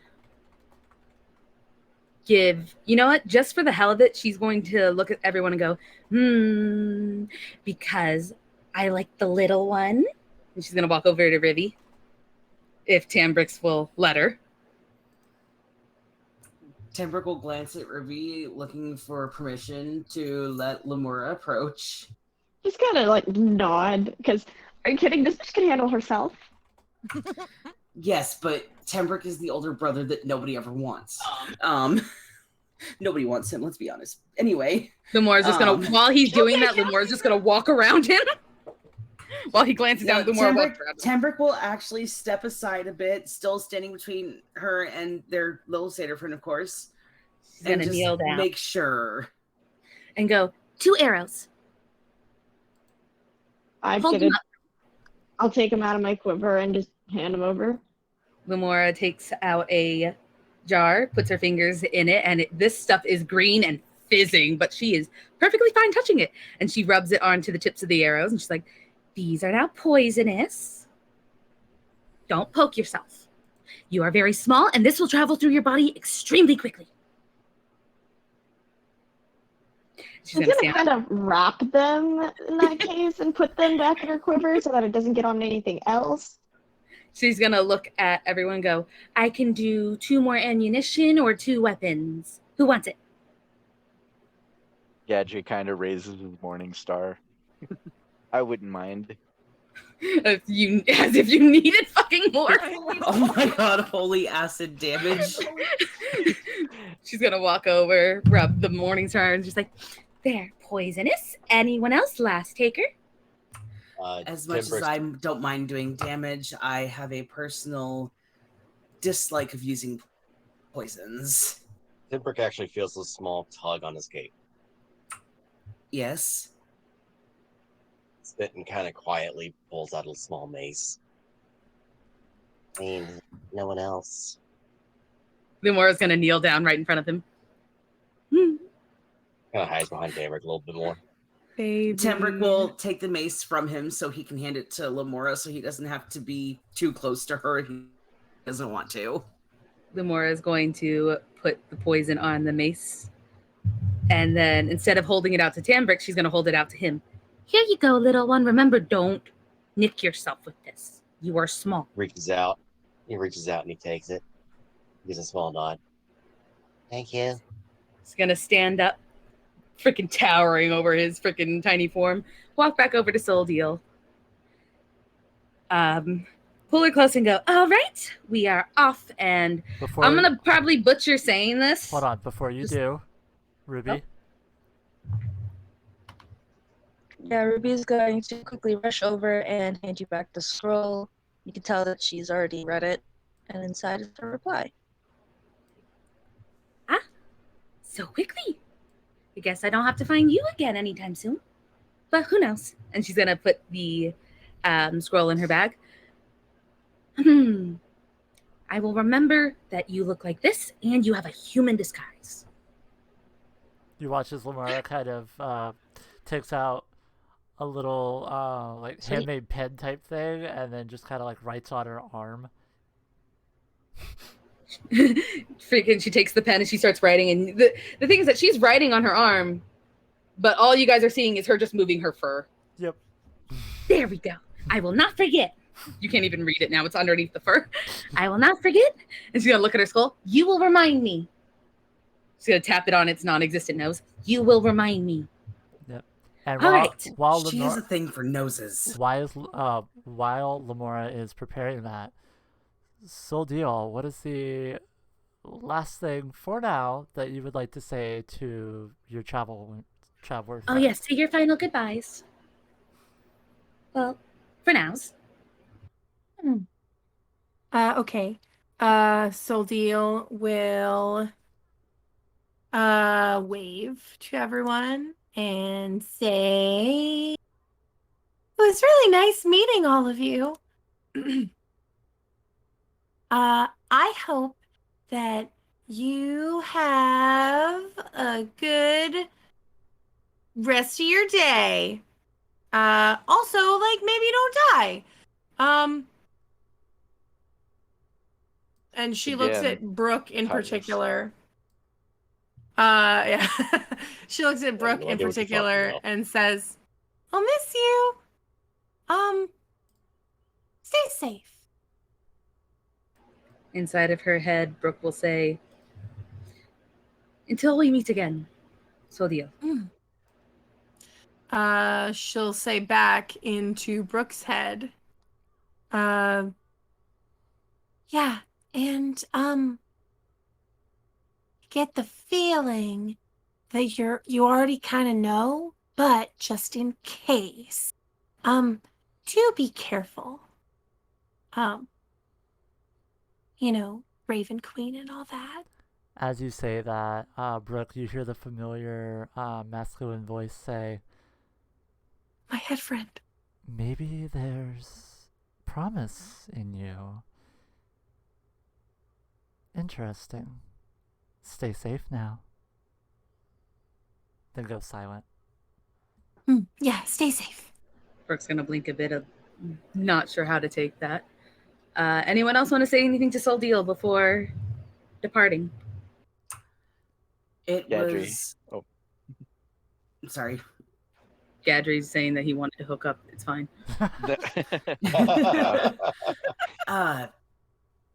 Soldeal, it's been interesting getting to meet your acquaintance.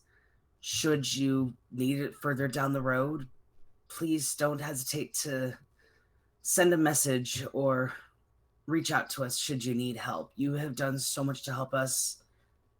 It'd only be fair if we return the favor. She salutes very promptly. You don't have to just don't no salute that. I think more a cutscene will do.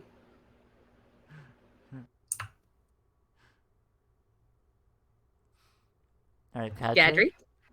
Okay, so Gadri kind of, well, not saunters, but he kind of moves over. He shakes them paladin hips as he walks. He kind of holds up his shield with his morning star and goes, "May Helm protect you." Her response is literally going to be, I don't know who that is, but okay.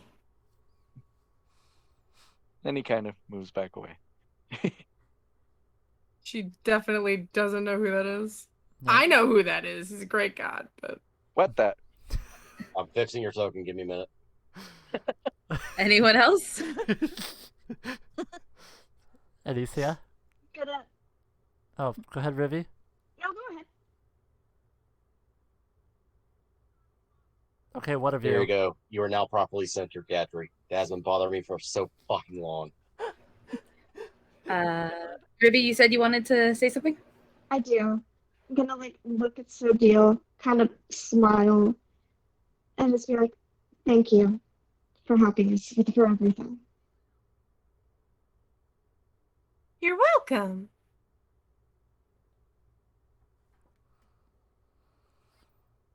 All right, Anysia? Okay, bye. Spet and Tyrus, you want to say anything? Tyrus is currently looking at this little sprite, kind of poking at it. Okay, so Oh my god. we'll get to that. Perks up, in a looks minute. over. Oh. It has been quite the adventure, Soldeal. I thank you for your aid in keeping me safe. During my supposed travels across the dimensions.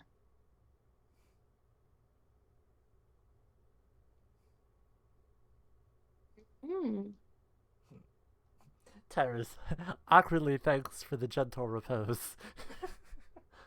Yeah, that too. Speaking of, and he walks back over. He actually walks over to Sodil, and he hands her the 2 copper. Aw, how nice of him. I won't be needing these anymore. They definitely weren't hers, but she's gonna take them. He does Like, not she know that. definitely borrowed 2 copper from someone else. Yeah, from He Tambrick. does not know that. Tambrick doesn't need the 2 copper back. She can keep it. That's fine. She doesn't. No, she accepts it. She's like, yeah, it's mine now. Yeah. He does not know that at all. He was like, "This was part of your ritual. I'm assuming these are your material components, so you can have them back." She's gonna use that 2 copper to buy another thing of string. She's gonna make Lamora a teeth necklace. Aw. As Tyrus over here, here's a memento to remember us by. Immediately, as soon as we turn around, all right, so I'm gonna buy this stream. All right. As you say your final goodbyes, Lemura figures out how to say the spell. Butcher this. Oh, whatever. Oh, and Spinton is going to do something as well. Oh, my bad. I forgot he was there because you are him. Yep. And he is you. He comes up. He is we. You know, somewhat little timid, but he comes up and he gives a little hug around the waist. No words, but you know. Lamora's gonna just look down at him, smiling. The sweetest ones always die first. I don't have anything cute I can do with a cantrip or a first level spell, so I will simply not do anything, and I will smile and I will pet him on the head. He's so freaking cute. His little goat ears kind of give a little twitch, and he gives a little smile. Lamora's gonna look down at Fenton, using thaumaturgy to make her, as she blinks, her eyes switch colors, and then they switch back, and she's like, the sweetest ones always die the quickest. And she's gonna look at Tyrus. Look at Tyrus. Around. Look at the Tyrus and go. It's just like making it so that he's still hugging her, but now he is completely on the other side of Sodil from Lemura. And Lumora's gonna look up at Tyrus and go, you must have been very sweet. And Brooke's just gonna go, not really. Not really. Be nice, Brooke. If I'm gonna be honest, I was a bit of an ass. An arrogant ass, but I do get my soul back, and hopefully we'll work on that. We can all work on being less of asses together. On that note, Lemora. Lumora is going to bring Soul Deal over. She's going to shoo Tyrus and Spittin away. Spittin, let's I don't know how like this eyes radius behind. thing works. Would rather not take anyone else with her. The body that's on the ground, but right beside her just rolls down the hill. You give it a little Just- kick. Yeah, Just gonna pull out just one of those like lightly nudge the golf ball into the hole. she's going to go I always butcher these things.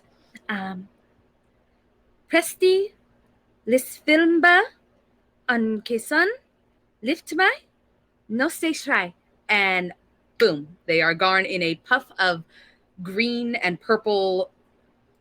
Looking at it, it's literally what you would see in a movie where you would see the fucking toxic gas, and it just leaves behind a shape of a skull wearing a little mushroom hat. Oh my god! Aww. They're dead. We're gonna take Absolutely. so a Like, quick pause. she says, Well, sorry. So a quick pause. Thank you so much for to Swap for being our first guest. My gosh, thank you for having Yes, me. thank It was you. so fun. Thank you so much. Before you end up leaving, we have a gift from us to you. What? Yep. Max, you want to go ahead? Gifts? Post it in player session chatter, and I'll pull it up on stream. All right. Okay. And then obviously part 2, you can handle that. Mm-hmm. Kai. Here we go. Oh gosh, that's so cute. It's your how do you want to do this moment. Aww. Oh my goodness. Every single one of us has our signatures down there for Oh, Yep. thank you. And We a, wanted to do something and a special for you. and an Amazon gift card will be sent to your email. Wait, what? Yeah, Pay the you order's off. already been placed. It says it within 5 minutes it should be there. Yep. Oh my you. gosh, we're thank paying you. you off. Please make sure to give us a 5-star Yelp review. If you give us a 5-star Yelp review, the first thing Lumora and Soldiel does is go on a date. This is too much. I'm really just out here like, man, no, the potential for a spooky girlfriend was enough. I got a picture and a gift card. Y'all are too And nice. I mean, when we talked and earlier, a hug from the small. yes, when we were talking earlier about your exit, and you were like, "Oh, just this or this," I'm like, "Oh, I know exactly who Soldiel needs right now to handle this." And Soldiel would die for her, and she would kill for her. Like, oh, I ship it. I would also die for her. Oh my god. Yeah. But yeah, no. No, you don't understand. Like, instantaneous, I'm in love. But yeah, no. I forget. Did Spittin actually take that one spell? Yeah. What's it called? Oh, it's the one where you get to marry people. Oh, ceremony. Yeah, ceremony. I don't think he has it. He'll probably learn it sometime. Come back for a little marriage, but yeah, right. Thanks so much. Wedding in the Feywild. Yeah, we loved having you here. I loved having you here. I loved being here. You've been amazing. We love you. We love you. I love you guys. Don't be a stranger. Of course not. And hopefully we'll see you back sometime. Yeah, hopefully. And if there, it would be really cool to have like a one shot where Lumora and Soldiel are on a mission together. Oh, bro, you know I'd come back. I mean, we could definitely have somebody else DM it because we also have a new DM that joined. That's my spooky wife. Not yet, but like we're gonna get there. I promise.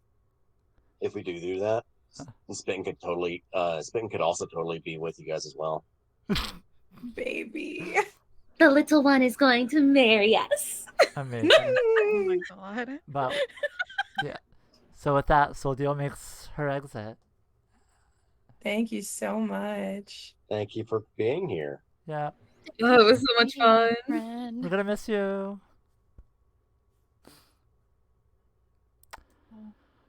The rest of you. Hearts in chat for Swath Sheep. Yeah, Swath Sheep. Everyone go check her out. Y'all are too sweet. I'm happy I set that up.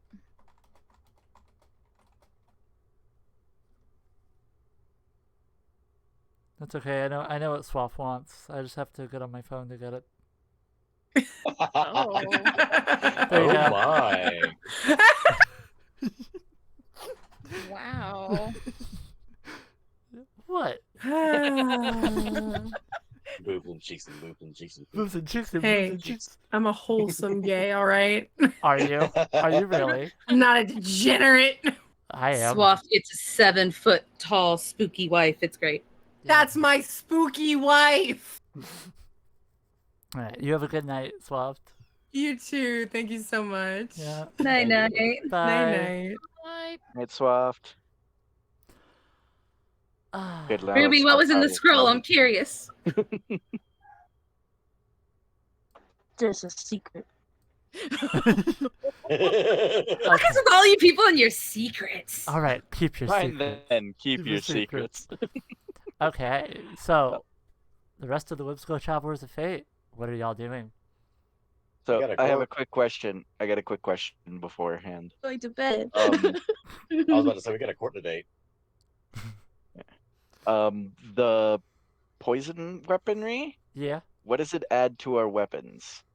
Oh yeah, I need to do that for Spittin too. Yeah. Max, go ahead. Just put that in player session chatter, and let's go ahead and continue because we need to wrap it up. Okay. Cool. Good night, Ruby. Hi, Ruby. Night. I'll autopilot. Yes. You spent the rest of your night doing that, and you can change your subclass. Love Vixen. All right. Such a good episode, guys. Yeah, so far pretty good. Yeah. Who did? Sorry, real quick. Who did Soldiel hand the workbench papers to? Brooke. Okay, I'll get to those later. They're interesting. Okay, so a con save of 14, and if they fail, you all get 2d8 poison damage. Okay, so they need to make a con save. Yes, a 14. Fail is Go what? ahead and add that in notes for those who took it. It would be how much damage? 2d8. 2d8. Rivy's got some poison arrows! Just what Rivy needed. Gadry's got a Gadry poison needed. mace. So does Fenton. And Spenton ain't even gonna be here that long, but it's fine. No. You don't know. Oh god, are we taking Spenton out of the Feywilds? We thought Soldeal would only be here for like a session or two, so. She's been here for 4. I mean, Spenton did get all. I mean, Spenton did get all wide-eyed and interested once he found out you guys were from the material plane. He literally went up to the brick and goes, "What's that like?" Fucking shit. So, Same. are we gonna be taking a long rest? Well, I mean, are you guys gonna do it in the middle of this mushroom forest? I was just gonna say, do you guys want to turn around and, start heading to Anisia's house, maybe rest there, and then go to court? Probably not a bad idea. Suing you all. Yeah, let's do that. I'm like, wait, what port? Court. Brooke's suing you all for emotional damage. Port. I'm like, there's no port. So Brooke can dream. Before everybody leaves, Gadry's gonna move over to the body of the mother. Yeah, the mother. Yep. And Yeah, I was gonna say, he's gonna perform the last rites and all that good stuff. Yeah, that's perfectly fine. You do. Should we bury her? He was gonna look to Anysia and he says, "Should we bury her or should we take her back to the village?" The children walk over next to you. Spenton would actually help out, by the way, with that. Nisia's gonna look down at them and ask which they prefer. Well, our house is next to yours, so we could bury her in the backyard. Bury her right on the property line. It's where? Next to hers? God damn! So it may or may not have been the house that had not only a giant rock come through it, but a giant ape pick up and throw it at Anysia. Anysia, you need to tell your moms that they have 2 new kids. Oh no! I'm like, they already have 5 of those little shits. I don't think they have one anymore. You never know. Tyrus looks over to Ruby. I mean, we are not having kids on the ship. It is far too dangerous. Well, I guess if somebody looking over at Gadry could assist in carrying their mother's remains, and we can definitely bury her in the village. So you all load up on the spectral corgi. Make your way back. Making our way back. As you leave, you guys hear. See you soon. Fuck you, not there.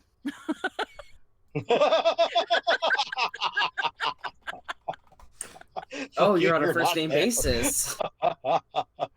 So yeah, I just read what freaking Tyrus put in the freaking chat thing. No, Armand's not allowed to handle the money. No. Armand handles holding all of the flasks. So I was about no, you turn him into a coin purse. I turned him into a bag, and the eyes are big enough to be coin purses, but he holds all the flask, all her alcohol. Also, inside the papers, you find 3 owl feathers, Brooke. Brooke's eyes are now sparkling like, so you guys, finally! So you guys make it back over to the village. which is, you know, a little bit around the corner. You guys followed the rocks here for a hot minute, but nothing really gets in your way. There aren't any encounters or anything. Back to the village, Skelly. Hi ho, Entire Silver. time. Which one was it again? You need to label these better. Screw you. Feywild. I'm like, Feywild 03. Actually, they are in order. Feywild Portal 1, 3. Well, okay, well now they're shifted, but no. So 1, 3, Anysia Home, Fey Forest 1, Fey 2, Fey Court Interior. Screw you, I named them fine. So as we walk, can Brooke look at Is anyone missing their things? I can't see shit. Ruby Brooke, adoring fan. Dead. Ruby. Also, Ruby's on auto. There's a Gadry. Yep. Oh yeah, We're and missing the There's two key. rubies. when you guys come back, you see the illusory dragon dipping their head into the pool, and they look over at you guys, and almost with like a sad little creepy smile that reminds you of Soul Deal, you watch as they fade away, the end of their magic.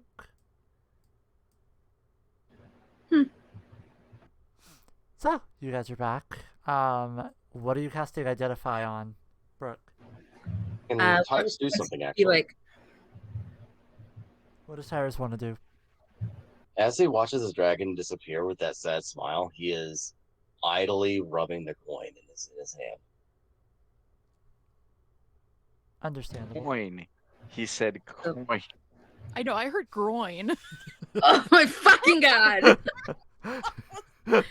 It was a wholesome moment. For all of 2 Yeah, seconds. no, his coin. He is rubbing between his fingers. It's not helping. Anyway. So yes, he's what is Tyrus thinking about while he rubs his coin? Coin. He is rubbing his coin, kind of doing the little run the coin across the fingers before he rubs it again. And he's thinking about his deal that he's made as he looks down at the coin after the dragon has disappeared. And he looks at the coin's edge. Understandable. Noted. So, Brooke, once they're inside, Brooke is going to When you're not inside, were you casting it on the back of the corgi? No. Oh. Because you guys haven't gone inside yet. You guys are outside. Yeah, we just Okay. just I was gonna say, as we were traveling through, on our way back, Brooke is gonna kind of look at Anysia and go, and inside Anisia's head, because she's only said this to Tyrus, Anysia, and Tambrix. No one else here who was like bidding Soul Deal, fond farewells, and such know this. She's like, I heard the voice of the one in Soul Deal's head again, and he said something about there being hope for me. Promise. So I'm promise for me. Though I am not 100% what it is. I feel as if maybe that is one thing on our list of many, many things that we don't have to worry about for now. Anysia can't reply, but yeah, she's just letting her know. You just kind of see Anysia just kind of just nod. Like, yep, I got that. Cool. Still hoping to kill shit, but that's fine.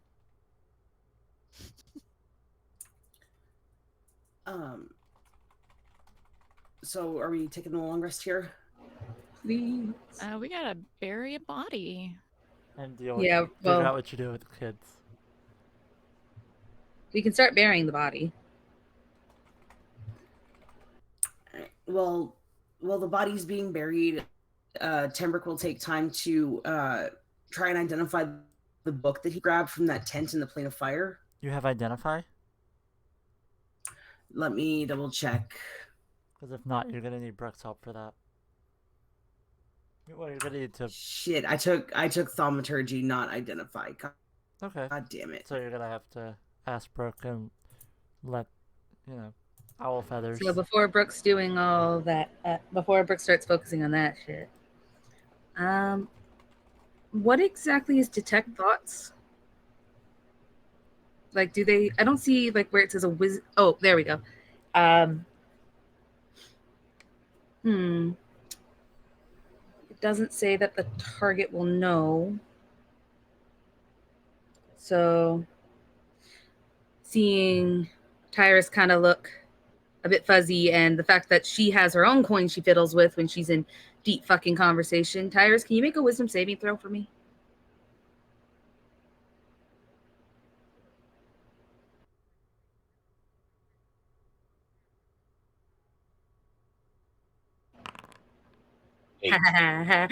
Okay, so she's detecting thoughts on you. And that's surface thoughts, right?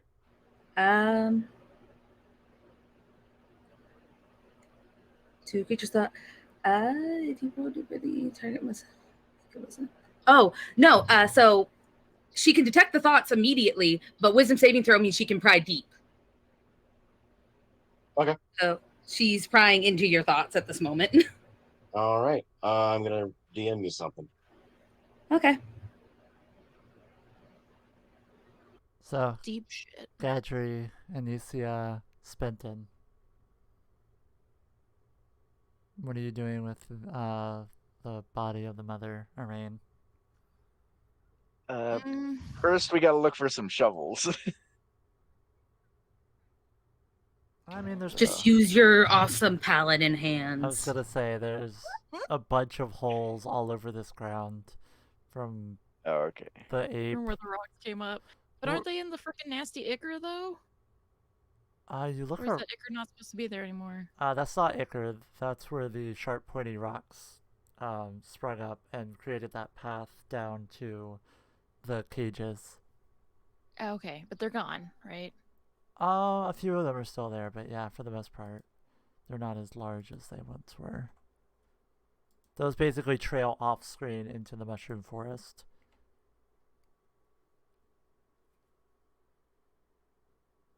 Okay, not by the creepy rocks. Because we don't need her coming back to life and trying to kill us. Which one was their house? The one next to Anysia. This one? Yeah, that one. Okay. That's the one that the critter picked up and threw at Anysia. The remains are actually like the rubble is like what's left on the side in front of Anisia's house where she took a whole house to the face. Fired. It's fired.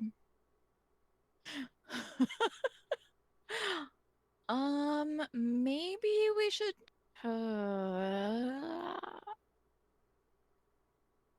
Their house got thrown at me. So maybe I should make a nice little garden where their house kind of was, and we bury her there. That's sweet.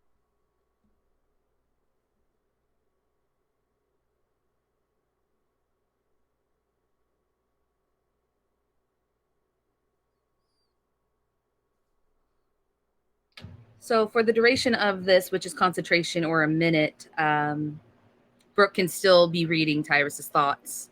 Mm-hmm. So she's like, "Oh God, what?" So while everyone's deciding, where to bury her, she's gonna put her hand on Tyrus's arm and kind of walk with him a little bit to the side. Tyrus. Game is paused, so I can't move. Tyrus takes the coin, palms it, and looks to her. And follows her where she takes him. Oop, that is not Tyrus. Anisia's just like, "I'll come." Also, guys, we are number 4 in the top spot on Twitch under D&D. Nice. Woo! Woo! You're on the board. That's because we're fucking Yeah. crazy. That's because of the freaking shipping of Lumora and Soldeal. That got us there. The undead No, it's shipping is the best kind of shipping. it's because of Tyrus rubbing his coin. No. Stop. It's because of shirtless Gadry, but maybe it's just all of the above.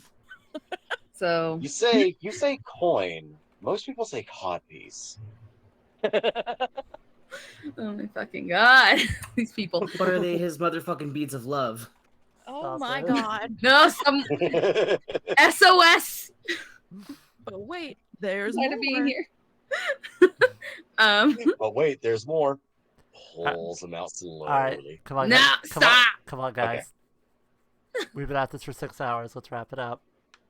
So Brooke's gonna look at Tyrus, and while she's reading his thoughts, she's gonna ask him.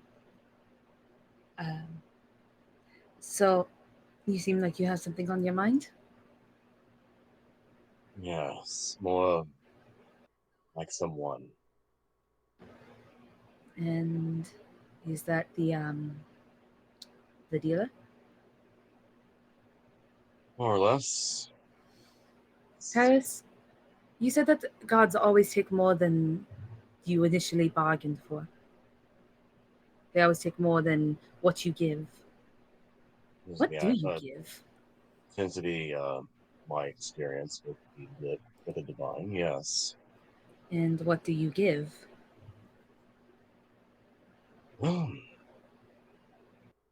Well, it was more whenever you make a bargain with a deity, whether it be a god, demon, whatever you may be believing in,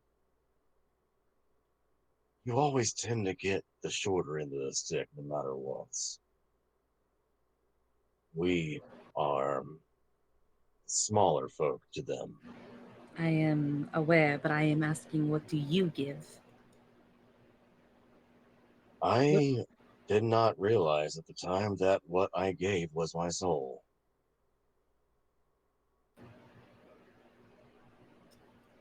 And I know that patrons and such often ask you to do things. What did they ask you to do? Is at this point you see an image pop in his head. I'm going to DM it to you. Actually, So, you know what? No, I'm not going to DM it to you. okay. So this is only Brooke knows this, but you guys as players get to know. An image pops in your head, and you see there's a still image, no movement, but you see what looks to be some cellar of some kind, or some kind of storage space, and you see what looks to be wine casks running along the walls. And in the middle of the room, looking down, is a shadowy figure with soft red glowing eyes and a familiar wide rimmed hat. Brooke, you definitely recognize the grin on what you're seeing. Continue. And you hear Tyrus saying, I was given a second chance from my life of Squalor.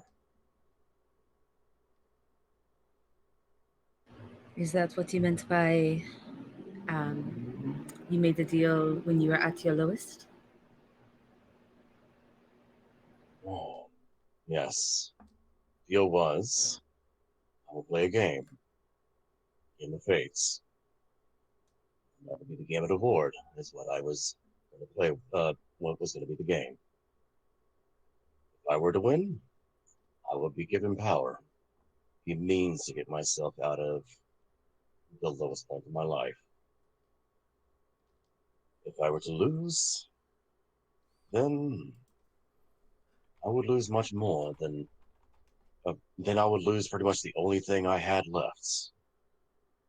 At that point, I didn't realize what I had left since I was literally at the lowest point of my life. It was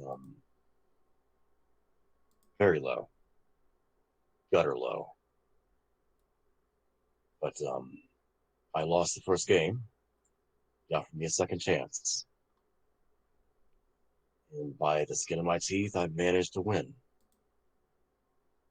And we shook hands. And he went away. Every now and then he would come around, but I gained the abilities that I have. And you watch as he flicks a card up. And what you would expect to see the card hover falls into his hand and bubbles out and lands on the ground. And that gives him pause, and he looks down at the ground, staring at the card. Well, It seems my deal has been cashed in. I do have one more question for you before we return back to the group. And she's going to pull out the 3 tarot cards, the Emperor, the Tempest, Temperance, and the Death card. When I went near you before, you seemed to have, when you left existence, these fell out of your sleeve directly in front of me. It is weird because Temblix had your tarot deck, yet these were not with them. The thing about raiding tarot cards is sometimes you stack the deck to aid someone in finding a path. But these I did not stack. You know which way they were facing. The Emperor was upside down, the Temperance was upside down, and what did you say the death one was? Right side up. And the death card was right side up. The thing that caught my attention the most is this one, though, and she kind of holds up the Temperance because she's kind of gonna glance back and go, only Temperance knows this, but my last name is Templice. So that one caught my eye the most out of all of them. Well, temperance reversed generally means imbalance or in excess. Realignment is needed. She kind of gives a weak chuckle, like, no shit. The other two, Emperor. Emperor reversed is domination, need for excessive control, but you lack discipline and tend to have inflexibility. Death, however, uprights. It means several things. In an ending, some form of transformation or transition, or it could be a change is needed or will have happened. Either way, it will be sudden. Well, let's hoping it's just. Let's hope that it's not, the whole change thing and, endings and then changes, because that could mean that I die and, oh, there goes my soul into the Luxon again. So. Well, that's the thing about the death card. First, you do see death, but the card's meaning does not actually mean death. It means a sudden change, a big change. And usually the biggest change in life to anyone is death. So it's more of a metaphorical than an actual literal meaning. Well, once again, let's hope that it does not mean I am going to be seeing the Luxon anytime soon. Hope that as well. And this is for the future. This one, she's going to touch Temperance, is for the current. And she's going to look at the Emperor with kind of like a foul taste in her mouth, and she's like, that is the past. Well, who knows? Maybe this is just a stupid coincidence. I don't put much faith in tarot cards anyway. Let's head back to the group. Yes. She's gonna walk with him back to. Before we do, Might I have this back, please? What? Might I have this back, please? Oh, she handed them to him. He slips them back in his deck. I am missing one, though. But he says that to himself, like lowly. But if you are still like reading his mind, you do hear that. Concentration.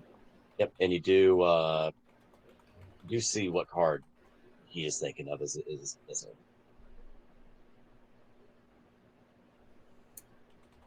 What card is it? Okay. And she's going to pat him on the back and walk back to the others with him.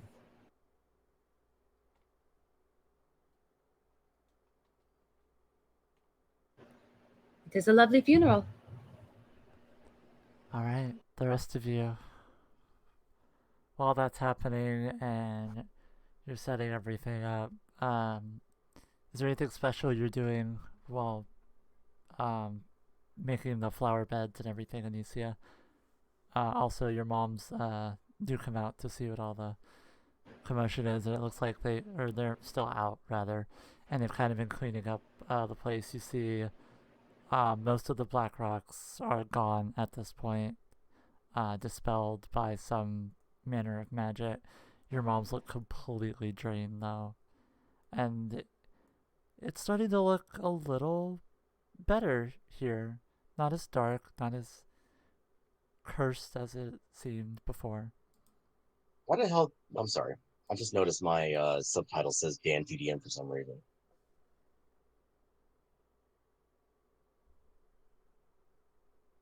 Mm-hmm. Okay. I would say you set the name. No. The what's it called? The caption. For whatever reason, it said that I said Dan TDM. I don't know what I said to cause that. It's not perfect. Yeah. I apologize for the derailment. That just caught my eye. I was like, wait, what?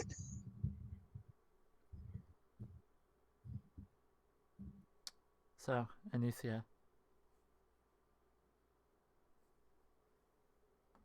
God, this is hard. You're okay. No, just because this is kind of a sucky thing to have to do. Yeah. Welcome to D&D.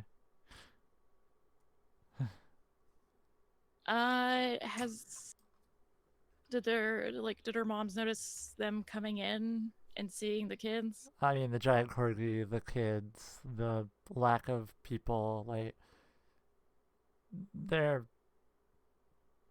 Amina looks a lot calmer, is back in her normal spring form.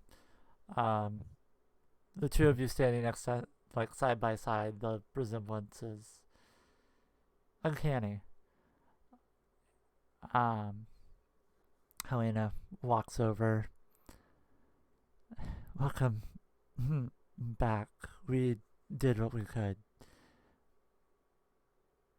What did you find?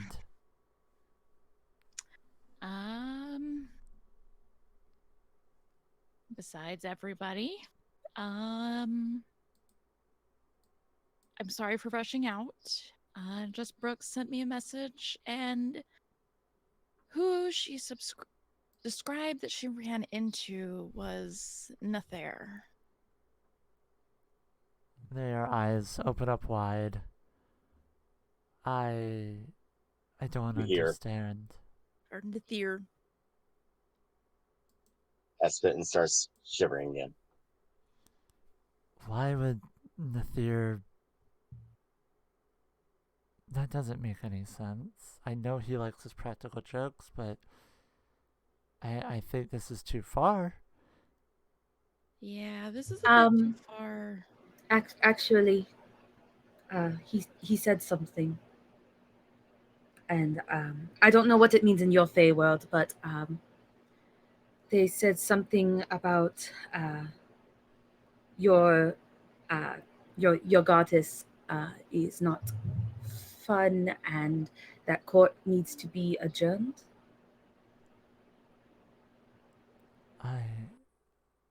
A coup? He's planning a coup? Right. Who is he working with then? The only one that would have the power to stand up to the summer court or the winter court, just the courts in general, would be the... Oh no. The Queen of Air and Darkness. And you watch as Helena walks over. The damned Shadowfell.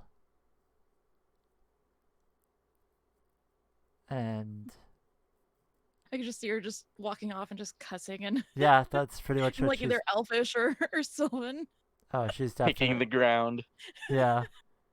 That damned Shadowfell. And she runs off, cursing and Sylvan off to the other side of the house, taking a moment for herself.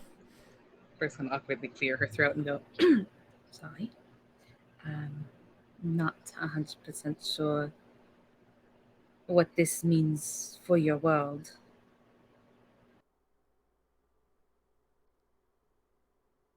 A lot of scary stuff. You kind of imagine a god court jester deciding that he wants to overthrow one of the queens of the Feywild. Anysia, if he doesn't just want one, if he's working with the Queen of Air and Darkness, she is going to want all of it. You can't be here for this. You need to go.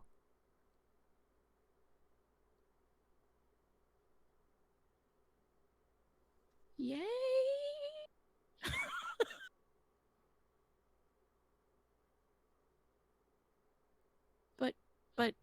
but Don't we need to speak with your goddess first? And she kind of like glances at Tyrus. And possibly even give her a warning about this? Helena walks back. Knowing Titania, she's already on it. It is better to make sure that they know and not just leave it up to possibly. Onisa's gonna look over at Spenton. Wasn't that you said something about you had to meet with Titania? Yeah, I was going to talk to her about all this. It's a lot worse than I imagined. It was so widespread. I knew I was way out there when I first noticed this, and figured if it was out there, she should know.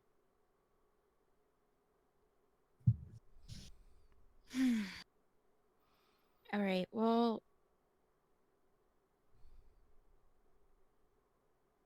I guess we'll first do a burial and I guess get prepped. At that moment, you see the two kids walk from behind Brooke, because they've been clinging to her legs the entire time.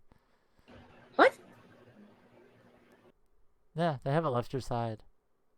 Wait, so they were there when I was talking with Tyrus? Uh-huh.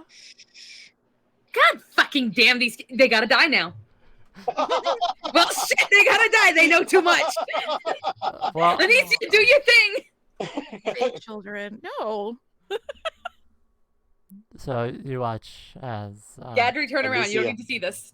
Anysia, code circus children. Code circus children. So you watch as they come from behind and they walk over to the to Anisia's mom's. Helena looks down. So Iran is gone. And Amina starts bawling profusely, actually. They had a pretty damn close relationship. After my marriage to her, I was gonna go for that one. What? God damn it. They don't marry. They do not. Yeah, but you said it was like a contract-based thing, and like after a while they decide they want to renew. She's just like, that was gonna be my other contract. Damn it. So, Anysia, you might know this. When you were little, Aran used to watch you and everything. Looking at how upset your mom is, how frustrated Helena is, and remembering just that fact, you're pretty sure you could put 2 and 2 together at this point. That Aran was, if not just Amina's partner, then potentially Helena's as well.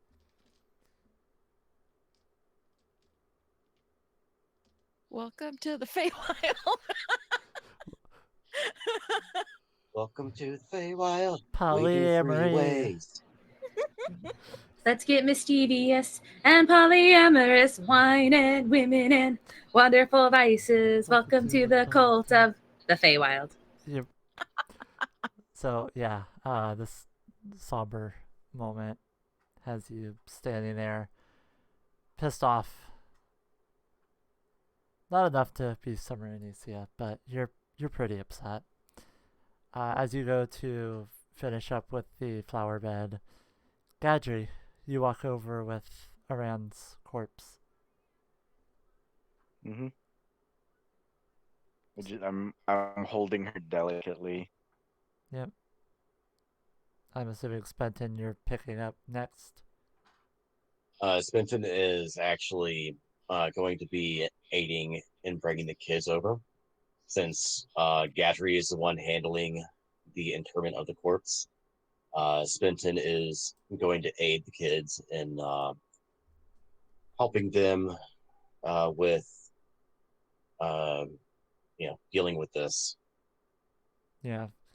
The kids walk over to the glowing flowers and start, picking them up and wrapping them with a little bit of cord that they have and making just a glowing bouquet of flowers to put, intern her with as they stand next to Spenton, holding them. Nice to say something. You are. Let her know how much she meant to you. Right. Camila walks up, flowers in hand. We're gonna miss you. And we don't know what life's gonna be like for us now, but we're gonna try our best. And we'll always behave. And starts tearing up. Just feel better now. And she puts her bouquet down and walks over next to Rivi and just grabs her hand tightly and buries her face in Rivi's body. Ruby's gonna kind of just rub her head and just kind of reassure her. Like, not that it's okay, because it's not, but that you're going to be okay. Yeah, that comfort. Yeah. Embrace. Yeah. Especially coming from another mom. Mm-hmm. Kolish is going to take his flowers and angrily throw it down on top of her body. You left. You promised you wouldn't. First Dad, now you. Why? He feels a little hand. He feels a hand on his shoulder. Why? She didn't leave. She didn't leave you. Thing about passing on is that they are still with you. And he gives a little tap on his chest. In here And tap on his forehead. and in here. You remember her and you love her and she'll stay alive through you. He kind of looks down and at his heart, starts tearing up. I'm gonna get strong. I'm gonna get them back. I promise. And runs over to the other side of Rivy and very childishly just buries his face into her.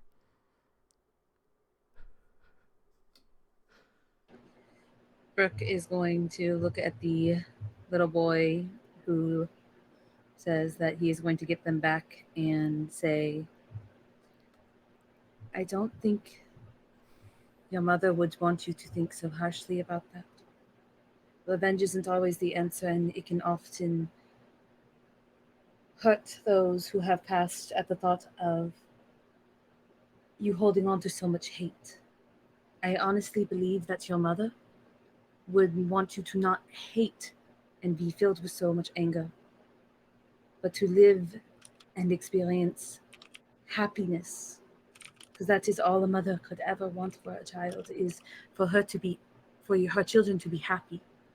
So do not grow stronger so that you may exact revenge, but grow stronger so that you may help protect those who need it. He doesn't respond. He's too busy bawling. And you guys... Anisia's gonna walk over, put her hand on his shoulder. Also, I got this. You don't need to grow up in revenge or anything like that. I got this. If not, Titania will take care of it. Kind of sniffs and nods. And as you guys stand there, finishing interring Arain, you watch as Amina and Helena's eyes flash, and the entire flower garden, along with her body, is encased in like this magical diamond-looking tomb.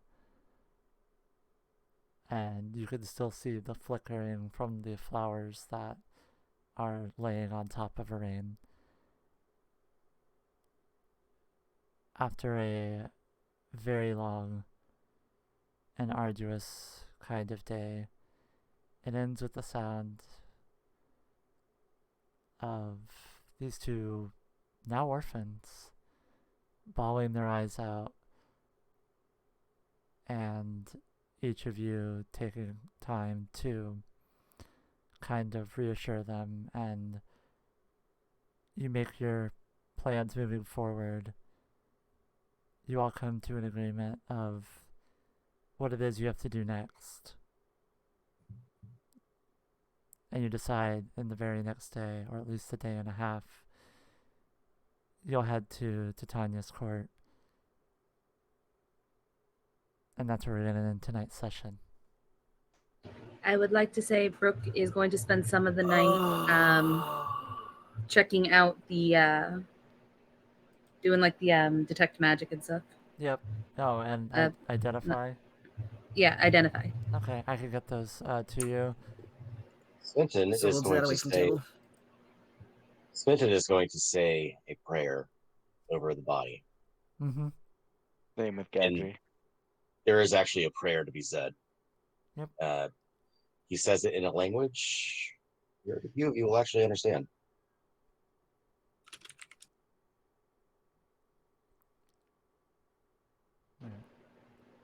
What language is it?